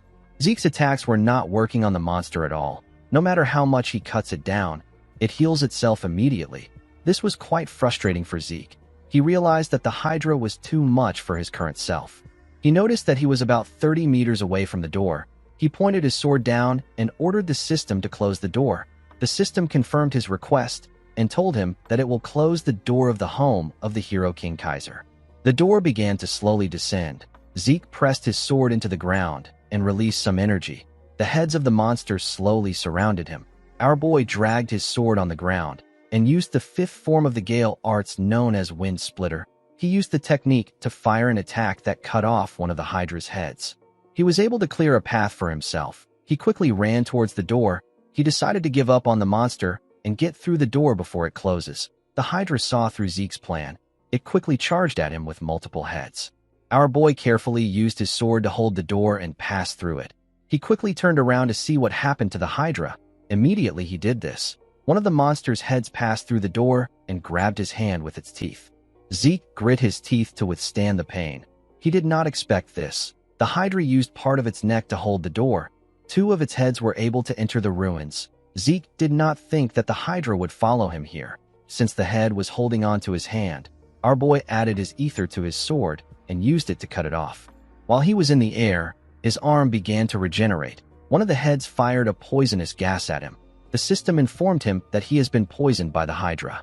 Zeke added ether to his sword and activated his soul manifestation. He used lacerate to cut off the head that poisoned him. He easily cut through it. Unfortunately for him, there was still one head left. Our boy was breathing heavily. He was quite exhausted. The head charged at him while he was breathing heavily. Since he was tired, Zeke decided to use one of his draconian skills. He activated the dragon's dignity. He used it to create a terrifying image of a dragon. With a horrifying look on his face, Zeke asked the monster to screw off if it doesn't want to get crushed. The Hydra could feel Zeke's terrifying power. It became scared. It quickly moved back and left the room on its own. Our boy did not think that dragon's dignity would walk on the Dragonborn. He realized that he should have tested it earlier. Zeke wondered why he was so tired. He knew that his infinite stamina is active. He wondered if this was because of the poison. A status window appeared in front of him while he was thinking. It informed him that he has struck fear into the fallen Dragonborn. It asked him if he will activate Dragonic control to subjugate the target. Zeke was surprised to hear that he struck fear in it. He wondered if he struck fear in it with the dragon's dignity. He couldn't believe that he had a chance to subjugate this powerful monster. He decided to give it a try. Zeke was quickly disappointed. The system informed him that he lacks the required administrator authority to be able to subjugate the Dragonborn. It told him that he has failed to subjugate the target. Zeke stood up. He said that he was looking forward to it. He realized that it would have been weird if such a cheat skill doesn't have any restrictions. The moment he thought of this, he felt a large amount of pain. The system informed him that the Hydra's poison has surpassed dangerous levels. Zeke fell to the ground. He could not believe that his healing factor was not working on the poison. He believed that there has to be a way to overcome this. He recalled that gluttony can consume bloodline abilities. Since it is such a potent poison, our boy was certain that the monster must have a bloodline ability that involves resistance against poison. He quickly activated gluttony. The shadow came out of his body and ate the head of the Hydra that he cut off. After the shadow was done consuming the head of the Hydra, the system informed our boy that the rank of gluttony has increased after absorbing the life of an elimination target life form. Gluttony increased from beginner to expert level. Zeke recovered the energy that he lacked. The system informed Zeke that he has absorbed the bloodline ability of the Hydra. It told him that he only consumed a portion, so he acquired an incomplete constitution. He now had poison resistance. Due to the effect of the poison resistance constitution, the Hydra poison was neutralized. Zeke smiled and raised his head up. According to the system, poison resistance constitution grants him immunity to most poison, and it will neutralize most poison. Our boy realized that he doesn't have to worry about poison anymore. On top of this, gluttony, which hasn't risen for a while, has finally gone up. He wondered if this is because he absorbed an elimination target life form. According to the system, an elimination target life form is a monster that is designated by the system to be subdued. Zeke will be given additional rewards for subduing such monsters. Our boy decided to continue his mission. He went into the ruins. The hero King Kaiser was a legendary figure who was half human, half fairy. He was born to the wise sage and the fairy monarch. Like any other hero, Kaiser's life was difficult from birth. He was separated from his parents due to the plans of an evil mage. He was abandoned in a forest. A sacred wolf took in the young lone, and crying Kaiser abandoned deep in the woods and raised him. Thanks to the wolf, Kaiser was able to grow up safely. Kaiser saved the oppressed humans and created a kingdom in the central continent solely for humans. This kingdom is known as Kronos. Every single person in the continent knows about how Kaiser's legend began. Currently, there are hardly any documents left from this time. This made Kaiser's story a legend. However, the proof that the hero King Kaiser and the Kronos kingdom actually existed was right in front of Zeke. While looking around the majestic palace, Zeke noticed that it was smaller compared to what he saw in the books. Our boy didn't think that the ruins of Kaiser would be the Kronos kingdom itself. When he arrived at the entrance, he saw a huge door. Zeke realized that the home of the Dragon Slayer was also like this. The system helped him open the huge door. When Zeke stepped inside, he saw a huge glowing rock in the middle of the room. He walked up to the rock. He believed that it contained the secret technique of Kaiser. Before he could touch the rock, the system informed him that a quest linked to the hero King Kaiser's secret technique has begun. Zeke was surprised to see this. The system told him that he can't leave the area until he completes the linked quest. The moment it said this, the door got locked. The system asked him to acquire Kaiser's wisdom from the remnants of his presence left in the ruins. There was no time limit on this quest. He will be given the tears of the fairy monarch as a reward. Zeke was surprised to see what the reward was. He recalled that Kaiser's mother was an existence that grants the wishes of man.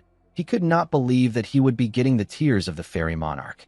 Although our boy didn't know how to use this treasure, he knew that it is a cheat-level treasure. He asked the system to tell him how he can obtain the wisdom.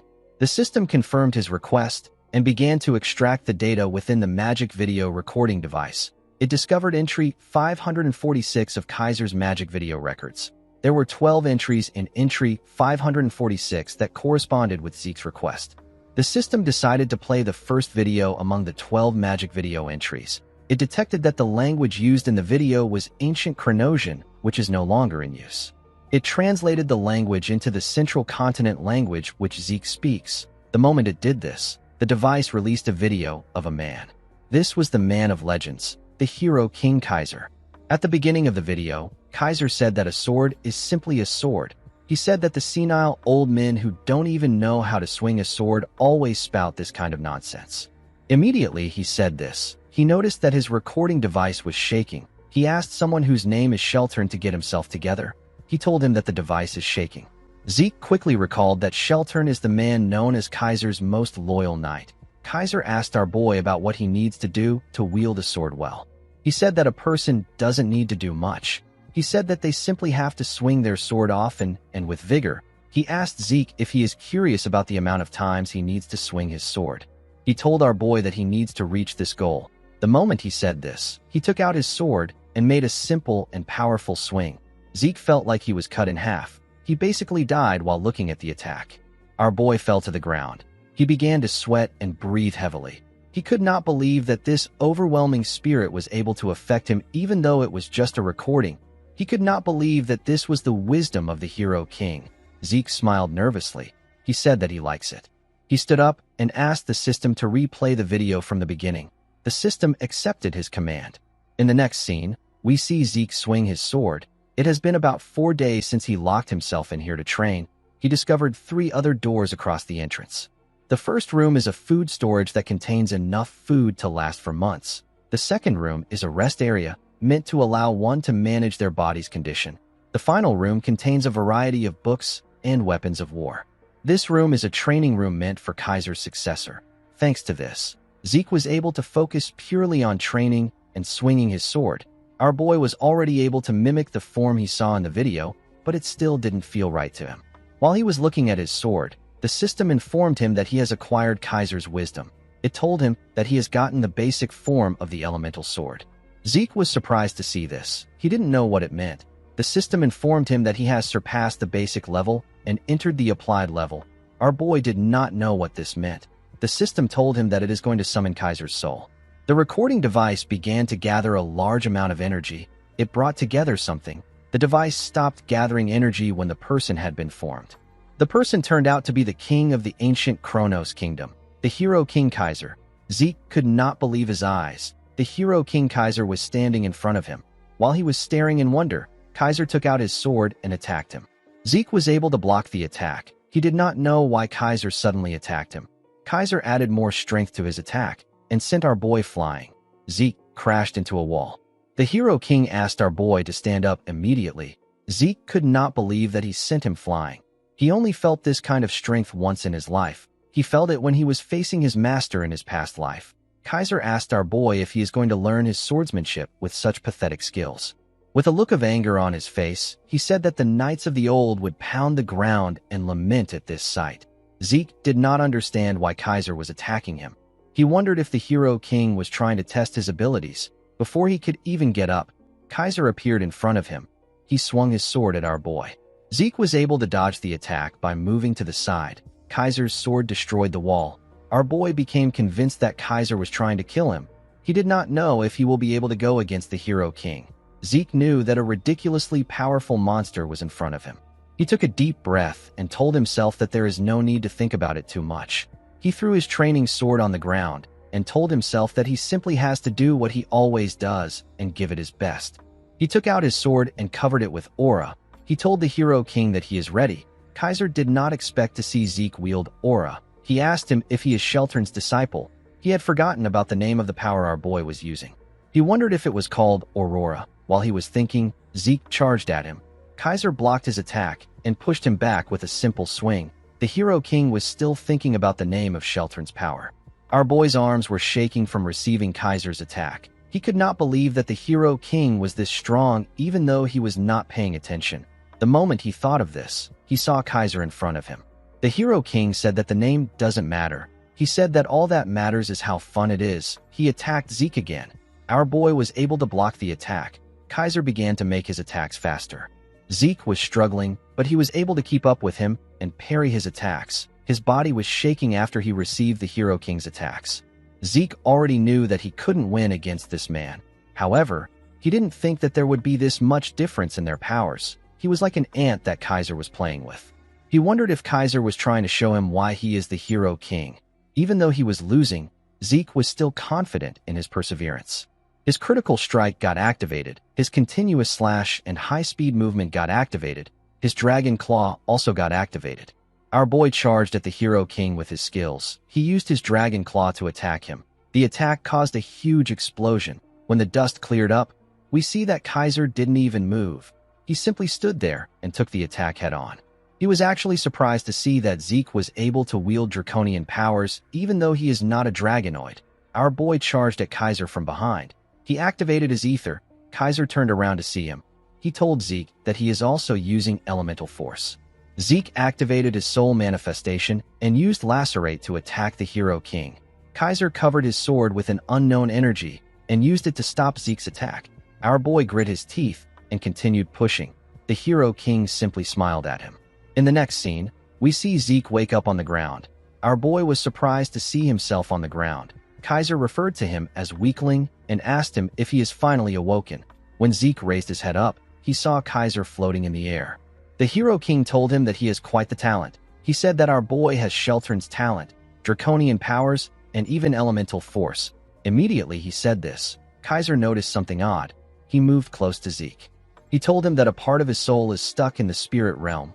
Our boy was surprised to hear this. He didn't know what the spirit realm is. Kaiser explained to him that he managed to overcome the wall of death even though he has a human body. He said that his ability to utilize elemental force now makes sense. Zeke stood up and told Kaiser that he has been talking about nonsensical things like the spirit realm and Sheltern's talent. He asked the Hero King to explain things in a way that he understands. Kaiser smiled when he heard this. He asked Zeke to forget about these trivial issues. He reminded him that he has a more important goal. Zeke asked him about what he means. Kaiser asked him to stop pretending. He told him that he is attempting to learn his wisdom. He raised his hand and gathered wind, water, fire, and earth. He told our boy that he is talking about the elemental sword. The elemental force is the pure natural force that makes up all things. Kaiser raised his sword and released water, fire, earth, and wind. He explained to Zeke that the elemental sword is the application of these four basic elements. He swung his sword and used a technique called Wind Field Tempest Sword. He released a tornado with the technique. He explained to our boy that this is the Wind Field Tempest Sword created by the wind.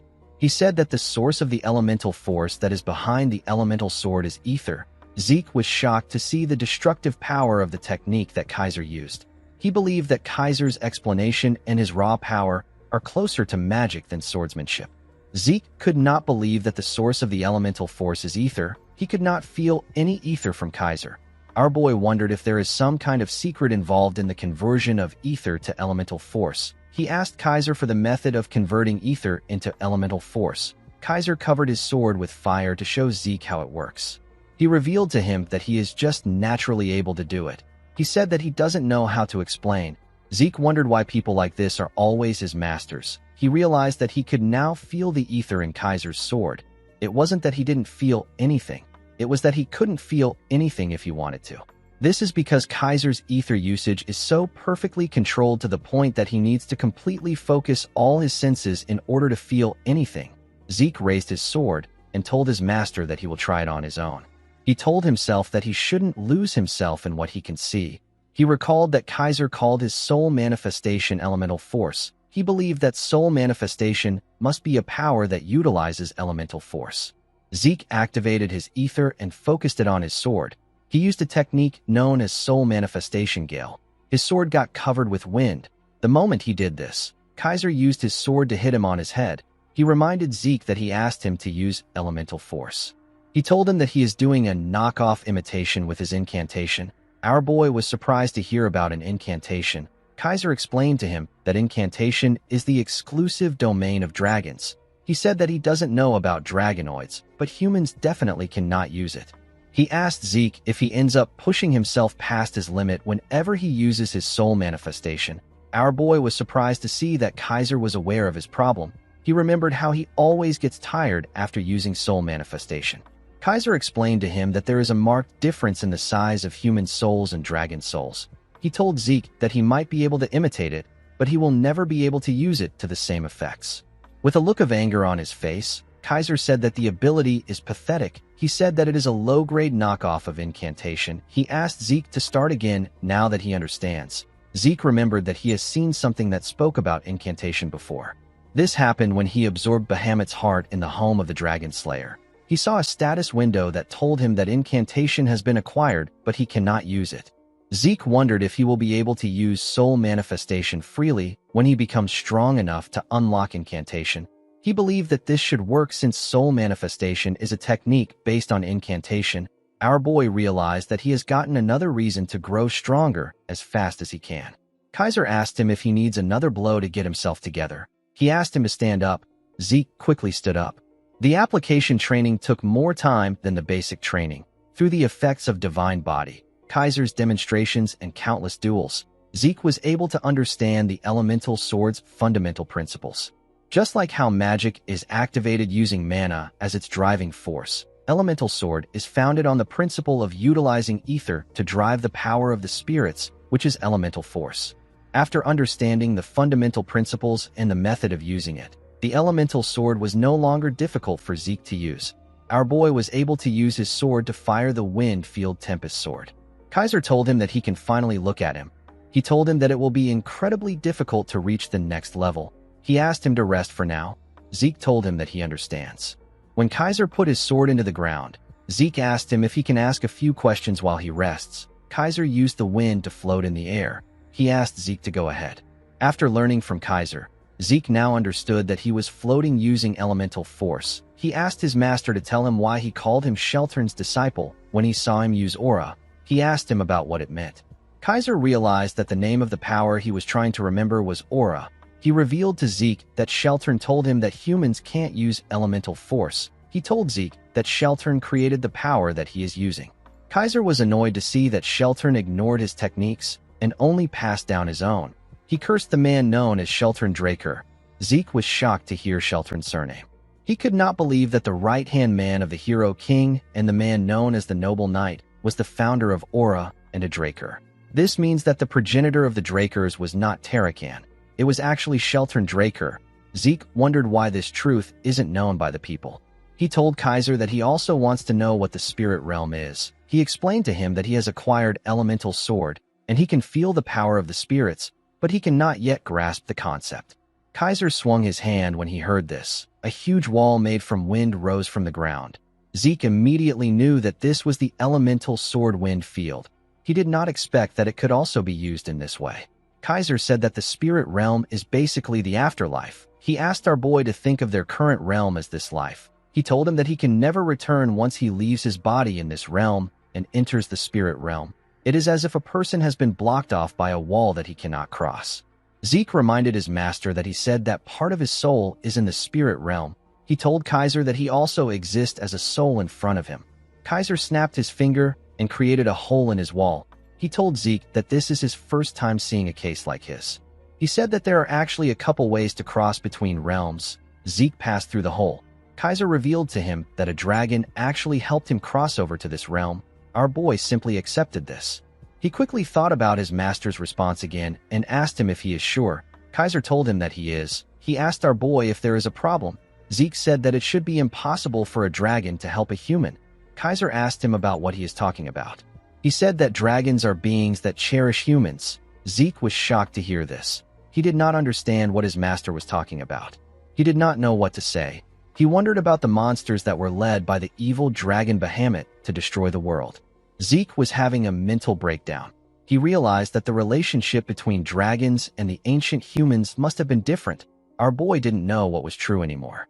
Kaiser stopped floating. He told Zeke that he is a living testament of dragon's love. He appeared in front of him and touched his chest. The moment he did this, the symbol of Bahamut came out of his chest. There were some signs next to it. Zeke was shocked to see this.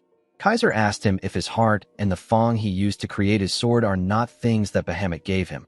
He said that Bahamut's character may be questionable, but he has a cute side to him that cannot refuse a sincere request.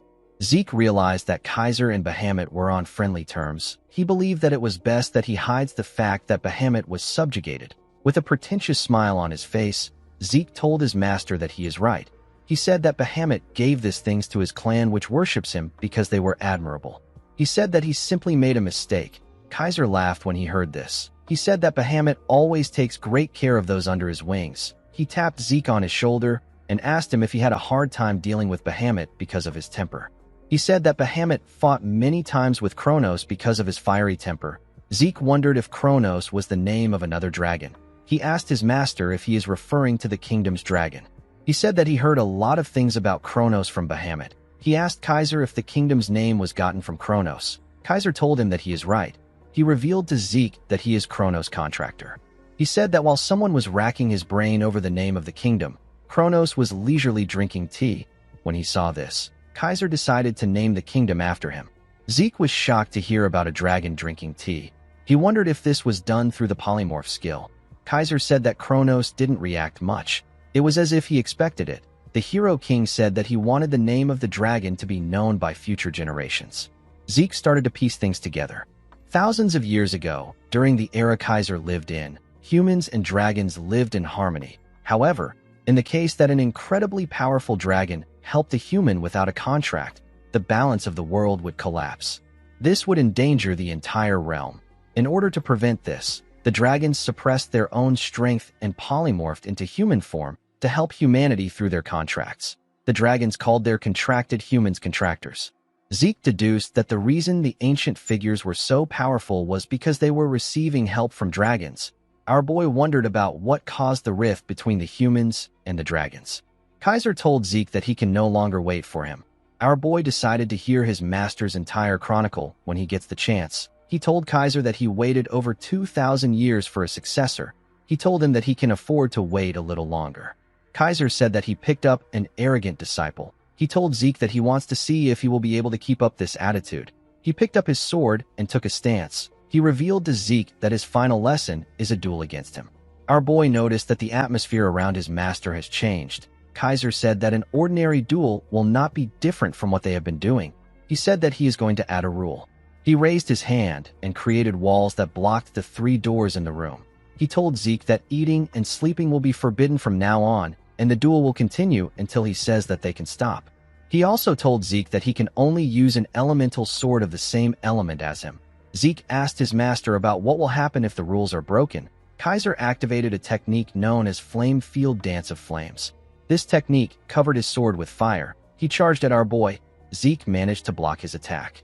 With a serious look on his face, Kaiser told Zeke that he is free to break the rules if he has more than one life. The elemental sword is split into 4 fields that each corresponds to an element. The first field was founded on the element of fire. This field is known as the flame field. It spreads a great amount of heat and flames and boasts an overwhelming destructive power. Kaiser used the flame field to set our boy on fire. Zeke was able to push the fire away and heal his body. The next field that Kaiser used is founded on the element of earth. It is the steel field. Kaiser pressed Zeke down with the steel field. He charged at him with his sword. Our boy was able to block the attack, but his master pushed him deeper into the ground. The steel field specializes in subduing and defending. It uses the power to freely control solidity and mass. As Kaiser pressed him into the ground, Zeke grit his teeth and gathered his strength. He pushed Kaiser back with a large amount of energy. Immediately he did this, something cut him on his face. Kaiser activated the wind field, which is founded on the element of wind. He used the wind field to fire multiple attacks at Zeke while he was in the air. Our boy was able to block the attacks. Compared to the flame field, the wind field lacks power. However, It is useful for its attack speed, high-speed movements, and sword aura. Upon seeing that Zeke was blocking his attacks, Kaiser decided to fire a larger attack at him. Our boy dodged the attack and appeared behind him in an instant. He covered his sword with wind. He wanted to attack his master from behind. Unfortunately for him, Kaiser activated the last field, which is founded on water. It is known as the water field. Kaiser used the water to block Zeke's attack. The water field is used for attack and defense, as well as suppression and support. Kaiser used the water field to push our boy back. The water field is as variable as water itself. It possesses a versatile and well-balanced strength. Kaiser used the water to land a huge cut on Zeke's body. Our boy did not understand what was happening. He believed that his power and range should be greater. He could not comprehend why there was such a huge gap between him and his master. Our boy recalled when he was training to use the water field. He made a large amount of water pour on the ground. Zeke was happy to see what he did. Kaiser quickly hit him in the head with his sword. Zeke asked his master to tell him why he hit him. While floating in the air, Kaiser explained to him that the power he used was the power of a waterfall. It was not the power of water. Zeke asked his master if this isn't all right. He told him that the important thing is that he can use the right element. Kaiser moved to the ground. He told his disciple that when it comes to the other fields, he only needs to manifest the right attribute and wield it with all his force for the power to come to life. However, it is different for the water field. He told Zeke that the water field is all about fluidity. He told him that fluidity will trump strength. He asked Zeke if he understands. He asked him to do it again. Our boy stood up out of anger. He believed that his master was spouting nonsense. It did not make sense to him that fluidity would win against strength. He remembered that he submitted in his past life because he lacked the strength to fight back. He lost what was precious to him because he lacked the strength to protect it. In order to survive, in order to adhere to his convictions, in order to protect that which is precious to him, Zeke sought nothing but strength throughout his life. He could not believe that his master was now telling him that fluidity will win over strength. Our boy could not comprehend this concept. He put himself together and covered his sword with water. He used it to block Kaiser's attack. He could not believe that he was thinking of something else during the duel. Kaiser sent Zeke flying with his attack. Our boy used his sword to hold himself down. His body trembled as he slowly pushed himself up. He realized that he stopped keeping track of time after the 15th day. He believed that this insane duel must have been going on for a month. He had been fighting endlessly without food or rest. Thanks to the duel, Zeke realized that infinite stamina isn't all-powerful. It didn't mean anything in front of a monster that overwhelms it. Kaiser charged at him again. Our boy quickly used his sword to block the attack. He noticed that he couldn't put any strength into his arms right now. The floor was also slippery. While struggling to stand his ground, Zeke slipped and caused a huge splash in the water. Fortunately for him, he was able to stand his ground. He did not expect that he would parry Kaiser's heavy attack with the water. Zeke smiled when he remembered what his master said. He now understood what his master meant when he said that fluidity will trump strength. When he casted aside his strength to grip his sword and his strength to remain standing, he finally began to understand Kaiser's words. The methods our boy learned to control a blade's arc and strikes do nothing but bind its freedom. Zeke realized that he needed to cut away this unnecessary shackles. Just like how water flows from above to below, our boy needed to create his own path. He grabbed his sword and charged at his master. He recalled that he has felt something like this in his past life too, when the line between his sword and himself blurred, and he felt like he was one with the world around him. Zeke now understood that water could be violent at times and refined too. He moved his sword with the water and pushed his master back. He stood before Kaiser like an equal. Kaiser smiled when he saw this. He was excited. He swung his sword at our boy. Zeke quickly moved back to dodge the attack. He went down and gathered a large amount of water around his sword. Kaiser also did the same. With a smile on their faces, the two of them used a technique of the water field known as Water's Edge. Their attacks shook the entire Kronos kingdom. It even left a large hole in the roof of the palace. Zeke fell to his knees. He lost consciousness. Kaiser told him that he is magnificent. He accepted Zeke as the sole successor of his teachings. In the next scene, we see Zeke wake up. He was surprised to see that he passed out. This was his second time losing consciousness. The first time it happened was during his duel with Duke. At the time, the system informed him that the excessive use of his skills has resulted in fatigue that surpasses the allowed amount. The system forcefully shut down his consciousness for his own sake. However, it was different this time. This was the first time Zeke passed out because he reached his body's physical limit. He pushed himself up and called out to Kaiser. He turned around to see that the stone that summoned his master was broken. He realized that his master has returned to the spirit realm. Our boy wondered about what happened to the quest. He felt like he managed to decently use the water field before passing out. While he was thinking, several messages popped up out of nowhere. Zeke was shocked to see the amount of messages that appeared in front of him. The system informed him that he has completed the linked quest. It told him that his reward will be increased due to the time bonus. Zeke was happy to see this. He believed that he deserved the reward since he worked himself to the bone to complete the quest. He received the Fairy Monarch's Tears, 500 karma points, and 3 random skill cards. The system informed him that he has completed the achievement quest. It told him that his reward will increase due to the time bonus. It elevated Zeke's administrator rights and gave him 500 karma points, as well as 3 random boxes. Due to the fact that he was elevated to an intermediate administrator, certain system functions were to be unlocked. Zeke's elementary level quest book changed into an intermediate level quest book. An item hotkey slot was unlocked. The mini-map portal transportation function was also unlocked. The system informed Zeke that his soul has seen some growth. Due to the growth in his soul, the seal on Bahamut's heart was partially unlocked. 90% of Bahamut's power was still sealed off. The messages were quite much. Zeke believed that reading through them will be a lot of work. Our boy decided to first check the seal percentage. He recalled that the seal was at 95% when he first absorbed Bahamut's heart. At that time, Zeke tried to unlock the seal immediately, but the system blocked him. Since he had directly faced the power, he knew that it was something that he couldn't handle. He realized that he can only handle 10% of the power now. Zeke understood that incantation, which he couldn't unlock with points alone, and dragonic control must be related to the seal percentage. He decided to keep an eye on it. He opened the system and unlocked the random boxes he got as a reward. He got some boots created from meteoric iron and a lower body armor that was also created from meteoric iron. The system told him that the property of the items will be activated once he equips a full set of meteoric iron. The third item he got were some earrings that were delicately made from crystals. The earrings grant the user 15% improvement in their mana recovery speed. They also look nice when paired with a red dress. Zeke knew that he could sell the earrings to a mage for a good price. He could not believe that he managed to get the boots and the lower body armor to match with the gauntlet he got from before. Our boy knew that it won't be long before he gets the full set. He decided to check his random skill cards next. When he opened the cards, he saw that he got a C-rank skill known as Static Discharge. The skill allows him to generate electricity to give a target an electric shock through touch. He got another C-rank skill called Flashbang. The skill allows him to shoot condensed energy, which then explodes and generates a bright light that disables a person's vision. The third skill Zeke received was a C-rank skill called Dissonance. It allows him to create an unpleasant sound to interfere with the target's hearing. Zeke did not expect all the skills to be C-rank. He realized that there would be no point to all his hard work if the system just gave him high-ranked skills.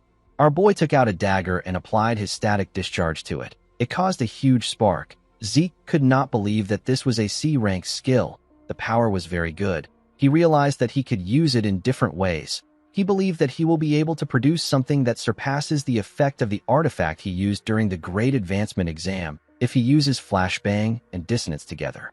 Zeke opened his messages. He recalled that he unlocked more system functions by raising his administrator level. He clicked on the item hotkey slot. This function allows him to use items in the slot like a skill. Our boy believed that the function would be useful in an emergency. He wondered about what he should keep in the slots. Since he had healing factor and infinite stamina, he didn't need any healing potions. While looking through the system, Zeke realized something important. The skills that he thought would be all-powerful each had their own disadvantages. However unlikely it may be, there is no guarantee that he will never encounter another skilled opponent like Kaiser that can't be managed with infinite stamina. He realized that he hasn't been able to confirm the limits of his healing factor yet. He did not want to take any chances. He bought a top-grade healing potion known as Salvation. He bought it for 350 karma points. He registered the potion in the item hotkey slot. Salvation is the masterpiece of Javor Hassan. It is a top-grade healing potion that will instantly recover any mortal wound and stamina. Because of its incredible performance, anyone who has taken it before will not be affected by it again. It also possesses an unknown effect. Although it was an unexpected expense, Zeke was not mad about it. He knew that he had to get a potion that would work as a replacement for infinite stamina or healing factor. Zeke decided to check the most important reward. He took out the fairy monarch's tears. It was in a glass bottle.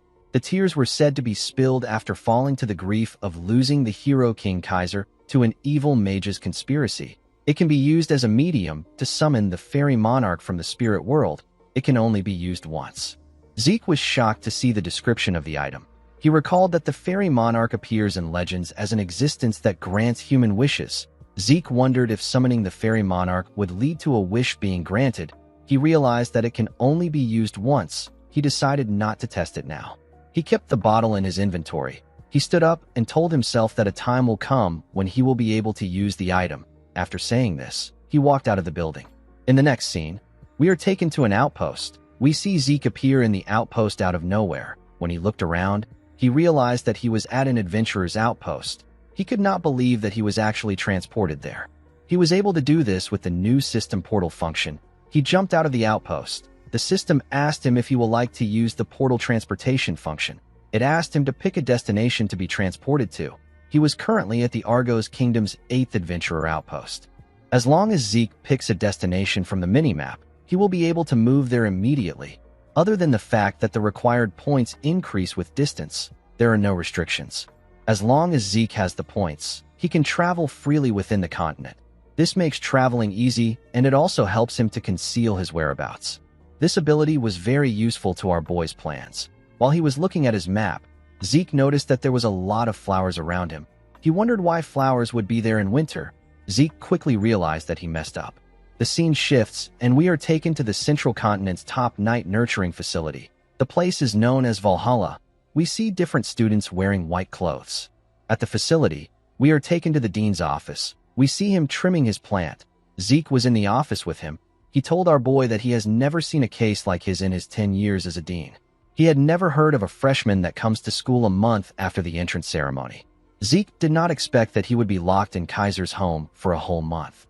In the entrance guide he was given, alongside a letter of recommendation, there was a clause stating that the dean has authority over the entrance into the school if a student fails to participate in the entrance ceremony. Entering next year was too late for Zeke. He needed to get into Terrakin's secret library. He decided to use any excuse to convince the dean. Zeke explained to the dean that he completely lost himself in a state of unity while training in order to make up for what he lacks. He told him that he lost consciousness for a long period of time. The dean, whose name is Flaubert Borges, stopped trimming his plant when he heard this. With a serious look on his face, he asked Zeke if this is all he could come up with in order to make up for missing the entrance ceremony. Flaubert Borges is a knight renowned across the entire continent, hailing from the kingdom of Thebia as a member of the royal guard. The story of how Arthur Draker went to meet Flaubert 3 times to ask him to become the dean is so famous that it is still spoken of 10 years after it happened. Zeke knew that this man is someone who highly values honor and order. He knew that things won't go well for him if he tries to make an emotional argument.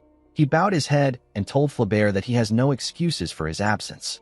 Flaubert did not expect this. He knew that unity isn't something that is easily achieved. If it was any other cadet, he would have dismissed it as a lie. He revealed to Zeke that he received a letter of recommendation from the academy's dean.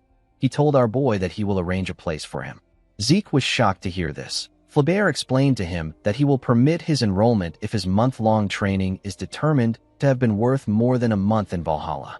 Zeke did not like the fact that Howard helped him in this situation, but he didn't have a lot of choices. He thanked Flaubert for giving him a chance. Flaubert pressed a bell. An assistant quickly entered his office. The dean asked the man to reserve an empty training room immediately. He asked him to tell the professors of each department that there will be an extra entrance exam, so they need to gather there. The scene shifts, and we are taken to the cadet individual training room. We see Zeke standing on the stage. Our boy looked around the room. He realized that all the professors here are renowned knights that he has seen in the continent's news at least once.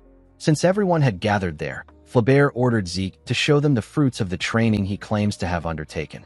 Zeke grabbed his sword. He wondered about what he should show this instructors. He knew that he couldn't show them his elemental sword. He took out his sword and took a stance. He could feel the intense pressure of the instructors who were staring at him. Our boy was aware that this were the people training the greatest knights on the continent. He knew that they wouldn't even blink if he showed them some old technique. Zeke decided to show them a little bit of what he is capable of. He released a large amount of energy in the hall. He focused his energy on his sword. The instructors were shocked to see Zeke's aura shining brightly. They could not believe that they were looking at an aura blade. The instructors could not comprehend the fact that Zeke has already reached the level of a Blue Knight at age 15. They recalled that Abel was the one who held the record of the youngest Blue Knight. He became a Blue Knight at age 19. The instructors believed that our boy was able to achieve this because he is a Golden Awakener. Zeke realized that he messed up.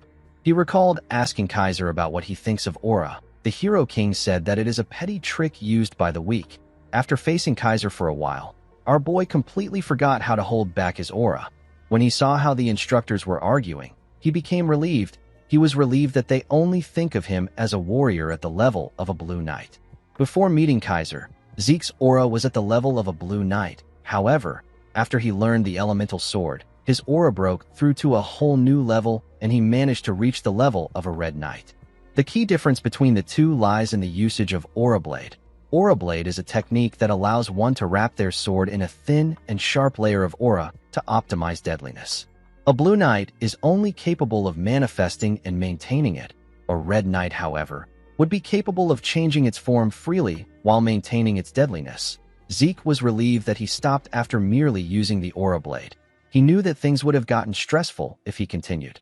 While he was looking at the instructors, someone screamed that he was incredible. Zeke was startled when he heard the person scream. The person turned out to be Flaubert, with a smile on his face. The dean told Zeke that he has shown results that are incomparable to spending 1 month in Valhalla. He told our boy that he could have taken several years off if it was for his awakening. Zeke put away his sword. He was surprised to see Flaubert acting like a completely different person. Zeke bowed his head and told the dean that he apologizes for missing the entrance ceremony. He said that it was due to his own incompetence. Flaubert laughed and asked him not to worry about it. He turned to the instructors and asked them if there is anyone opposed to Zeke's entrance. The instructors realized that the dean is really indulgent towards talented students. The instructors told him that they are not against our boy's entrance. One of them said that such a clear manifestation of Aura Blade is rare even among active knights.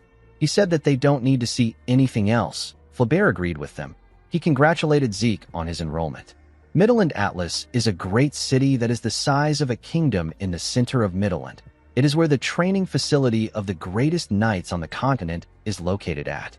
Valhalla and the Drakers' Four Seasons Fortress are located here. Since the Four Seasons Fortress is a place where the patriarch of the Drakers and several key figures reside, it is known as the true castle of the Drakers. In the next scene, we see Zeke arrive at the entrance of a mansion. This ridiculously huge mansion is Zeke's personal house. Even our boy felt like it was too much for him. As he slowly opened the door, we see 2 people waiting for him inside. The moment Zeke stepped in, someone popped a confetti and congratulated him on his entrance into Valhalla. The person turned out to be Duke. Andre was with him. The 2 men wore silly clown costumes. Zeke was surprised to see his master. Duke tapped his disciple on his shoulder and told him that he is amazing. He said that it is his first time seeing someone miss the Valhalla entrance ceremony. He told our boy that they need to get started since he has arrived. Zeke did not understand what his master was talking about. It turns out that Duke and Andre prepared a surprise enrollment party for him after they arrived at Atlas. Our boy wondered why people who should be in the academy were in Atlas. It turns out that Duke has been called back to the Four Seasons Fortress by the Patriarch. It has been a month since Duke decided on his own to become our boy's housekeeper at his mansion. Andre revealed to Zeke that he became an assistant professor at Valhalla. He apologized to Zeke for imposing on him. Our boy felt like Andre followed him there. He did not like this people disturbing his peaceful life. He was annoyed that they decided everything without even informing the owner of the mansion. After drinking several bottles of liquor, Duke and Andre passed out. It was already late in the night. The scene shifts, and we are taken to a bar. We see someone place a coin on the bartender's table and ask for a beer. The bartender was shocked to see the symbol of the Drakers on the man's gloves. The person turned out to be Zeke. Our boy told the bartender that he also wants to meet Kay. The bar became quiet the moment our boy said this. Everyone turned to him and took out their weapons. Our boy smiled when he saw this. He raised his hand and asked the men if they want to have a go at it. The men were terrified to see the Drakers symbol on his gloves. They all quickly sat down and continued drinking like nothing happened. With a nervous look on his face, the bartender apologized to Zeke. He said that he should have stopped the men. He raised his hand and pulled a bottle to open a secret door. He told Zeke that he will guide him to the branch manager. While walking inside a tunnel, Zeke noticed that the tunnel has a second and third layer security magic. He knew that only K would do this. Before Zeke's regression, there were two groups that could have been called the greatest intelligence organization on the continent: the Draker's Order of the Black Knights and the Rome Empire's Intelligence Bureau. However, there is another organization that is not well known among people. This is the Syndicate. At first, it was simply a gathering of smugglers, but after Kay joined the organization, she used their smuggling network as the foundation to form an intelligence network. Around this time in Zeke's past life, he would have been chased out of the academy and would have ended up with the McCain. Our boy did everything he could to survive and clawed his way up as one of their hitmen. Kay, who was the branch leader at that time, went to look for our boy with a commission to clean up an important transportation route. At the time, she wanted to expand the transportation routes they had already secured in order to grow the Syndicate into an intelligence organization that won't fall behind the Black Order or the Information Bureau. Through her talent and tenacity, she managed to turn the Syndicate into her own. After Zeke lost everything to the Empire, Kay went to visit him and presented him with information on the artifact that the Emperor is after. She told Zeke that it won't be easy. She advised him to be careful. Kay actively cooperated with Zeke for his revenge. She said that it was simply her way of paying him back for helping her grow the Syndicate into what it was. Zeke knew that he would have never gotten the artifact if it wasn't for her. He would have never gotten the chance to be there. Our boy knew that information is a weapon. Since he didn't know how the future could change, he believed that it would be better that he stays informed. The bartender knocked a door and opened it for our boy. Zeke believed that it will be beneficial for him to maintain a relationship with Kay through this deal. The moment our boy stepped inside, he saw someone sitting in the dark room. The person lit a matchstick and used it to add fire to their cigarette. Zeke realized that Kay was still the same. A mana lamp got turned on in the room. Kay asked our boy to tell her why he wants to meet with her. Kay turned out to be a beautiful red-hair woman with big boobs. She asked Zeke not to beat around the bush. She asked him to give her only the key points. Our boy revealed to her that he wants to open up a trade with the Syndicate. Kay asked Zeke to tell her the reason why a prodigy who has reached the level of Blue Knight at age 15 and is a noble, pure-blooded awakened of the Draker family wants to make a deal with a criminal organization. Zeke was impressed that she was already aware of what happened at Valhalla. He put his hand into his coat. He realized that she was playing games with him because she is not open to the idea. He took out something from the coat and placed it on the table. He asked Kay to make a decision after seeing what he has. Kay saw some earrings on the table. Zeke revealed to her that it is actually an artifact. He asked her to try it on. He told her that she will be surprised. Kay asked him if the earrings enhance mana recovery. She decided to try them on. She told our boy that mana recovery artifacts are common. The moment she said this, her cigarette fell out of her mouth. She was shocked to feel the power of the artifact. She realized that her mana recovery rate improved by 15%. Kay was shocked because most artifacts have a mana recovery improvement of 1%. Even the impressive ones are only at 3%. Kay couldn't believe that our boy gave her something 5 times better. She knew that there would be no way she wouldn't know about the artifact if it was on the market. She realized that Zeke must have either gotten it from a route she doesn't know about, or he managed to get it on his own. Kay became suspicious. With a smile on his face, Zeke asked her if she is ready to talk. Kay wondered about who Zeke truly was. In the next scene, we see Zeke explaining things to Kay. He told her that she can open up a new account with the sealed personal statement she got. He told her that he has already requested for a representative. He told Kay that the only thing she needs to do is go to the Atlas Northern Bank and take care of the item. Kay knew that Zeke wanted to sell the earrings, but she did not expect him to want to work with her to sell unknown artifacts on his behalf. Zeke wrote that she can take 10% for each item sold and an additional bonus for every 10,000 that they sell. Everything Zeke wrote was what Kay had in mind. It was the upper limit of the deal that she wanted to make. Kay realized that Zeke has access to information. This is because he was already aware that she is a magician. Kay stood up and picked up the contract. She told Zeke that she accepts his terms. She told him that she hopes they both get good luck. Before she could leave, our boy stopped her and told her that he has one question that he wants to ask. With a smile on his face, Zeke asked Kay if her ghost ship is okay. The woman glared at him. Several men appeared behind our boy. They were all holding daggers. With a scary tone in her voice, Kay asked Zeke to tell her where he heard about this from. Zeke laughed and said that he was just asking a question. He asked her to tell him why she is so on the edge. He told Kay that she can actually threaten him. He released his dragon fear and asked her if she can handle the aftermath of her actions. Zeke's energy covered Kay. The woman felt like she was looking a monster in the eye. She began to tremble. The men in the room were also shaking. Kay realized that she doesn't have enough information. She wondered if the entire syndicate will stand a chance if they attack Zeke all at once. She wasn't sure about what to do. Our boy called out to his new partner and told her that they should change locations. The scene shifts, and we are taken to the office of the branch manager of the Atlas branch of the syndicate. We see Kay sitting on her chair.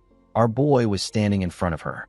He looked at something called a contract of oath. He recalled that it was a common item for a magician to use. A contract of oath is a way of sealing deals that is commonly used by magicians to ensure the integrity of the deal. To sign the contract, a person uses their own blood as ink. Although it is a simple method, its effects are undeniable. Once the contract is signed, each side of the contract will have a seal appear on their arms. If someone were to harm the other party, they would lose their life. Of course, the seal would disappear if methods such as assassinations and betrayal were used. However, it will cause an unending restriction. This will make things difficult. Kay asked our boy to sign it since he knows about it.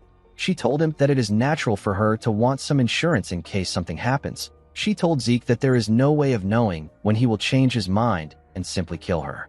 Our boy smiled and told her that she is right. He used the pen to cut himself and used his blood to sign. The moment he did this, a magic circle appeared above him. He told Kay that he is willing to sign as many contracts as she wants if he can earn her trust. Immediately he said this, their signatures got engraved on their arms. Zeke sat down on the chair and told her that they can continue their conversation now that they are partners. He asked her if the person using her ghost ship is using it to distribute Soma to the Marken. Kay let out a sigh. She did not know how Zeke got this information. She told him that he is right. She said that she is using it to distribute Soma to the Marken. Soma is a drug of sorts that is currently banned. With the fall of the kingdom after the Civil War, the southern part of the continent was turned into a breeding ground for Soma. Zeke realized that it must be because of the message from the Transcendent household. Kay told him that he is right. She told him that her customers would like to avoid conflict with the Transcendent household. The only land route that connects the central and the southern regions of the continent is the desert. The desert region is controlled by the Transcendent household known as Ishtar. However, just a few years ago, Ishtar denied all outsiders from entering. Thanks to this, trade with the south has been completely restricted. Since the land routes were closed and most of the sea routes were under the control of the Pabella, our boy was able to deduce that Kay decided to take advantage of the syndicate sea routes. The woman said that she is fortunate that they have a client that is willing to pay. Marken and Pabella are two criminal organizations that control the lawless southern regions. They use the central forest as a delineation. The northern part is controlled by Marken while the southern part is controlled by Pabella. Marken took advantage of the land routes to distribute Soma. Since they had no access to land routes, the Pabella had no choice but to develop sea routes. However, with Ishtar closing their doors, Marken had no choice but to look for new sea routes. Unfortunately for them, the Pabella already had full control of the seas. Kay told Zeke that the story is not important. She asked him to tell her how he found out about her ghost ship. The syndicate decided to cast an invisibility spell on an entire ship to avoid unwanted eyes. Since they are able to hide from both pirates and the Navy, the ghost ship has become a key part of the syndicate's money. It is a resource they try to keep secret to this day. Zeke couldn't tell Kay that he learned about it in his past life. He asked her if an information broker like herself is asking for information. He asked her if she shouldn't be focused on the Pabella's offer. Kay was shocked to hear this. She realized that there was no point in hiding it from Zeke. She told him that he is right. She said that the Pabella offered double of what the Marken is offering them. They promised to give them double for cutting off trade relations with the Marken. Kay told our boy that they are still looking into things. Zeke advised her to reject the offer. He explained to her that the syndicate can use this to slow down the Pabella and Marken. He asked her to think about the offer carefully. He told her that once she cuts ties with the Marken, she will lose an important client for Soma. Zeke revealed to Kay that the Pabella are pirates defeated by the Knight of White Silver. The woman was shocked to hear this. She stood up and told our boy that this is impossible. She said that the Pabella is known for keeping true to their principles. She told Zeke that they are different from the stupid pirates. Zeke told her that it is all for show. With a serious look on his face, he revealed to Kay that the Pabella is trying to find her hidden treasure, which is the Syndicate's hidden sea route. Unlike the Marken who want to keep the goose that lays golden eggs alive, the Pabella will attack the Syndicate once they learn about their ghost ship. Kay told Zeke that he is wrong. She said that the Southern Pirates and the Pabella are two different entities. Zeke hit the table and told Kay that she needs to pay for the information she got. He told her that he simply wants to meet Don Juan, the boss of Marken. He told Kay that he will make her the boss of the Syndicate if she can do this. Kay was shocked to hear this. After saying this to her, Zeke stepped out of the building. Although Kay's network of information is impressive, it is still not enough. In the past, the fastest way of gaining access to the Syndicate's information was to even the playing field and absorb any organization along the way. Zeke hoped that the small fire he started today will grow in intensity and eventually consume Don Juan. The scene shifts, and we are taken to Valhalla. We see Zeke looking around. He could tell that this place was completely different from the Cradle and the Academy. It has a very free vibe. While looking around, Zeke wondered about when the guide the Dean assigned to him will arrive. The moment he thought of this, someone called out to him. The person asked him if he is the guy the Dean mentioned. The boy with a face tattoo smiled at Zeke and raised his hand to give him a fist bump. Our boy didn't do anything. He didn't know why the boy was acting friendly. The boy tapped him on his shoulder and told him that he has a long way to go for the Academy blood to get out of his system. Zeke pushed his hand away and asked him if he is the guide that the Dean sent. The boy imitated Zeke and showed him how he asked the question. He smiled and asked Zeke to tell him why he is using such a serious tone. The boy gave Zeke a rock and roll sign and asked him not to be so stuck up. He advised him to relax. He told our boy that he is the guide that the Dean personally assigned the duty of showing him every nook and cranny of Valhalla. Zeke could tell that this boy talks a lot. While talking, the boy realized that he forgot to introduce himself. He told Zeke that his name is Diego. Our boy was shocked to hear this. Diego introduced himself as the evangelist of New Age fusion music of Southern traditional percussion and central melodies. Diego Villa let out his tongue and told Zeke that he hopes to get along with him. Our boy turned around and told him that he hopes for that too. Diego did not expect Zeke to say this. He moved close to him and asked him if he is already warming up to him. Zeke told him that this depends on his mood. Our boy did not expect to meet Diego Villa, the person who will later be known as the Metered Knight. Zeke did not think that he will meet a man destined to be known as one of the 5 Divine Knights. The 5 Divine Knights are 5 knights that played key roles in the Continental War. The first among them is Bishop Kastek, who is also known as the Silent Knight. The second is Jeffrick Salma, who is known as the Haze Knight. The next person is Asta Eladolf, who is known as the Illusory Knight. The fourth person is Reyna Draker, the Lightning Knight. The fifth knight is Diego Villa, the Metered Knight. While thinking, our boy recalled that people said that all 5 Divine Knights were Valhalla alumni. He decided to confirm if this is true or not. If things go according to his plan, he will be able to strengthen his influence quickly. Diego told Zeke that he is a little hungry because they walked around. He asked our boy if he would like to try some Southern cuisine. Zeke told him that he doesn't have any good memories of Southern food.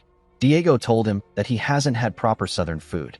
In the next scene, we see Zeke take a bite out of a taco. He told Diego that it is pretty good. The boy smiled and told him that it must be. He explained to him that this Valhalla shark dragon food is something that even a Southern native like him acknowledges. Our boy said that it is better than what anyone will find in the South. Diego asked him if he has been to the South. Zeke told him that he has heard about it. After finishing their food, the boys got some tea. Zeke asked Diego about how a Southern native like him ended up coming to Valhalla. Diego told him that it is a really long story. He revealed to Zeke that his father and mother are rulers of a small kingdom in the South. Our boy did not expect him to be royalty. The Southern continent is a coalition of smaller kingdoms with the Cuzco Kingdom at the center. The majority of the residents immigrated to the central continent when the Cuzco Kingdom collapsed after a civil war. Diego raised his cup and told Zeke that he is a prince. He said that he is an important person.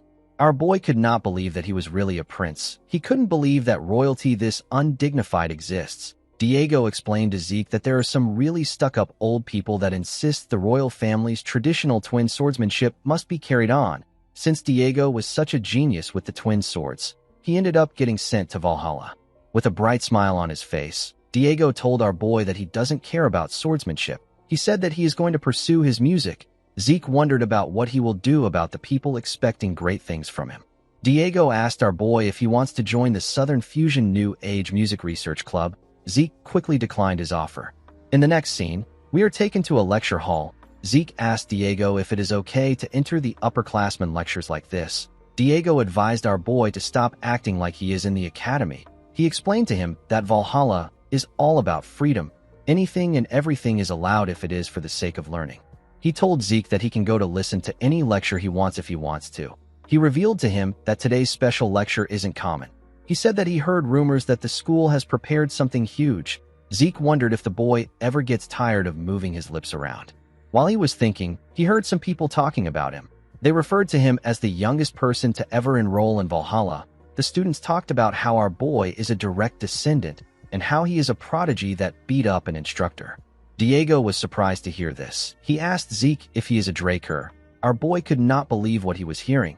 He raised his glove to show the boy and asked him about what he thought the gloves are. Diego asked our boy to tell him what the glove is. Zeke called him an idiot and revealed to him that he is wearing pure-blood gloves. He told him that they are a mark of a pure-blood Draker Awakener.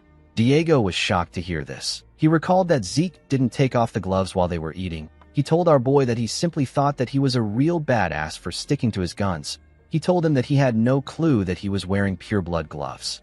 Zeke found it funny that the boy came all the way to Valhalla without knowing about the pure-blood gloves. He noticed that Diego was panicking. He felt like this was the normal reaction a person would have when encountering a pure-blood awakener. Zeke was quite relieved to see that Diego stopped talking. The moment he thought of this, Diego told him that he now understands why he is so stuck up. Zeke was annoyed to hear his voice. He did not know what to even say to him. Diego put his arm around his neck and told him that he should have paid for the meal since he is a Draker. He laughed and told him that he is just kidding. Everyone turned to them when they heard Diego's voice. Zeke could not believe that the boy was becoming rowdier. While he was talking, the dean clapped his hands and asked everyone to pay attention. The students immediately became quiet. Zeke wondered why there were so many people in a lecture hall. He believed that they came because of the special lecture being held by the dean. Upon seeing the amount of student there, Flaubert said that he can tell that they are looking forward to the lecture. Diego took out a book and showed it to Zeke. He asked him about what he thinks about the lyrics. He asked him if the rhyme scheme is crazy. Zeke reminded him that he said that they should listen to the lecture. He asked Diego to pretend to listen. The dean decided to skip the formalities and go straight to the main event. He told the students that he had a really hard time getting this person. He introduced the person as a Black Knight of the Drakers who is returning from the field. Zeke smiled when he saw the person. He recalled that the person returned to the Four Seasons Fortress. He wondered if the man will begin international activities now. The person turned out to be Duke Draker. The students were shocked to see the Gale Knight. They did not expect to see the Black Knight that disappeared. They recalled that rumors were going around that Duke was recently sighted around the Four Seasons Fortress. The students did not expect it to be true. Duke told them that it is an honor for him that they all remember him after he stepped back from the front lines. He advised the students to engrave the lecture in their hearts and soul. He revealed to the students that he became a Black Knight after being part of the normal class in the academy. The content of Duke's lecture was much better than our boy expected. The students did their best to focus on Duke's long lecture. After a while, they began to fall asleep. Diego didn't even listen to him. He was focused on his lyrics. Zeke could not believe that Duke has been bragging for 2 hours straight. He wondered if his master was ever going to stop. Immediately he thought of this. The dean grabbed the mic and said that he feels bad for students who were listening intently. He said that they are out of time. Zeke was relieved to hear this. The dean took a look at his watch and announced that the second speaker is someone they all know. He told them that introductions won't be necessary. He explained to the students that even though the woman is incredibly busy as a guardian knight, she took time out of her schedule to come there. Zeke was surprised to hear this. Within the Draker family, knights are classified as normal knights, intermediate knights, advanced knights, and guardian knights. Because of this, there aren't even 10 guardian knights in the family. Our boy was certain that the second speaker will be a prominent figure. Flaubert took a look at his watch. He wondered why the guardian knight was taking so long. A woman with platinum blonde hair stepped into the hall. Zeke carefully looked at her. Although the woman had platinum blonde hair and a white full-plate armor that stood out, our boy still didn't recognize her. The students were quite happy to see the woman. One of them said that he is so happy he came to Valhalla. He said that he did not expect to see the White Silver Knight in person. Zeke was shocked to hear this. He quickly turned to the woman. He immediately realized that he was looking at the first of the Draker's direct descendants. He was looking at Carly Draker, the woman known as the White Silver Knight. The port town of Isen is an important hub when it comes to sea travel in the central continent. Currently, it is a city with excellent geographical value due to how it can secure trade routes to not only the trade city of the Dolta Republic and the southern continent. It also has access to the eastern continent as well. However, the situation in Isen was completely different just a few decades ago. At that time, southern pirates had occupied the town, and it was a lawless land where all kinds of felonies were being committed. After she became a proper knight of the Draker family, Carly Draker began cleaning up the pirates. 5 years after embarking on this endeavor, no pirate could be found within Isen. After this, Isen became the greatest port city under the Draker's protection. The surviving pirates hid themselves in the deathly water to the south of the Dolta Republic. Carly's achievement of securing trade routes in Isen was acknowledged, and she became the youngest guardian knight. This is a feat that even Abel, who had everything in his hands, was never able to achieve. In the present, Zeke stared at his sister. He knew that the guest would be an important figure, but he didn't expect it to be his eldest sister. He recalled that Carly is currently engaged in a battle of succession against Abel. It was natural for Zeke not to recognize his sister. This is because something happened to her even before his regression. Carly let out a sigh and tapped her finger on the podium. She yelled and ordered everyone to keep shut. The students immediately kept quiet. They became scared. Zeke was not surprised to see that everyone trembled in fear. He knew that this was the natural reaction people would have when a guardian knight yells. Carly told the students that their attitude and behavior of not keeping quiet when a speaker has presented themselves is different from the disciplined Valhalla that she graduated from. She told them that their forefathers would click their tongues if they saw how they are. She asked them if they think that the peace they are enjoying now was granted to them at no cost. She told them that it was gotten through the blood, sweat, and tears of those who came before them. The students did not know how to react to this. Carly told them that it is not important if they just know this. She said that it is only when they reflect this in their actions that this knowledge truly has meaning. Zeke did not expect his sister to be like this. Carly told the students that it is only through rigorous training and a strict adherence to rules that one can grow a healthy mindset as a knight and become a true knight. Zeke realized that his sister is a young boomer. As they walked out of the hall, the students spoke about how awful Carly's talk was. They wished they had listened to Duke more. Zeke knew that his sister gave meaningful advice, but it did not seem to have any effect on the students.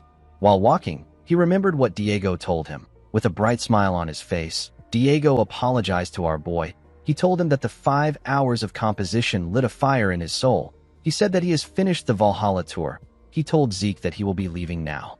Our boy was happy that Diego left. He planned to hunt for talents and live his life in Valhalla. He believed that it will be better for him to search for Tarakan's secret library during times like this. Before our boy could take another step, someone called out to him. When Zeke turned around, he saw his elder sister. Carly asked him if he could spare her some time. In the next scene, we are taken to the Valhalla public training room. We see Carly take out a glowing sword. Zeke realized that this is the mithril sword that the Holy Kingdom gave his sister. The Holy Kingdom was originally bordering Isen, so the pirate problem was a big issue for them too. As a show of goodwill to the benefits they gained from the pirates being cleared out, the Holy Kingdom gifted Carly a 100% purity mithril sword and armor. She got the title of White Silver Knight because of her appearance when she wore this gear. Carly told her brother that she wants him to show her his abilities without hiding anything. Zeke locked his fingers together and carefully stretched his arms. He wondered why his sister came to meet him. He did not think that she would challenge him to a duel. He realized that Carly must have heard the rumor of him reaching the level of Blue Knight. Our boy placed his sword sheath on the ground and drew his sword. He recalled that she said that she wanted to see his abilities without hiding anything. He told Carly that he will do as she wishes. Of course, Zeke knew that he couldn't show the full extent of his abilities. He was well aware that his sister wasn't the only one curious about the extent of his abilities. He could not see a reason why he would put himself at a disadvantage like that. The founding principle of the Draker family is the law of the jungle. Reaching the level of a Blue Knight is already an unprecedented display of growth. If word gets out that Zeke is at the level of a Red Knight, The Zimmons family, who is in the middle of the battle for succession, will end up using any method they can to kill Zeke. The patriarch will do whatever he can to place Zeke under his control. Our boy believed that showing all his cards is something he should do after he surpasses his father. He knew that what he needed now was the background of being from a transcendent family. Zeke does not plan on following his family's will. Immediately he thought of this. He and his sister charged at each other. When their swords clashed, some sparks flew between them. Carly used her sword to push our boy's sword down. She quickly swung her sword at his head. Zeke was able to dodge the attack, but Carly landed a cut on his face. He quickly ordered his system to temporarily pause his healing factor.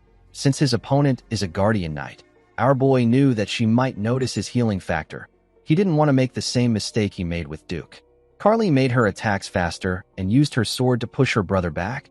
She moved close to Zeke and gave him an attack that sent him flying. She landed a cut on his shoulder with her attack. Zeke wondered if he had to go to the red level. Limiting himself to the blue level doesn't let him put up a fight. Carly jumped and charged at Zeke from above. She raised her sword and swung it at him. When she got close to him, Zeke was able to block the attack with his sword. The impact of the attack caused a huge explosion. When the dust cleared up, we see Carly pressing her brother down with her sword. She told Zeke that most swords would have split into two by now. She told him that he is using an excellent sword. While struggling to hold on, our boy smiled. He pushed Carly back and put some distance between himself and her. He carefully cleaned his face. He realized that a full-on battle against a red-level knight, while limiting himself to the level of blue knight, is suicidal. Carly asked her brother if he is letting his guard down just because he created this much distance between them. Zeke did not know why his sister said this. He quickly turned to the side. He realized that he messed up. Before acquiring the title of White Silver Knight, Carly Draker had another famous title. Because the aura blade she swung around resembled that of a giant's sword, Carly was called the Giant's Blade. When Zeke turned to the side, he saw his sister's aura blade about to tear him apart. He grit his teeth to withstand the attack, but he was still sent flying. Our boy crashed into a wall. His sword was stuck to the ground. Carly's attack destroyed everything it touched. The woman became worried. She wondered if she did not hold back enough. The moment she thought of this, she noticed something. She saw her brother walking out of the rubble. Zeke placed his hand on a wall and smiled. He was certain that he managed to put on a convincing act. He hoped that his sister liked it. Carly put her sword away and told her brother that he's amazing. She could not believe that he blocked her strike. She told him that he exceeded her expectations. She let out a sigh and told Zeke that she has something to discuss with him. The moment she said this, Zeke fell to the ground. Carly was surprised to see this. She quickly ran to her brother. When she picked him up, she noticed that his internal injuries were quite serious. She wondered if Zeke used his aura excessively. She took out something from her pocket and poured it into Zeke's mouth. She told him that this is their family's highest-tier recovery potion. She asked him to drink it slowly. Immediately, our boy swallowed the potion. His body began to glow. Zeke asked his system to temporarily activate his healing factor. Our boy believed that it won't be suspicious if he uses something like this now. Everything Zeke is doing is an act. He was attempting to hide his strength by disguising himself as someone who has reached the level of Blue Knight. When the Giant's Blade got close to him, he received it with a bare minimum defense to allow himself get hit by it. Right before the attack touched Zeke, he noticed that the smallest of openings appeared. He did not know why this happened. Our boy received Carly's aura with his body. Because his constitution does not allow the use of aura, Zeke naturally ended up resisting it. Since Carly believed that he was capable of using aura, she ended up believing that his internal injuries were a result of Zeke pushing himself past his limits. Zeke raised his head up and touched it as if he had a headache. Carly asked him if he is feeling better. Zeke smiled and referred to her as Dame Carly. He thanked her for what she did. Carly stood up and asked him to call her sister. Our boy didn't expect this. The scene shifts, and we are taken to the outskirts of Atlas. We see a carriage moving around. Inside the carriage, we see Carly offer Zeke some tea. She told him that she prepared it for him because she heard that he enjoys it. She revealed to him that it was shipped by air from the eastern continent. Zeke thanked her for the tea. He recalled that his father said something similar the last time they met. He wondered about how far the tale that he likes tea has spread. Our boy was surprised to see that they were sitting inside a carriage. He told his sister that he would have never imagined that the inside would look like this when he saw it from the outside. Carly revealed to him that she used camouflage magic on the carriage. She said that a guardian knight's carriage stands out too much. Zeke found it odd that his sister dragged him from a training room to the city outskirts by carriage. He asked Carly if the subject is something that would cause other people trouble if they should hear about it. Carly told him that it is about the butchering knight. She revealed to her brother that she needs more power in order to stop Abel. Zeke asked her about what she means. He asked her if she is talking about the second son of the household. Carly told him that she will explain from the beginning. She revealed to our boy that one of their family's tenets is the oath of neutrality. She said that Abel has broken the creed to not get involved in national disputes. He is currently siding with the Rome Empire against Alencia in their dispute. Zeke realized that Abel has been making his moves from an early point in time. He asked his sister if the Four Seasons Fortress is unaware of this. Carly revealed to him that the fortress is overlooking the issue. She explained to Zeke that the Four Seasons Fortress is currently divided. This is because supporters of the Empire have appeared in the Elders' Assembly that Abel is receiving support from. Zeke asked her if all the Elders are on the Empire side. Carly revealed to him that some of them are maintaining neutrality. Our boy could not believe that the stuck-up Assembly of Elders was merely maintaining neutrality instead of showing dissent. He told his sister that it is only a matter of time before all the Elders join the Empire's side. Carly told him that it will be appropriate to view the situation like this. She explained to her brother that she is trying to find a method she can use to stop Abel. She said that she can't just wait for him to get caught. She told him that if they leave Abel alone, this will devolve into a great war. Zeke knew that Carly's predictions were correct. It has already been 3 years since our boy regressed. 7 years from now, the Drakers and the Rome Empire under Abel's command will launch a continental war. Countless people will die or get ruined. The skies will go dark and the land will be drenched in blood. Carly revealed to her brother that she has resolved herself to acquire enough power to stop Abel. She explained to him that Abel is currently controlling the higher-ups of the family. He believes that those lower down will naturally follow him. However, Carly believes that true knights do not bow to power. They follow justice and a greater cause. While being true to her beliefs, Carly plans to rally the normal knights in the vicinity of the Four Seasons Fortress.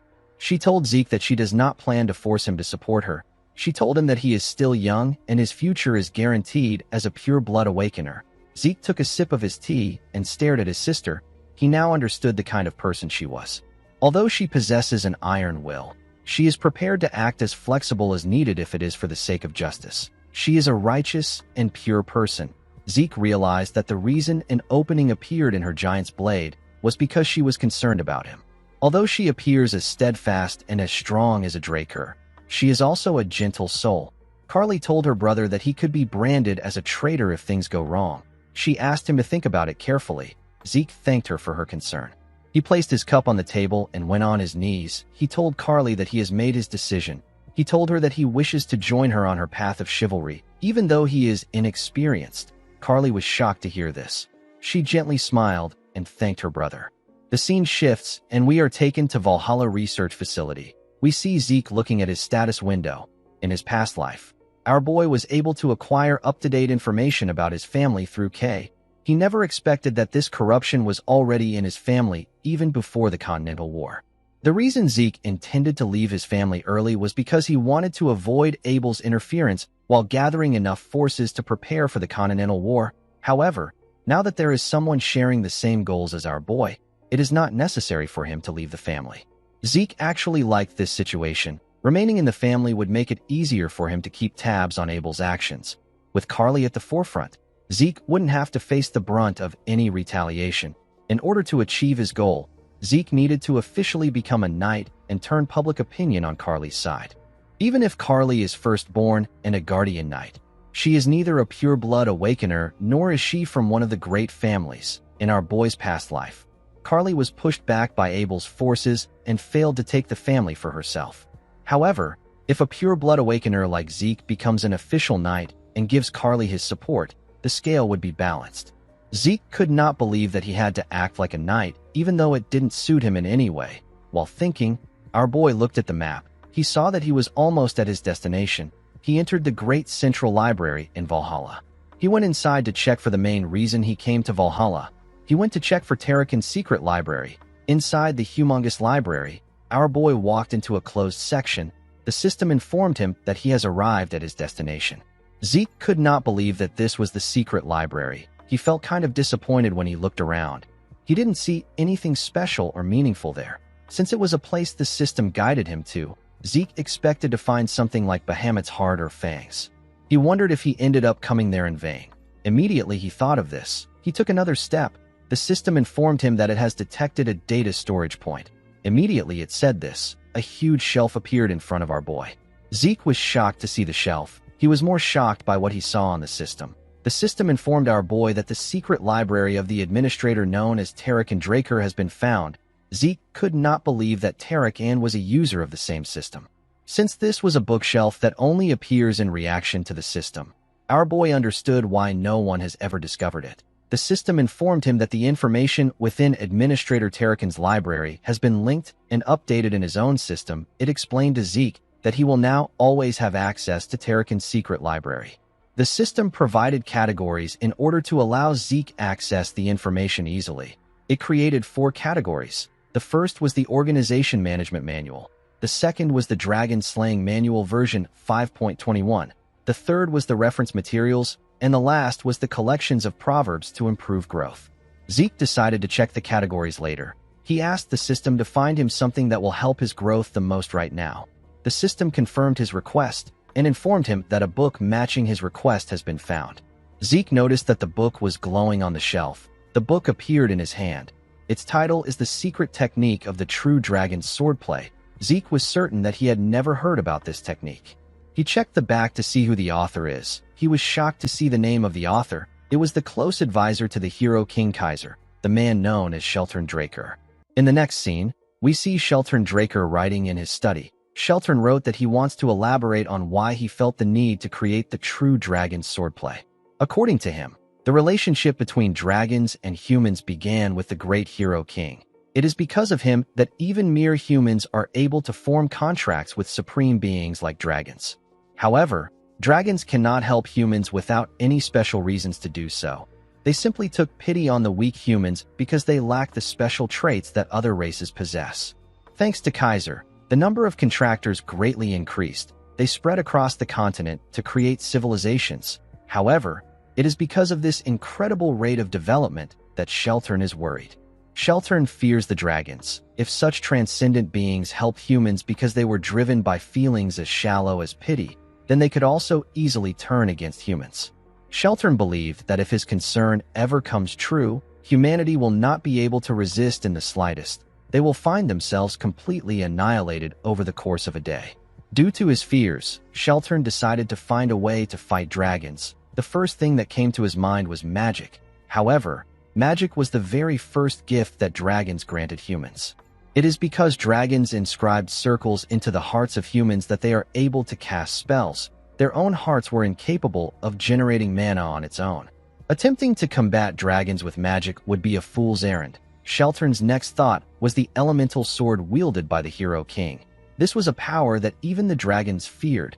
Unfortunately, this is a power granted only to Kaiser, who has inherited the blood of the fairy monarch. Since he didn't have a lot of options left, Sheltern immersed himself in research in order to discover a new power which only humans could wield. He tested the primitive swordsmanship of the North and the mysterious powers of the East. There was nothing that Sheltern did not try in order to transcend the limits of his own humanity. When he was at a dead end in his research, Sheltern received help from someone he never thought would help him. It was the contracted dragon of Kaiser. The dragon's name is Kronos. Kronos claimed to help Sheltern because he found his research intriguing. However, the man could feel a strange determination from the dragon.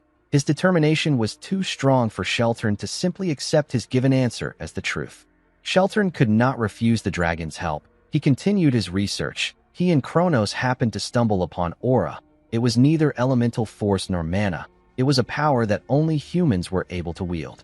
Having finally discovered a clue after Kaiser left for the spirit realm, Sheltern continued his research on aura.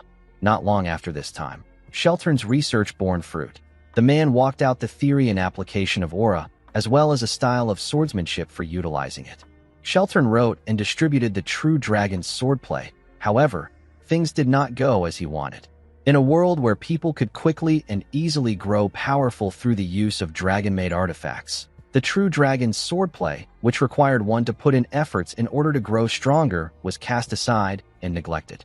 As he wrote his book, Sheltern said that he is relieved to see that his concerns have been unfounded and dragons have not betrayed humanity. Sheltern wrote that he still believes that a day will come when this swordsmanship will be necessary. He hoped that the person who finds the book understands his will and works hard to learn the techniques. While Zeke was looking at the book, he received a message. The quest is titled Successor of Sheltern. Zeke was asked to learn the secret techniques of Sheltern Draker. He was given 3 months to learn the technique. The quest reward would be the coordinates to the Kronos Kingdom's treasury. Our boy put the book back in the shelf. He was happy to see the reward. He was certain that the treasury would be filled to the brim with incomparably powerful artifacts. The problem Zeke had was that the time limit was 3 months. He wondered if this technique was much harder to learn than the elemental sword. He decided to focus on learning the true dragon's swordplay for now. Zeke found it funny that Sheltern was right in the end. Just as he predicted, the dragons later betrayed mankind, and the Liberation War took place because of this. Zeke asked his system if there is no more useful information in the secret library. He asked it if it has something like Tarakan's journal. The system confirmed his request and found one record matching his request. It informed him that a magic video record will be played. The library slowly began to fade away. Our boy was surprised to see this. He recalled that this was the same thing that happened when the tutorial began. Zeke was taken to a desert. He wondered about where he was. The place felt like a space that the system created. When Zeke turned around, he saw something horrifying. Our boy couldn't move. The thing raised its head and body out of the ground. Zeke's indomitable mental defense skill quickly got activated. Even though the skill was activated, our boy was still shaking. The monster in front of him felt too real. Zeke could not believe that he was looking at the being once known as the king of all creations. He was standing in front of a dragon. While he was shaking in fear, someone called out to the dragon known as Bahamut. Our boy could not believe that he was looking at the evil dragon. He quickly turned to the person behind him. Zeke could not believe that he wasn't able to sense the presence of the man behind him until he opened his mouth. He could tell that this man was ridiculously powerful. He was basically a monster. The man with the blurry image passed through Zeke. Our boy was surprised to see this. He quickly understood that he was literally inside the recording. Zeke wondered if this scenario recorded in Tarakan's journal is the decisive battle between Bahamut and Tarakan Draker from the legend of the Dragon Slayer.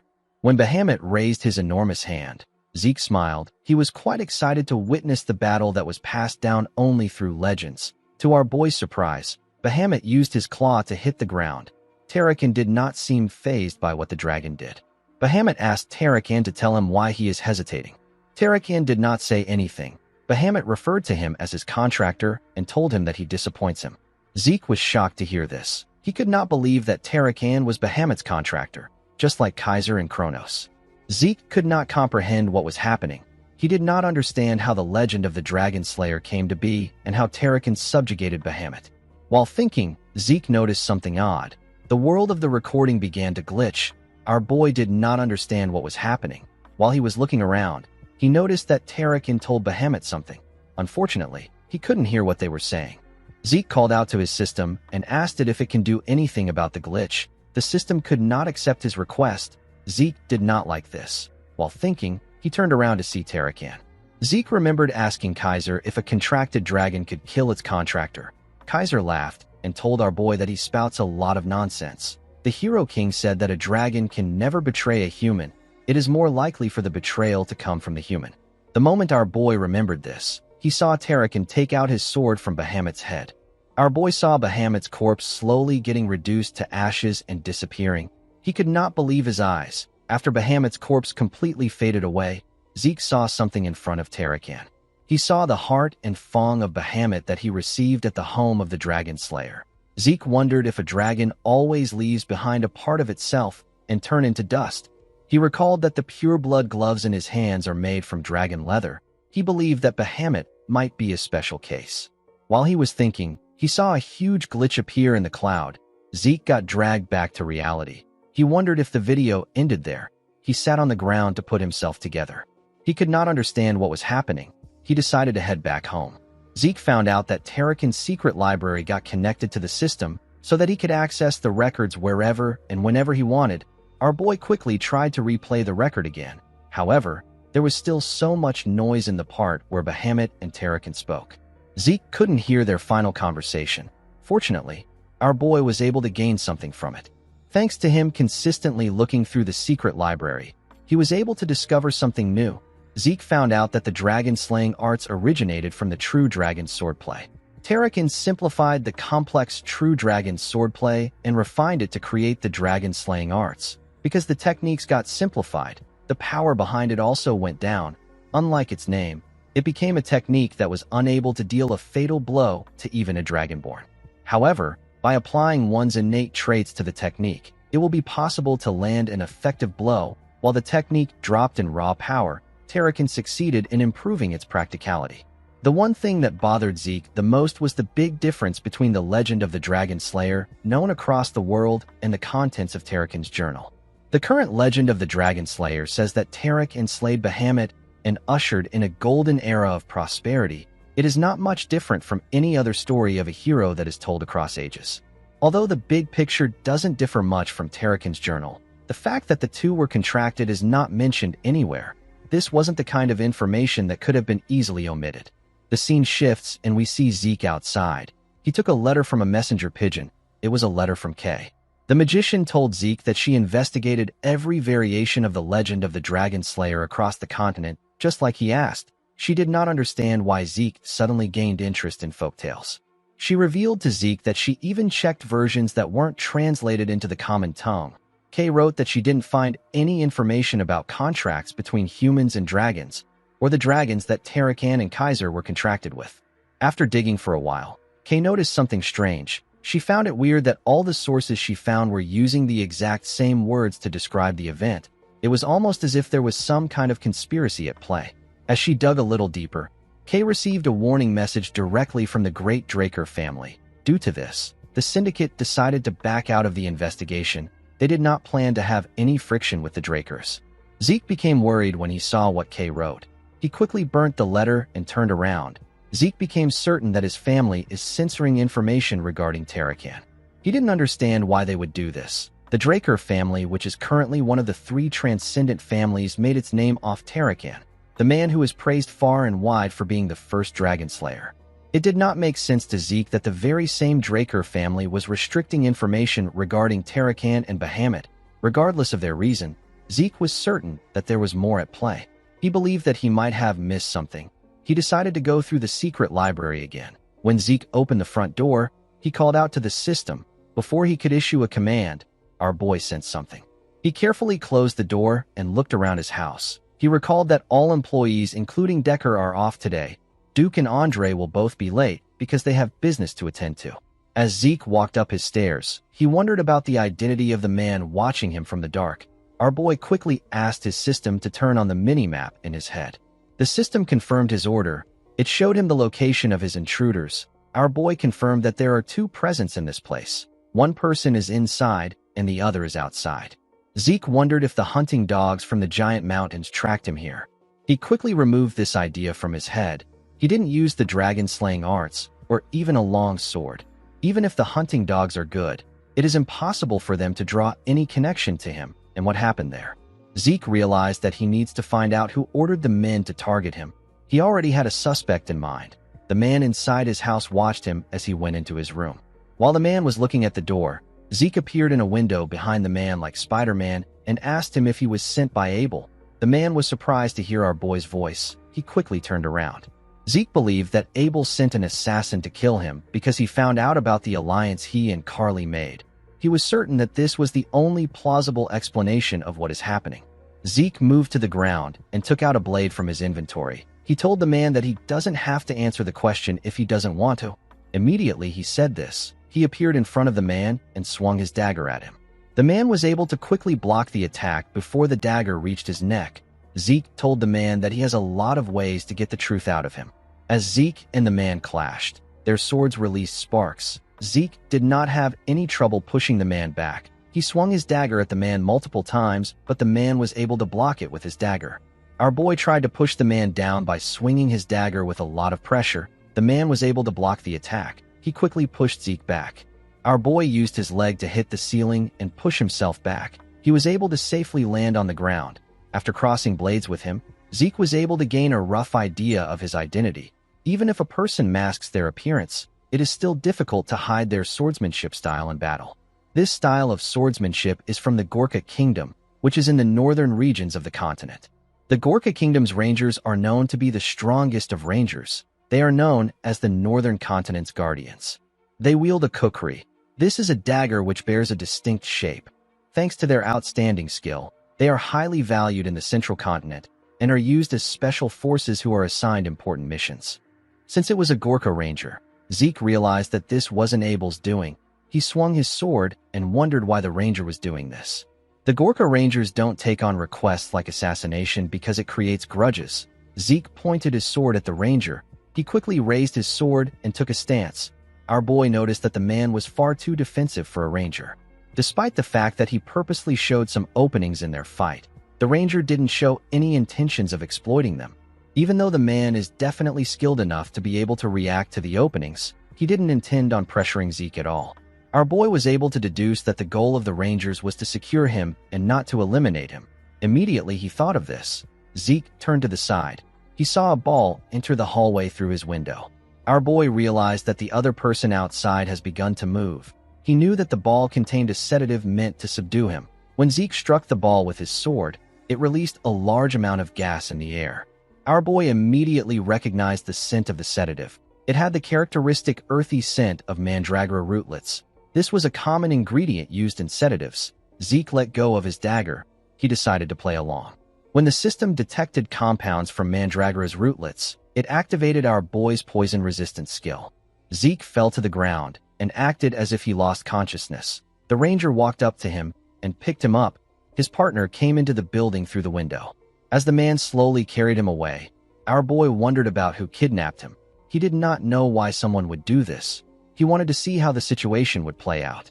The scene shifts, and we are taken to the outskirts of Atlas. We see Zeke tied up in iron chains in one of the houses. He was surrounded by rangers. Our boy smiled when he saw the person sitting in front of him. He said that he never expected his kidnapper to be an outsider. He referred to the man as Cliff Lionheart. This man is the Reinhardt merchant group leader. Since Zeke knew who he was, Cliff believed that their conversation would go smoothly. Our boy was also acquainted with this man in his past life. The Reinhardt merchant group is one of the 10 great merchant groups. It acts with the Alencia kingdom at its center.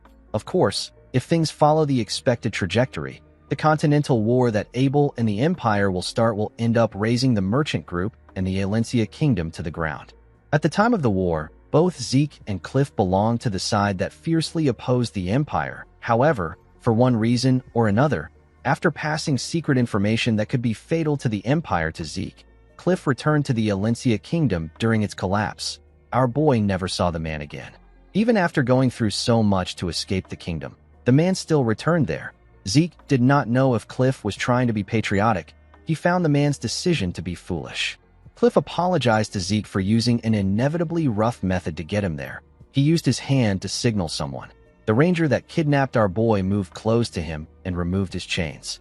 Cliff assured Zeke that he will receive an apology from his merchant group for this discourtesy. He told him that he wants to take his time to have a discussion with him. Zeke carefully moved his wrist. He asked the man to go straight to the point. With a serious look on his face, our boy asked Cliff to tell him what he wants.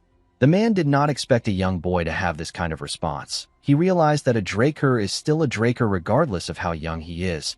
He knew that even the most experienced knights wouldn't be able to help being guarded and anxious in a situation like this, but Zeke didn't falter at all. Although Cliff set the stage in order to take the initiative in their conversation, our boy managed to take back control. Cliff asked Zeke to take a look at the documents in front of him before they start talking. Our boy took out the documents. Cliff explained to him that it is a record of those infected by the new pandemic that recently spread across the southern regions of the central continent. Zeke asked the man about why he wants him to see this. The moment our boy asked this question, he saw a document that caught his eye. Cliff noticed that Zeke found something. It was a document about a woman called Elena Stone. This is the mother of Liam Stone. She was suffering from the rose disease. However, because our boy gave Liam instructions on how to create the cure, Elena is now doing better. Zeke threw the document on the table and asked Cliff to tell him what this is about. The man said that the new disease is known as the rose disease. He said that it is a torturous disease with a fatality rate of 100%. Cliff told our boy that Elena Stone did not die from the disease. She even recovered. He said that he questioned the physician in charge of the woman. They refused to talk about the case. With a serious look on his face, Cliff asked Zeke if he knows anything about this. Zeke smiled when he heard this. He knew that the man already caught a whiff of the circumstances from the very beginning, and yet he still insisted on picking at him like this. Our boy wondered if the man did this because he is a merchant. He assumed that Cliff's goal is to gain a monopoly over the cure of the rose disease. Considering the fatality rate of the disease, this is an entirely plausible motive. The worth of the cure is so unimaginable that a person could rob the entire continent of its wealth, and it would still pale in comparison. However, Zeke knew Cliff quite well. He is a reasonable man who can see past his own self-interests. There is no way a man like Cliff would lose himself to greed and take on the risk of kidnapping a descendant of one of the transcendent households. This means that the man has another goal. Zeke told the merchant that he was the one who gave the woman the cure. Cliff was happy to hear this. He jumped out of his chair and asked our boy to sell the cure to him. He told him that he will pay him any amount he wants. Zeke raised his hand and smiled when he heard this. He asked the man to tell him why he is excited. He told him that he is not acting like a merchant. Cliff was annoyed to hear this. Our boy became certain that Cliff's goal is not money. He wants to save someone's life. With a smile on his face, Zeke told the man that they need to make a deal. The man sat down back. Zeke told him that he has to fulfill 3 simple requests in exchange for receiving the production method for the cure. Cliff asked him if he can tell him his request. Our boy said that he doesn't know yet. He told the man that he will call in these favors when he needs them. He assured him that he won't ask for anything a merchant group can't handle. He asked him not to worry too much. Cliff was still quite worried. He asked Zeke if they can come to terms on the things that they can't handle. Our boy smiled when he heard this. After some time, Zeke wrote the production method on a paper and stretched his hand out to give it to Cliff. He asked the man to follow the instructions on the paper to make the cure. Cliff quickly stretched out his hand to receive the paper. Zeke moved his hand back. He told the man that there is something he is personally curious about. He asked Cliff to tell him the person in need of the medicine. The man froze in fear. With a nervous look on his face, he told Zeke that he simply intends to procure a product with immense worth as a merchant. Our boy explained to him that he got the Northern Rangers to kidnap someone from a transcendent family, and he also reacted with an explosive emotion as if he forgot what the word composure meant. Zeke told Cliff that this isn't how the great Reinhardt merchant group should present itself. Cliff realized that our boy had caught on to him. He sat down and said that the cure is for a member of the royal family of the Kingdom of Valencia. Zeke did not expect to hear this. He asked the man to tell him which member of the royal family it is for. Cliff told him that he can't share this with him. Our boy did not understand why he would say this. He asked the man if he knows how many royals are in Valencia. The moment he said this, our boy noticed something different about Cliff's eyes. He remembered the man telling him that he is returning to the Valencia kingdom in the past. Zeke asked the man to put himself together. He told him that both the kingdom and the Reinhardt merchant group are done for. He told him that he will die if he goes back there. Zeke advised Cliff to seek asylum in the north. Cliff thanked him for his suggestion. He told our boy that he is very tired now. With a look of sadness and emptiness in his eyes, Cliff said that he wants to face his end in Valencia. The Cliff of the present apologized to Zeke and told him that he can't share any more information with him. Our boy realized that the look in his eyes is completely different from the look he had in his past life. He wondered if this sick person was someone precious to him. Zeke recalled that his sister told him that Abel is supporting the Empire in their fight against the Valencia kingdom. Apart from this, the kingdom is already in a chaotic state due to disputes regarding the administration of various races' ghetto. There is also the weak power of the royal family. Internal power disputes have led to a considerably difficult situation. Since there was still time before the Continental War breaks out, Zeke decided to get a connection to the Valencian royalty. He believed that this connection will pay off in the future. He stretched out his hand to give Cliff the paper. He told the man that it is fine if he doesn't want to tell him. When Cliff accepted the paper, Zeke told him that the contract has been established. Cliff's hands were shaking. He couldn't believe that the cure was in his hands. He held the paper close to his chest like a man that has found hope. Our boy called out to him. He apologized for disturbing him while he is wallowing in his emotions. He asked Cliff if he is okay with him making his first request now.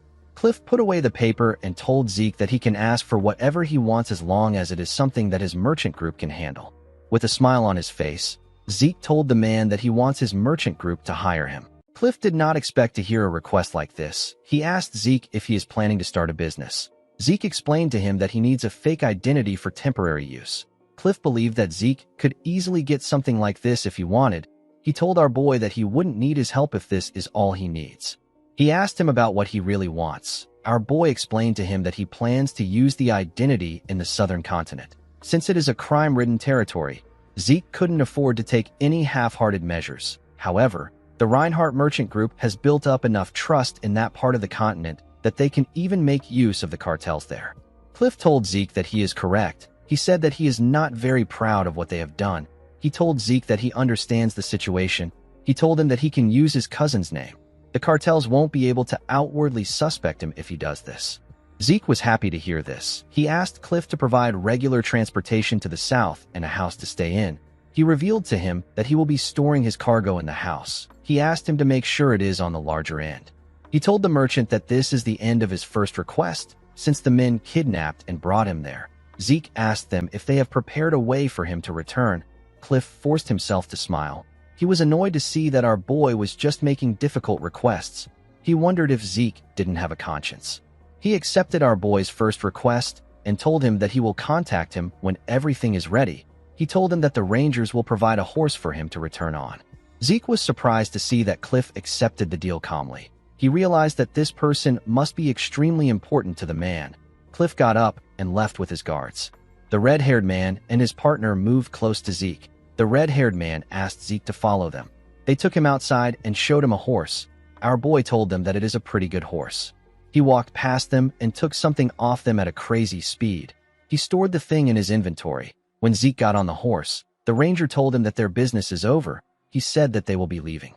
Zeke asked the man if this also means that their contract with Cliff is over. The rangers were surprised to hear this. The red-haired ranger turned around and told our boy that he didn't know that he knows how to speak Gorkalai. He asked him if the Drakers even learned things like this. Zeke smiled and told the man that it is his own hobby. He revealed to him that he wants to hire them for something. Zeke informed him that he wants to rescue someone imprisoned by McCain. The man turned to his partner. His partner shook his head. Zeke asked them if the reward is too small. The man said that the money is not the problem. He knew that they would gain a good profit since it is the same condition as the one they were given by the Reinhardt Merchant Group. He told Zeke that the problem lies in his identity. He explained to him that their king does not make deals with the transcendent households. Zeke was shocked to hear this. He couldn't believe that this was what they were thinking so hard about. He reminded him that Cliff is going to prepare a fake identity for him. The commission request they will be sending to Gorka will be written under this name. The man told him that it is fine as long as he doesn't get caught. Zeke told him that they need to settle something before they move on. The man didn't know what he was talking about. Our boy threw 2 kukris to the ground. The 2 rangers were shocked to see the kukris. The kukri is no simple weapon for the rangers of the Gorka kingdom. It is a weapon granted to them when they are recognized as full-fledged warriors. It bears equal weight to the ranger's life itself. It is their soulmate. The fact that something bearing equal weight to their lives was stolen from them, while they were completely unaware, means that their lives were easily taken from them by someone of overwhelmingly greater skills. Zeke told the men that this is his way of saying thank you for kidnapping him. The men didn't know what to say. The red-haired ranger called our boy a monster. With a smile on his face, Zeke told the man that he is quite good at speaking in the common language. He told him that he hopes they meet again. After meeting with Cliff, Zeke began to properly search for comrades. His targets were the heroes that distinguished themselves during the Continental War and gained the title of 5 Divine Knights. Our boy wanted to get closer to them now and win them over to his side later. He was certain that this people will become great assets. Fortunately for him, he received the Dean's incredible support. He was able to find out that all 5 heroes are graduates of Valhalla. The problem he had was the timing. The Silent Knights, whose name is Bishop Kastek, has already graduated and joined the Knight Order of the Thebia Kingdom. The Haze Knight, whose name is Jeffrick Salma, is in the graduating class, and he is currently participating in an on-site training. Asta Eladolf is currently on leave and is refusing to return to Valhalla due to his severe insomnia. Zeke knew that Reyna will be enrolling next year. Since she is a blood relative, he has many opportunities to see her. In the end, The only person our boy has access to now is Diego. In the next scene, we see Zeke playing the drum for Diego and his band. Zeke didn't know how he got there. He remembered going to Diego's club in order to win him over. Diego put his hand around his neck and told him that he came at the perfect time. He told him that they are in need of a drummer. Zeke didn't understand what he was talking about. Diego told him that he understands that he wants to jam. He made him sit on the drummer's chair and congratulated him for joining the Southern Fusion New Age Music Research Club. Our boy didn't know what to say. He began to hit the drum and follow the band's rhythm. He decided to just have fun with them. In the next scene, we see Zeke looking drained and tired. He had a difficult time catching up to Diego's pace. When he stepped into his mansion, his butler bowed his head and welcomed him. Zeke informed the man that he is going to train. He asked him to tell the servants not to disturb him. Inside his training room, Zeke pushed his sword into the ground and sat down to read the True Dragon's swordplay. He saw that he was supposed to concentrate the flow of aura to pierce through his blood vessels. This will take him from the microcosmic orbit to the macrocosmic orbit. Zeke did not know what this meant. He had never heard of this terminologies before. After seeing the book for himself, our boy understood why Tarakan reformed it into the dragon-slaying arts. This is because all the techniques in the True Dragon's swordplay require an incredible amount of compression and decompression of aura. This swordsmanship is not meant to be used against men. It was created to solely fight against dragons. Because of this, its lethality can be compared to that of an elemental sword. Zeke stood up and took out his sword. He took a stance and released some energy. He tried to focus on creating a sword art that was much more powerful than the dragon-slaying arts that he is familiar with. He needed to compress his aura until it is so dense that it cannot possibly be compressed further. This was done so that he could slice through a great dragon with a single slash. Zeke followed the instructions and swung his sword. Decker stepped into the training ground. He watched his master swing his sword at a crazy speed from above. Zeke smiled as he swung his sword. He found his divine body to be amazing. His divine body allows him to naturally perform at the highest level, and the rate at which he learns combat and transfer ether within his body is incredibly fast. The divine body showed Zeke images of the steps he should take. It was as if a map was being spread out in front of him, and it was showing him the optimal and completed form of the technique in order for him to know where to go. Zeke followed the path placed in front of him. The more he repeated the movements, the faster he was able to learn them. Our boy raised his sword and made a clean and swift strike. It was basically a perfect strike. The moment he did this, he felt something. Zeke just recently surpassed his former wall and became a red knight. However, he was already reaching the next wall. He was getting closer to becoming a black knight. Normally, our boy wouldn't pursue a hasty growth because he believes that it will hinder him later. However, the heart of Bahamut residing in his ether hall is resonating with the True Dragon's swordplay and crying out. This made Zeke continue swinging his sword. He wanted to hold on to this sensation. He wanted to get a hold of what he was feeling. While he was swinging his sword, a symbol and some letters appeared in front of his chest. Zeke was surprised to see this. Before he could do anything, a mysterious energy took over his body. His eyes became black. Zeke could not comprehend what was happening. The system informed him that Bahamut's heart has reacted to Sheltern Draker's True Dragon's swordplay. It told him that it will now show him the memories engraved within Bahamut's heart. Zeke was surprised to hear that he will be seeing Bahamut's memories. His consciousness got transported somewhere. The place was quite dark. Our boy couldn't see anything. Suddenly, he heard someone coming. When he looked down, he saw a dragon. He saw someone call out to the dragon known as the Lord of Dusk. This dragon is Bahamut. The man told Bahamut that he has a request to make. Bahamut opened his eyes when he heard this. The mysterious man took out a book and told Bahamut that he would like him to hold on to the True Dragon's swordplay that he created. This man is Sheltern Draker. Bahamut stood up and told Sheltern that he always knew that he was detestable, but he didn't know that he was mad.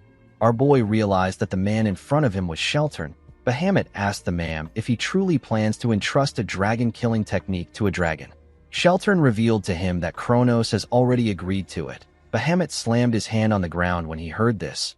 He gathered his energy inside the cave and created some huge weapons in the air with his energy. He said that Kronos has been led astray by humans, and he has lost his sense as a mediator. Upon seeing that Bahamut wasn't ready to listen to him, Sheltern placed his hand on his sword. Bahamut created more spears in the air. While screaming at the top of his voice, he told the man that he doesn't believe in Kronos' rambling prophecies.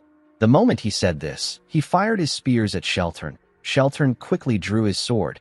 He used it to block the huge spear that came close to him. He easily pushed it away. Unfortunately for him, there were still many more spears. Sheltern wasn't fazed by them. He stood his ground and blocked the ones that came close to him. Each one of the spears had enough power to destroy the cave. Bahamut continued attacking the man with his spears. Sheltern used his sword to skillfully brush them aside. Zeke watched in awe. This was his first time seeing the pinnacle of all creation. It was his first time witnessing dragonic magic. The sheer force of the spears was ridiculous. Our boy knew that he was only capable of knocking down 1 or 2 spears. He couldn't believe that Sheltern took all the attacks head-on. Zeke realized that his ancestor is a different kind of monster. Bahamut asked Sheltern to get out of his lair. He told him that his next attack will be directed at the Kronos Kingdom if he doesn't leave. Sheltern asked him if he is really fine with doing this. He explained to him that he will also be subjected to the karmic sanction if he does this. The moment he said this, the spears began to slowly fade away. Bahamut told him that the karmic sanction is a joke. He gathered the energy he used in creating the spears. He raised his hand and sucked the energy in the cave. He asked Sheltern to tell him what a human like him knows to talk about karmic sanction. He said that such sanctions will never apply to him no matter how many maggots he crushes under his feet. Sheltern pushed his sword into the ground. He said that things played out exactly as Kronos predicted. He took out a luxurious pocket watch. Bahamut seemed surprised to see the watch. He spread his wings and turned the huge energy ball into a ridiculously huge sword. He asked Sheltern if he believes that he can do something to him just because he wields Kronos' power. He fired the sword at Sheltern. Sheltern raised the pocket watch and pressed it. Immediately he did this. A huge magic circle in the shape of a clock appeared beneath him. This magic circle stopped Bahamut's attack in the air. Zeke could not believe his eyes. He couldn't believe that the magic circle actually stopped Bahamut's attack. He quickly noticed something else. He saw that the magic circle was also underneath and above Bahamut. It was restraining him. The magic circle held him in place. Zeke realized that this unbelievable magic was the power of the watch. He recalled that Bahamut asked Sheltern if he thinks that he can defeat him because he wields Kronos' power. He realized that the watch is an artifact containing Kronos' power. While our boy was staring at the watch, Bahamut raised his head and screamed. Zeke had to cover his ears to block out the thunderous voice. He wondered if the dragon broke the spell. Bahamut slammed his hand on the ground and used his head to destroy the magic circle beneath him. While drooling, he asked Sheltern about the vision he just showed him. Sheltern informed him that it is Kronos' prophecy. He asked him if he now understands why he is entrusting the true dragon's swordplay to him. Bahamut said that the very concept of dragons forming contracts with humans was wrong to begin with. Sheltern agreed with him. He said that humans should rise up with their own power. Bahamut opened his scary mouth and revealed his fangs to let out a sigh. He asked Sheltern to hand the book over to him. He asked him to give him the technique to kill dragons. Bahamut used his magic to scroll through the pages at a crazy speed. When he was done, he closed the book. He commended Sheltern on what he wrote. The man said that he did it in order to protect the world. Bahamut found this funny. He glared at Sheltern and told him that his desire is to protect mankind, not the world. Sheltern couldn't argue with the dragon. Bahamut touched the book with his claw and made it disappear.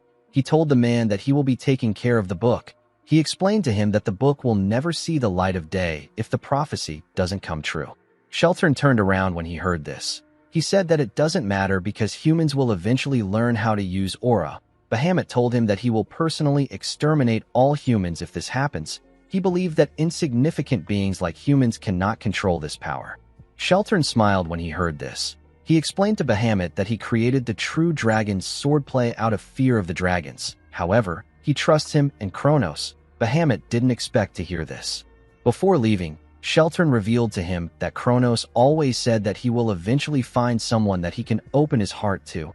He will find a contractor. After saying this, Sheltern left. Bahamut laid back down.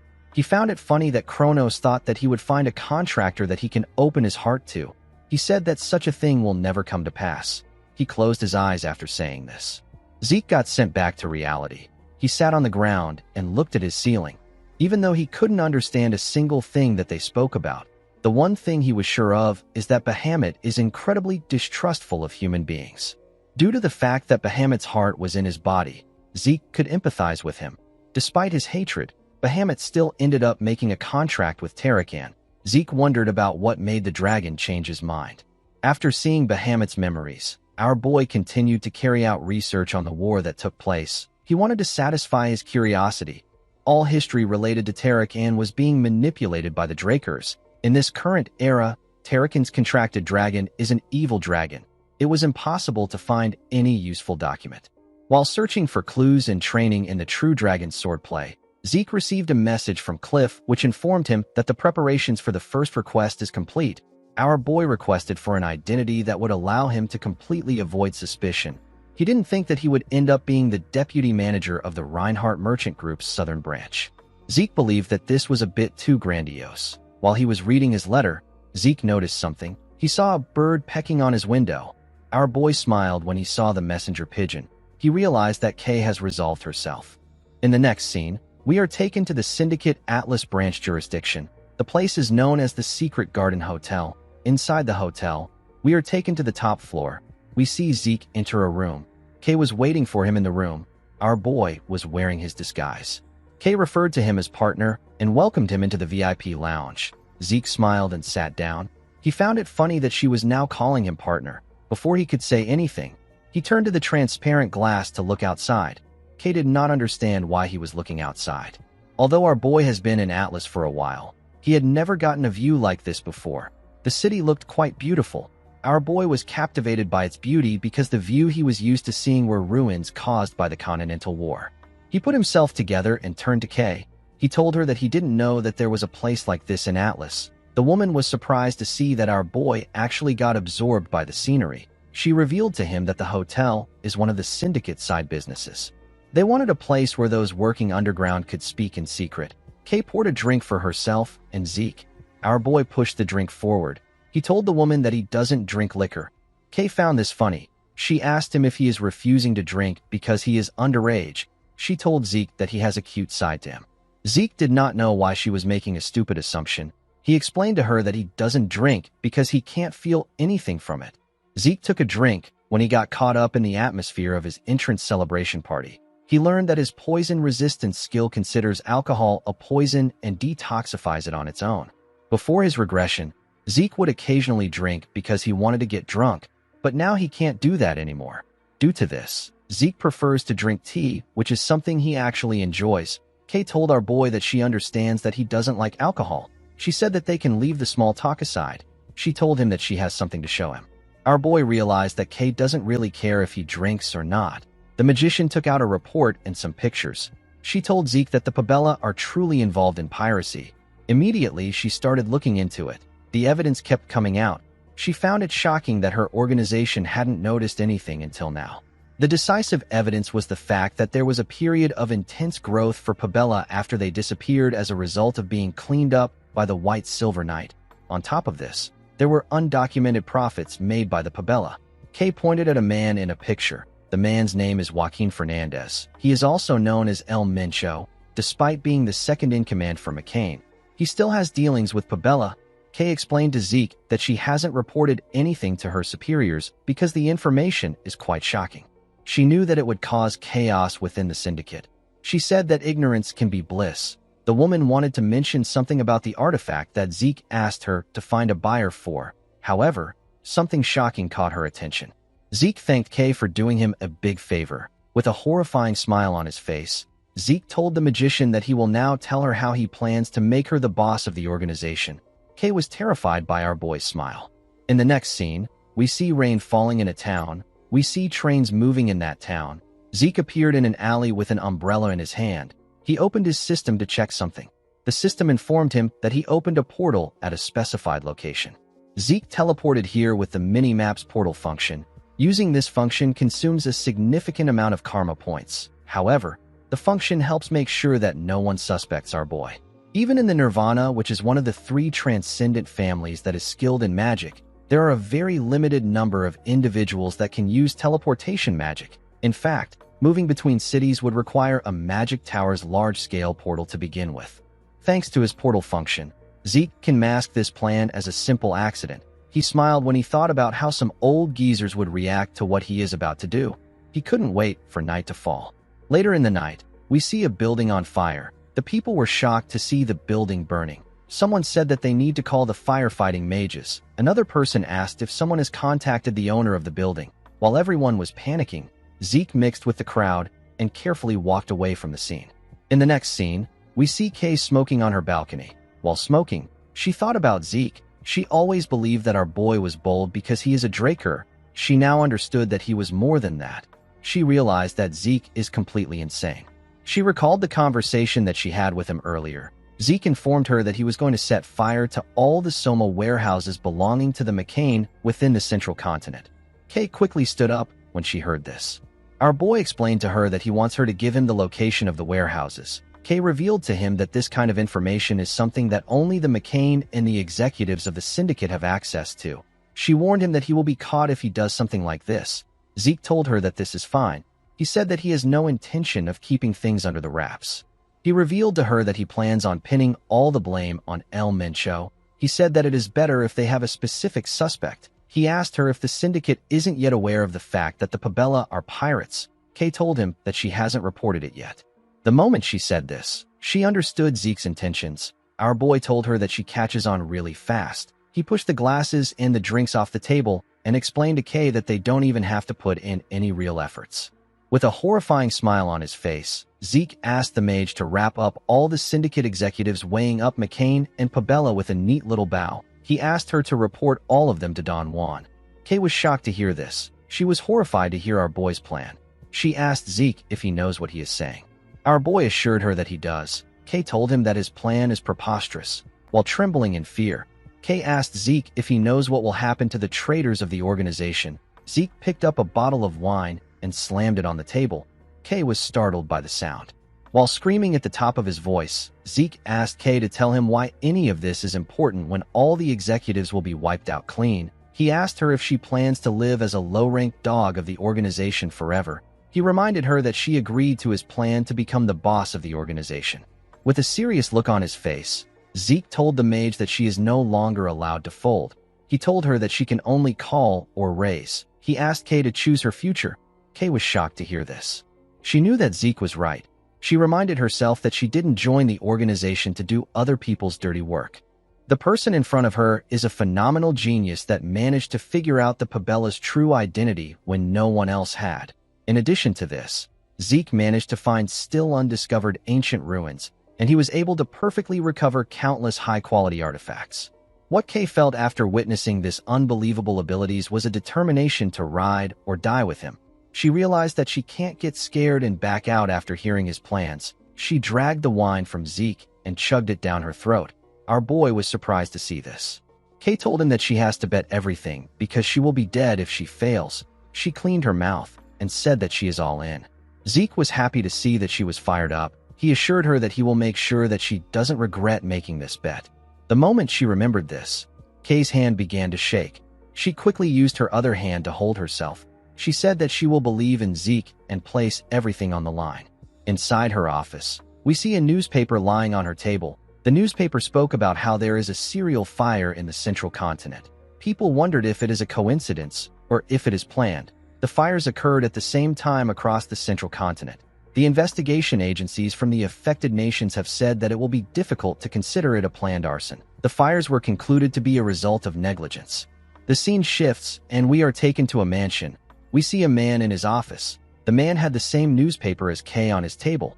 The man held a drink in his hand and promised to make the person who burnt down the warehouses suffer a painful death. This man is the head of the McCain cartel. He is Don Juan. In the next scene, we are taken to Zeke's mansion. We see our boy nervously tapping his hand on his table. The semester was almost over, and it has been half a year since he revealed that he has reached the Blue Knight level. Zeke knew that something would be coming for him soon, but he did not expect it to happen now. He did not expect to receive the promotion celebration banquet invitation. Our boy was quite nervous to see the invitation. The banquet is done when young Drakers have crossed the barrier from yellow swordsman to proper knight. Even among Drakers, reaching the purple or blue knight level usually happens around 20. This is known as a Draker-style debutante. Zeke recalled that it has almost been 3 years since he met the patriarch. He hoped that things would go peacefully. The scene shifts, and we are taken to the central banquet hall of the Four Seasons Fortress. We see the patriarch dressed in white clothes. He was chatting with some guest. While he was talking to the guest, someone walked up to him and greeted him. The patriarch welcomed Abel. The boy smiled and asked the patriarch if he has been well. Abel told his father that this is his first time seeing so many important figures at a promotion celebration banquet. His father agreed with him. He said that everyone must be focused on Zeke because he is now the youngest in the continent to reach the level of Blue Knight. Abel knew that the patriarch purposely said this because he knew that he was the youngest to reach the Blue Knight level before Zeke. Arthur told his son that he has to prepare for the rite because Zeke will be arriving soon. He apologized to him for not being able to talk longer after meeting him again for the first time in a long time. Abel bowed his head and asked his father not to worry about it. With a smile on his face, the patriarch asked the boy to enjoy himself. Abel watched his father walk away. He glared at him with eyes filled with hatred. Outside the banquet hall, we see Zeke walking with Duke. He was wearing his official Draker attire, and his master was wearing a suit. Zeke told his master that he barely sees him at home. Duke asked our boy not to even bring it up. He revealed to him that the patriarch is working a retired man to the bone. He said that he doesn't even have time to come home.